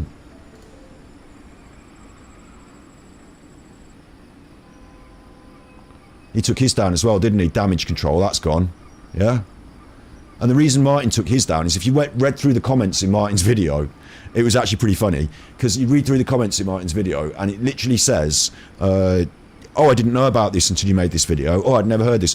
Great example, you know, I was talking earlier about my problem with the trolling that I had years ago, which I don't want to bring up all the time for this very reason. It's because I don't want to whinge about the past. I don't care. It's gone. It's past. It just happens to have context for what I'm talking about now. But it's the past. It's gone. I don't care. I want to move on past it. Those people that trolled me, they can come and watch this and enjoy if they want. I don't mind. You know, let's join in. Let's move past it, because I'm not going to harangue you for something you thought when you were a kid some years ago, because there's some... Like, this other person made a video and spoke out and, you know, oh, God. Fucking hell. I'm not surprised you got funny ideas. I'm not interested. Like, that's the past. So I don't want to come across as bitter or living in the past. But what I did notice was people, when I say these things, Capital K said it to me one time. He's like, who are you talking about? I didn't even know about this. And I was like, yeah, exactly. No one knows about it because it didn't become a big thing. I got trolled. I didn't make a big drama about it. I made one response video to the initial incident to say this is what happened in the incident. I took that video down when it started to blow. I don't want people coming to the channel talking about that. It's an ASMR channel. So I'm not a drama thing, yeah? So Martin's took that video down, and I tell you what, on his video, it had a lot of, oh, I'd never heard about this. Who is this? I didn't know you'd done this. What's going on? What do you mean damage control? Why? Who's saying this about you? And then those people were going to find out. Martin was advertising his own drama against himself on his channel. So that's negative for him. Introducing people to these ideas on his own channel was a negative for him, so he took it down. Same with Jade. It didn't do them any good, neither of them. Martin has not hemorrhaged subscribers. He's got about the same as he used to have, or since I've been covering it, he's got the same. If you want to find out on Social Blade, let's find out on Social Blade. This is the easiest way to do it. We'll have a look.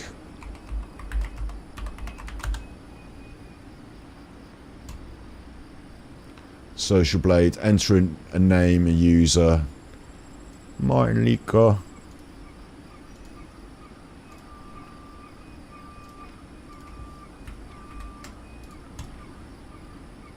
Here he is.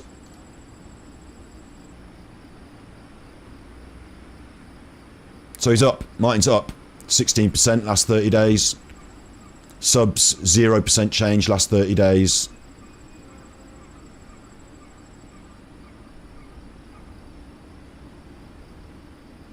So he's not. Martin's alright. You can just roll on.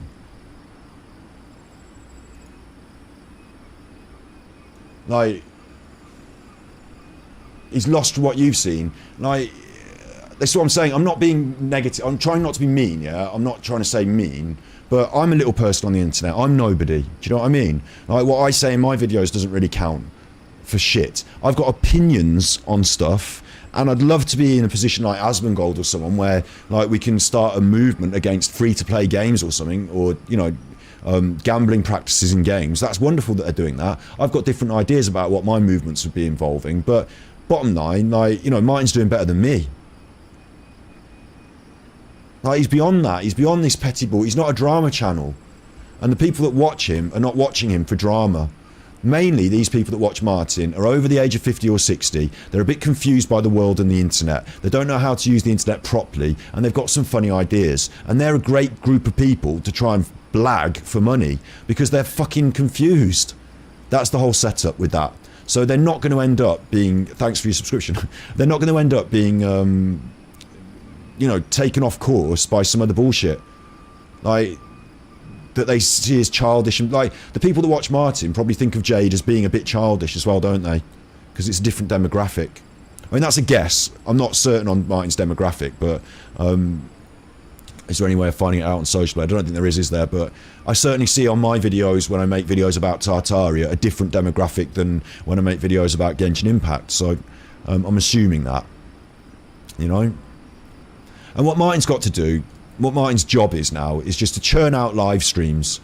Churn them out.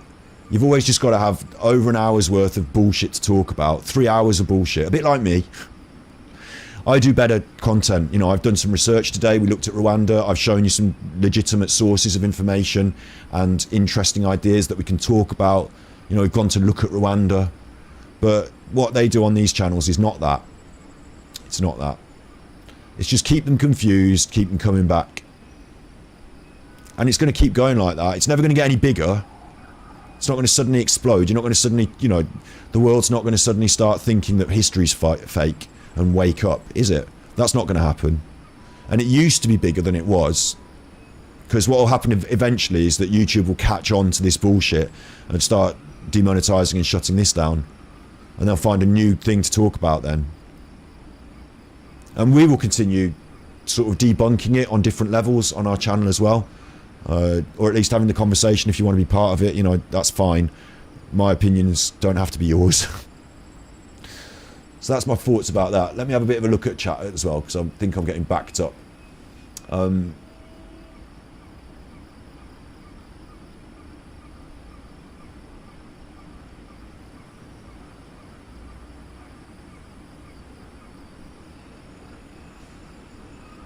Yeah.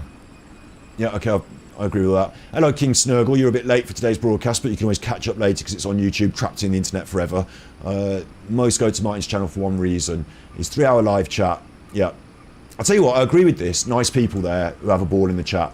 The same sort of thing is here. It's about talking community earlier. It's about cultivating that group who think similarly, that echo chamber, and you have a nice time talking to each other. And that's why I've never been into the live chat and talked. I've been on the videos watching. I've never been in and talked. I'll tell you why.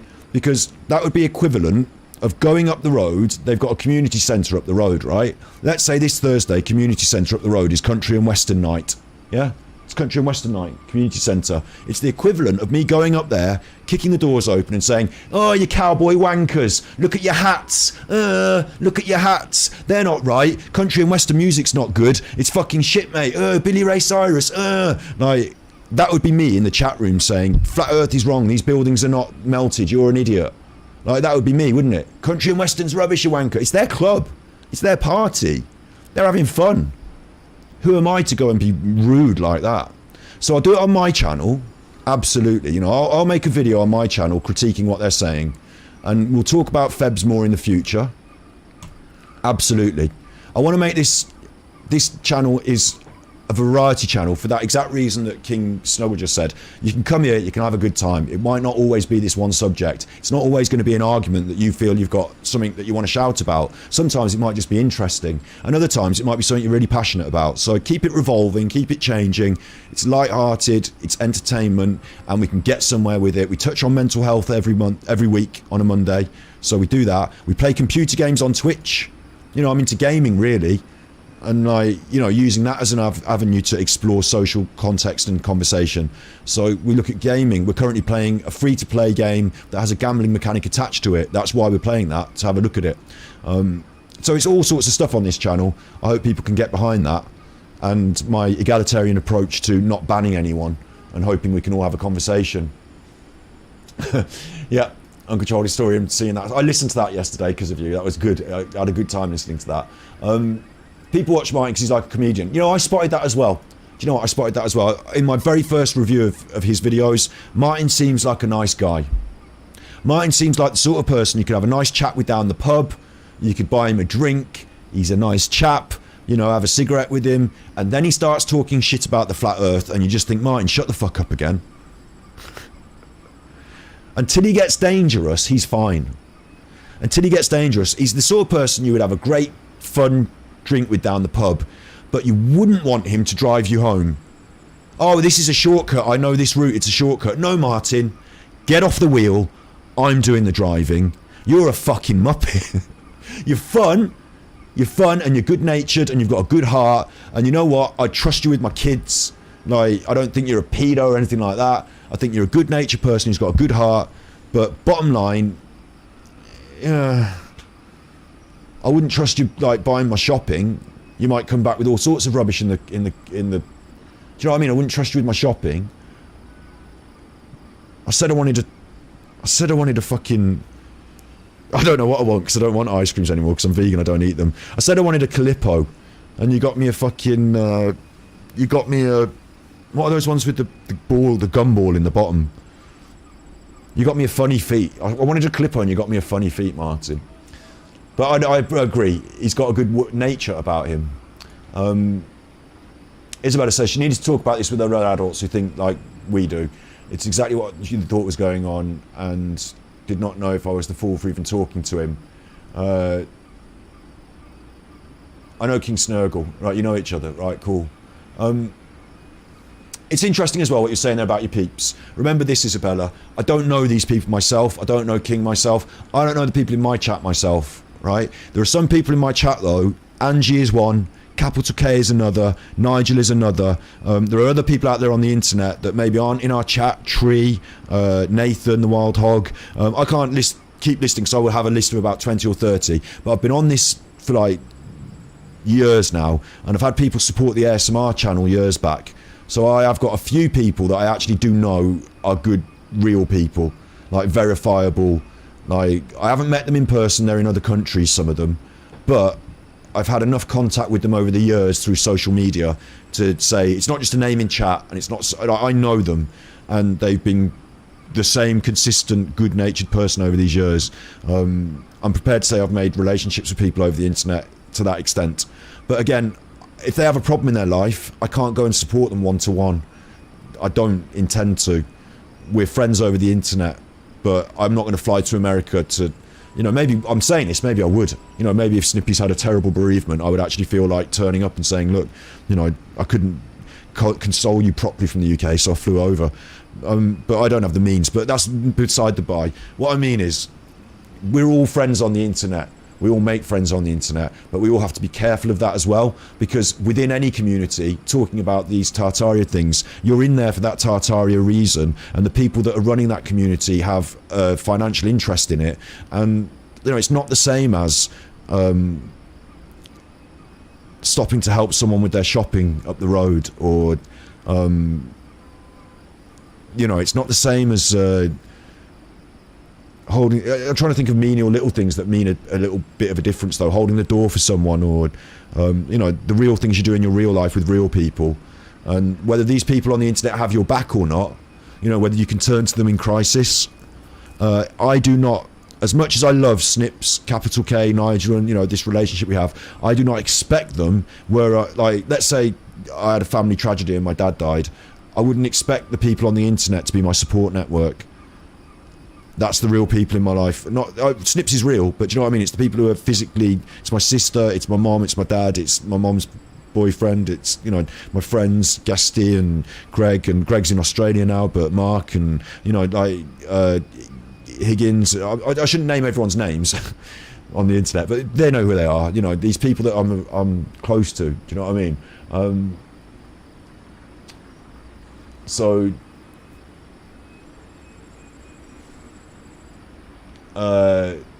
let's not have remember, we're not having an argument in chat. I can't follow it quick enough to keep you from arguing, so please don't. But what I would say to you, King Snurgle, is that you have to move with the times with Martin. Like, he has given up on the flat earth because it's no longer profitable. It was a trend that is trending down, so now he's moved on to a different trend that trends up. Everyone on YouTube does that. If you're running a computer game channel, you change what game you play if the old game is boring and dies. Alright, you're not arguing, don't worry. And it's not a charity for starving children.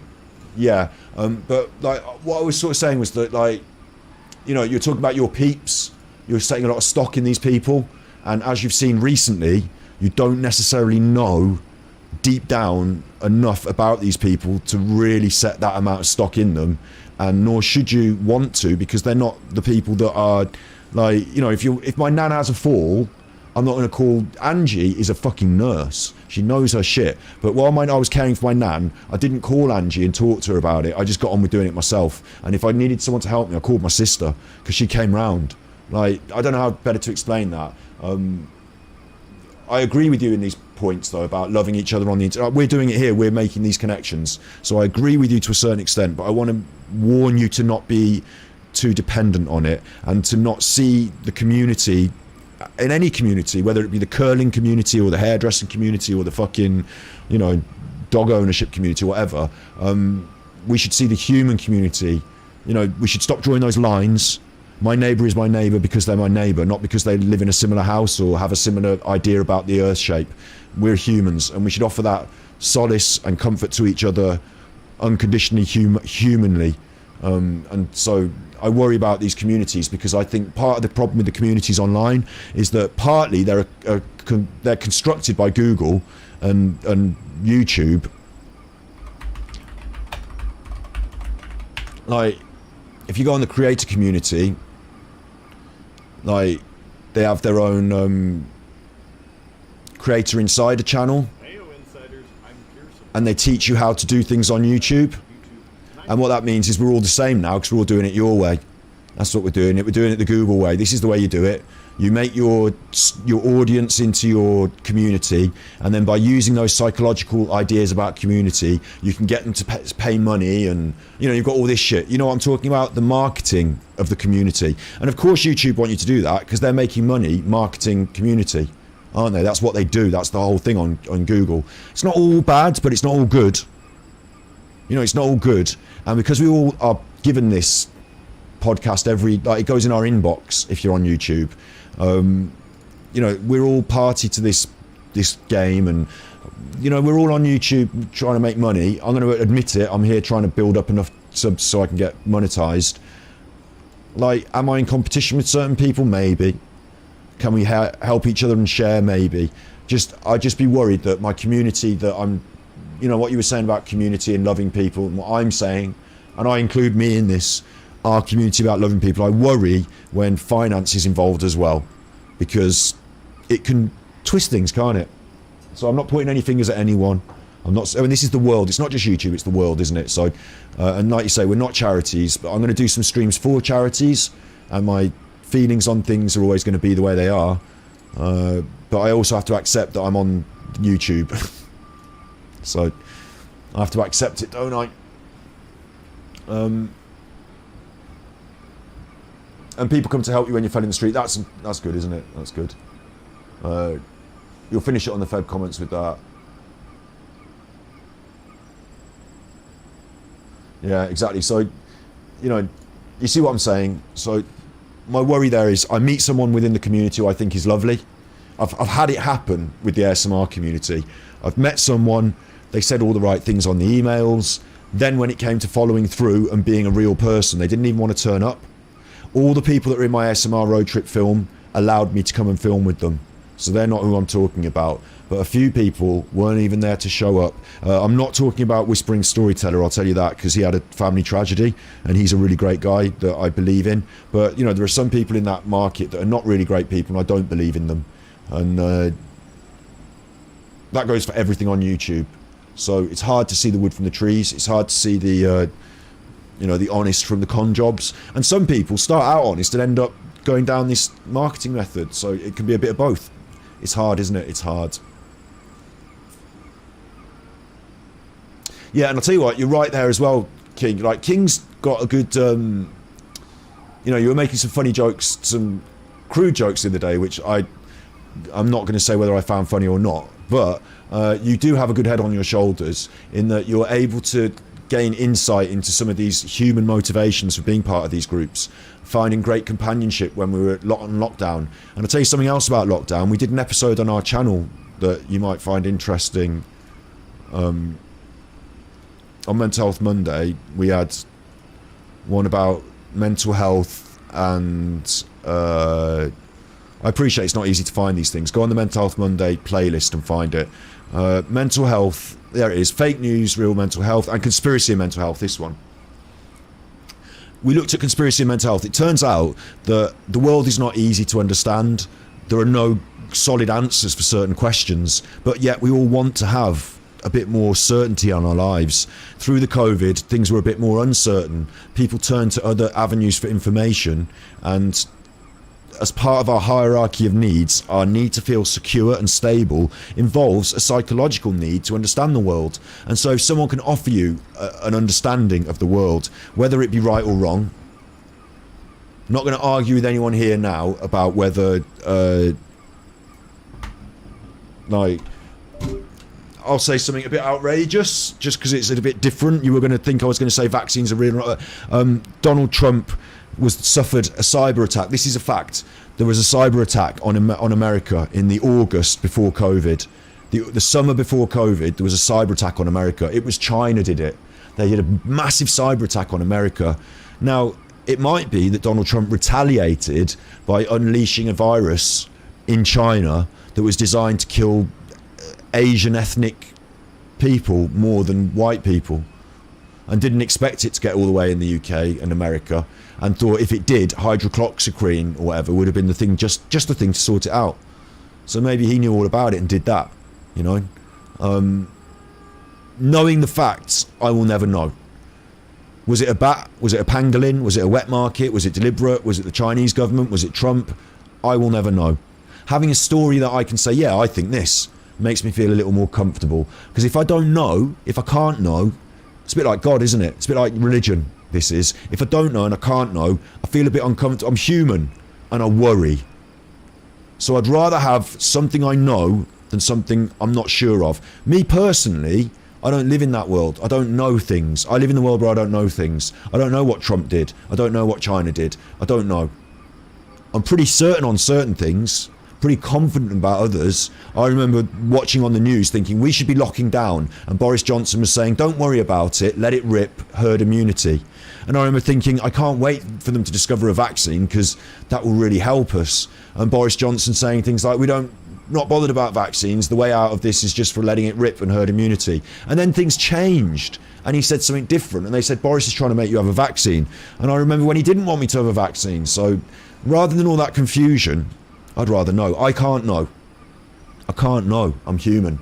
So, you know, it's for some people more important to get an idea together, and mine lives in that world. For some people, it's actually mentally stabilising in some aspects to believe a load of nonsense rather than worry about the world. Mine preys on their fears. That's what I feel. It's just my thoughts. But, you know, you're right as well, King, is that through COVID, lockdown, through all this, a lot more people ended up feeling like that, out of touch, disconnected, because of course you can't trust the government. Of course you can't trust Boris. He fucking blagged you to vote for Brexit, and we saw how that was all bullshit. We saw today, didn't we? Didn't we see today on my stream? Where's my mouse? It's fucking, my mouse has run out of battery again. You spend thousands of pounds on a computer and your mouse runs out of battery. We saw today they're doing this Rwanda thing. It's big news. Big news about sending people to Rwanda. But we also saw today that we've got so many more million people taking benefits for like normal stuff like child benefit, and that's the economy that's fucking it. But then 100,000 these, you can open the door to these and not even care. It won't mean a shit to our economy. You open the door fully open and say everyone can come wherever you want. We'll probably get 200,000 this year, and it won't be anywhere near as many children who are born. So, like, people are confused about the numbers, the scale of the problem. And the reason they're confused is because our government are confusing them and trying to take airtime with this bullshit when there's better things to talk about, more important things to talk about, like why this lot aren't out on their fucking arse. Jonathan Gullis there, sat there doing nothing with our money. Get out, you fucking waste of space. Selfish. Anyway, don't get me started on that. You've seen it today. You've seen it today. So, this is the world we live in.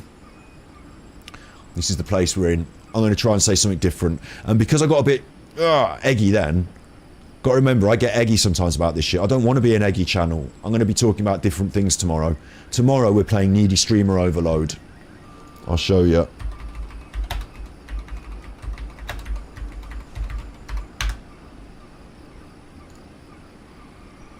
Tomorrow this is what we're doing.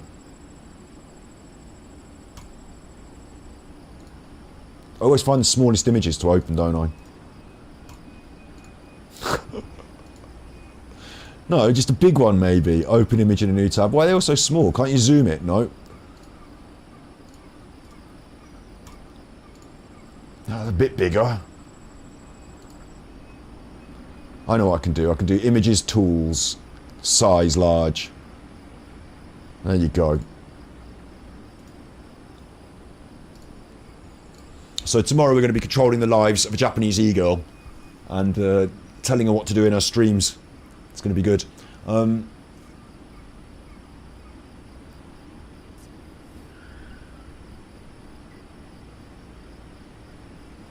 yeah, you're having a chat in chat. You're all right, aren't you? It's cool. So I've met a new person. Isabella, it's nice to meet you. I will have a look at your channel.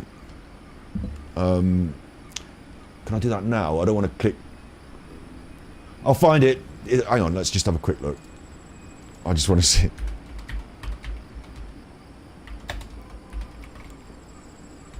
Live. Are you 2.0 because it's your second channel, or is it because it's like a good version of yourself?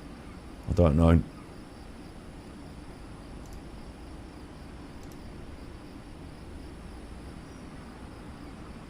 Okay, cool. Hey, are you growing weed? You can't. You're not in England. Oh, I'd love to grow weed. I would love to grow it. That's like, I would move just so that I could grow weed. Talking to camera. Clearly got an alternative outlook on life. Yeah, I'm down with that. You know, we'd probably sit and have a good chat and a smoke, wouldn't we? All good in the hood. And it's not all flat earth and weird shit either, so that's fine. That's fine. Yep. No worries. Go there too. Oh, you people in the chat, man. That's not fair. I wish. You know, I wish. What a life it would be. Certainly wouldn't have to bust my balls like this every day. Trying to think up interesting you know what's fucked with me as well is I try and think up, you know, proper content for the channel, proper things to do on the stream, and then I do one video of the truffing Rolling Stones at their concert, and it gets more views than anything else. It's not fair. It's not fair. Am I not doing it right? Am I not doing it right, YouTube? Am I not doing it right, YouTube? Hey? Am I not doing it right? Should I have just been uploading? No, that's got 10k. The Rolling Stones at Anfield, 10k. Best video I've done. It's the fucking worst video I've done. It's just me holding the phone at Anfield. It's fucking rubbish. YouTube, you don't know your armed cookery from your Rwanda plan. Right. nice to meet you then. Nice to meet you. I look forward to seeing you again tomorrow. And hopefully, like I say, we can all come together in the long run, big picture, do something good. And in the short term, it's about building up, for me, it's about building up this media product to a point where we can, you know, say, look, we did that this year, then next year we can do this, you know, sort of thing. We're going to try and get guests on, we're going to try and have people in.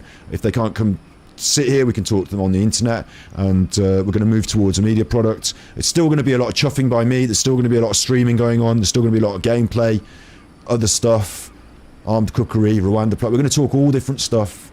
It will continue. And I will be back to talk Autodidactic and those chuffers as well at some point. I'll give them a bit of a break for a little while though. Let Martin, you know, recover for a little while and then give him another good kicking. Right, so, no, I don't want to give him a kicking. I'd rather get him in here to have a chat in here, to be honest. You know, face to face, where it can't get out of hand and go all weird. I'd rather do that, but like we were saying, you know, have a drink, I don't drink alcohol, but, you know, on a social, you don't usually come to blows on a social level, I find. You're much more likely to, you know, on the internet, you can end up having big arguments, can't you? Big arguments with people on Facebook, but face to face, I wouldn't dream of it. Wouldn't speak to them like that. So I don't know. Yeah. Anyway, so that's it for me today. You be good, my little puckos, and I'll be back tomorrow with, like I say, a big day of needy streamer overload. So you be good, my little puckos, and if you can't be good, you're naughty.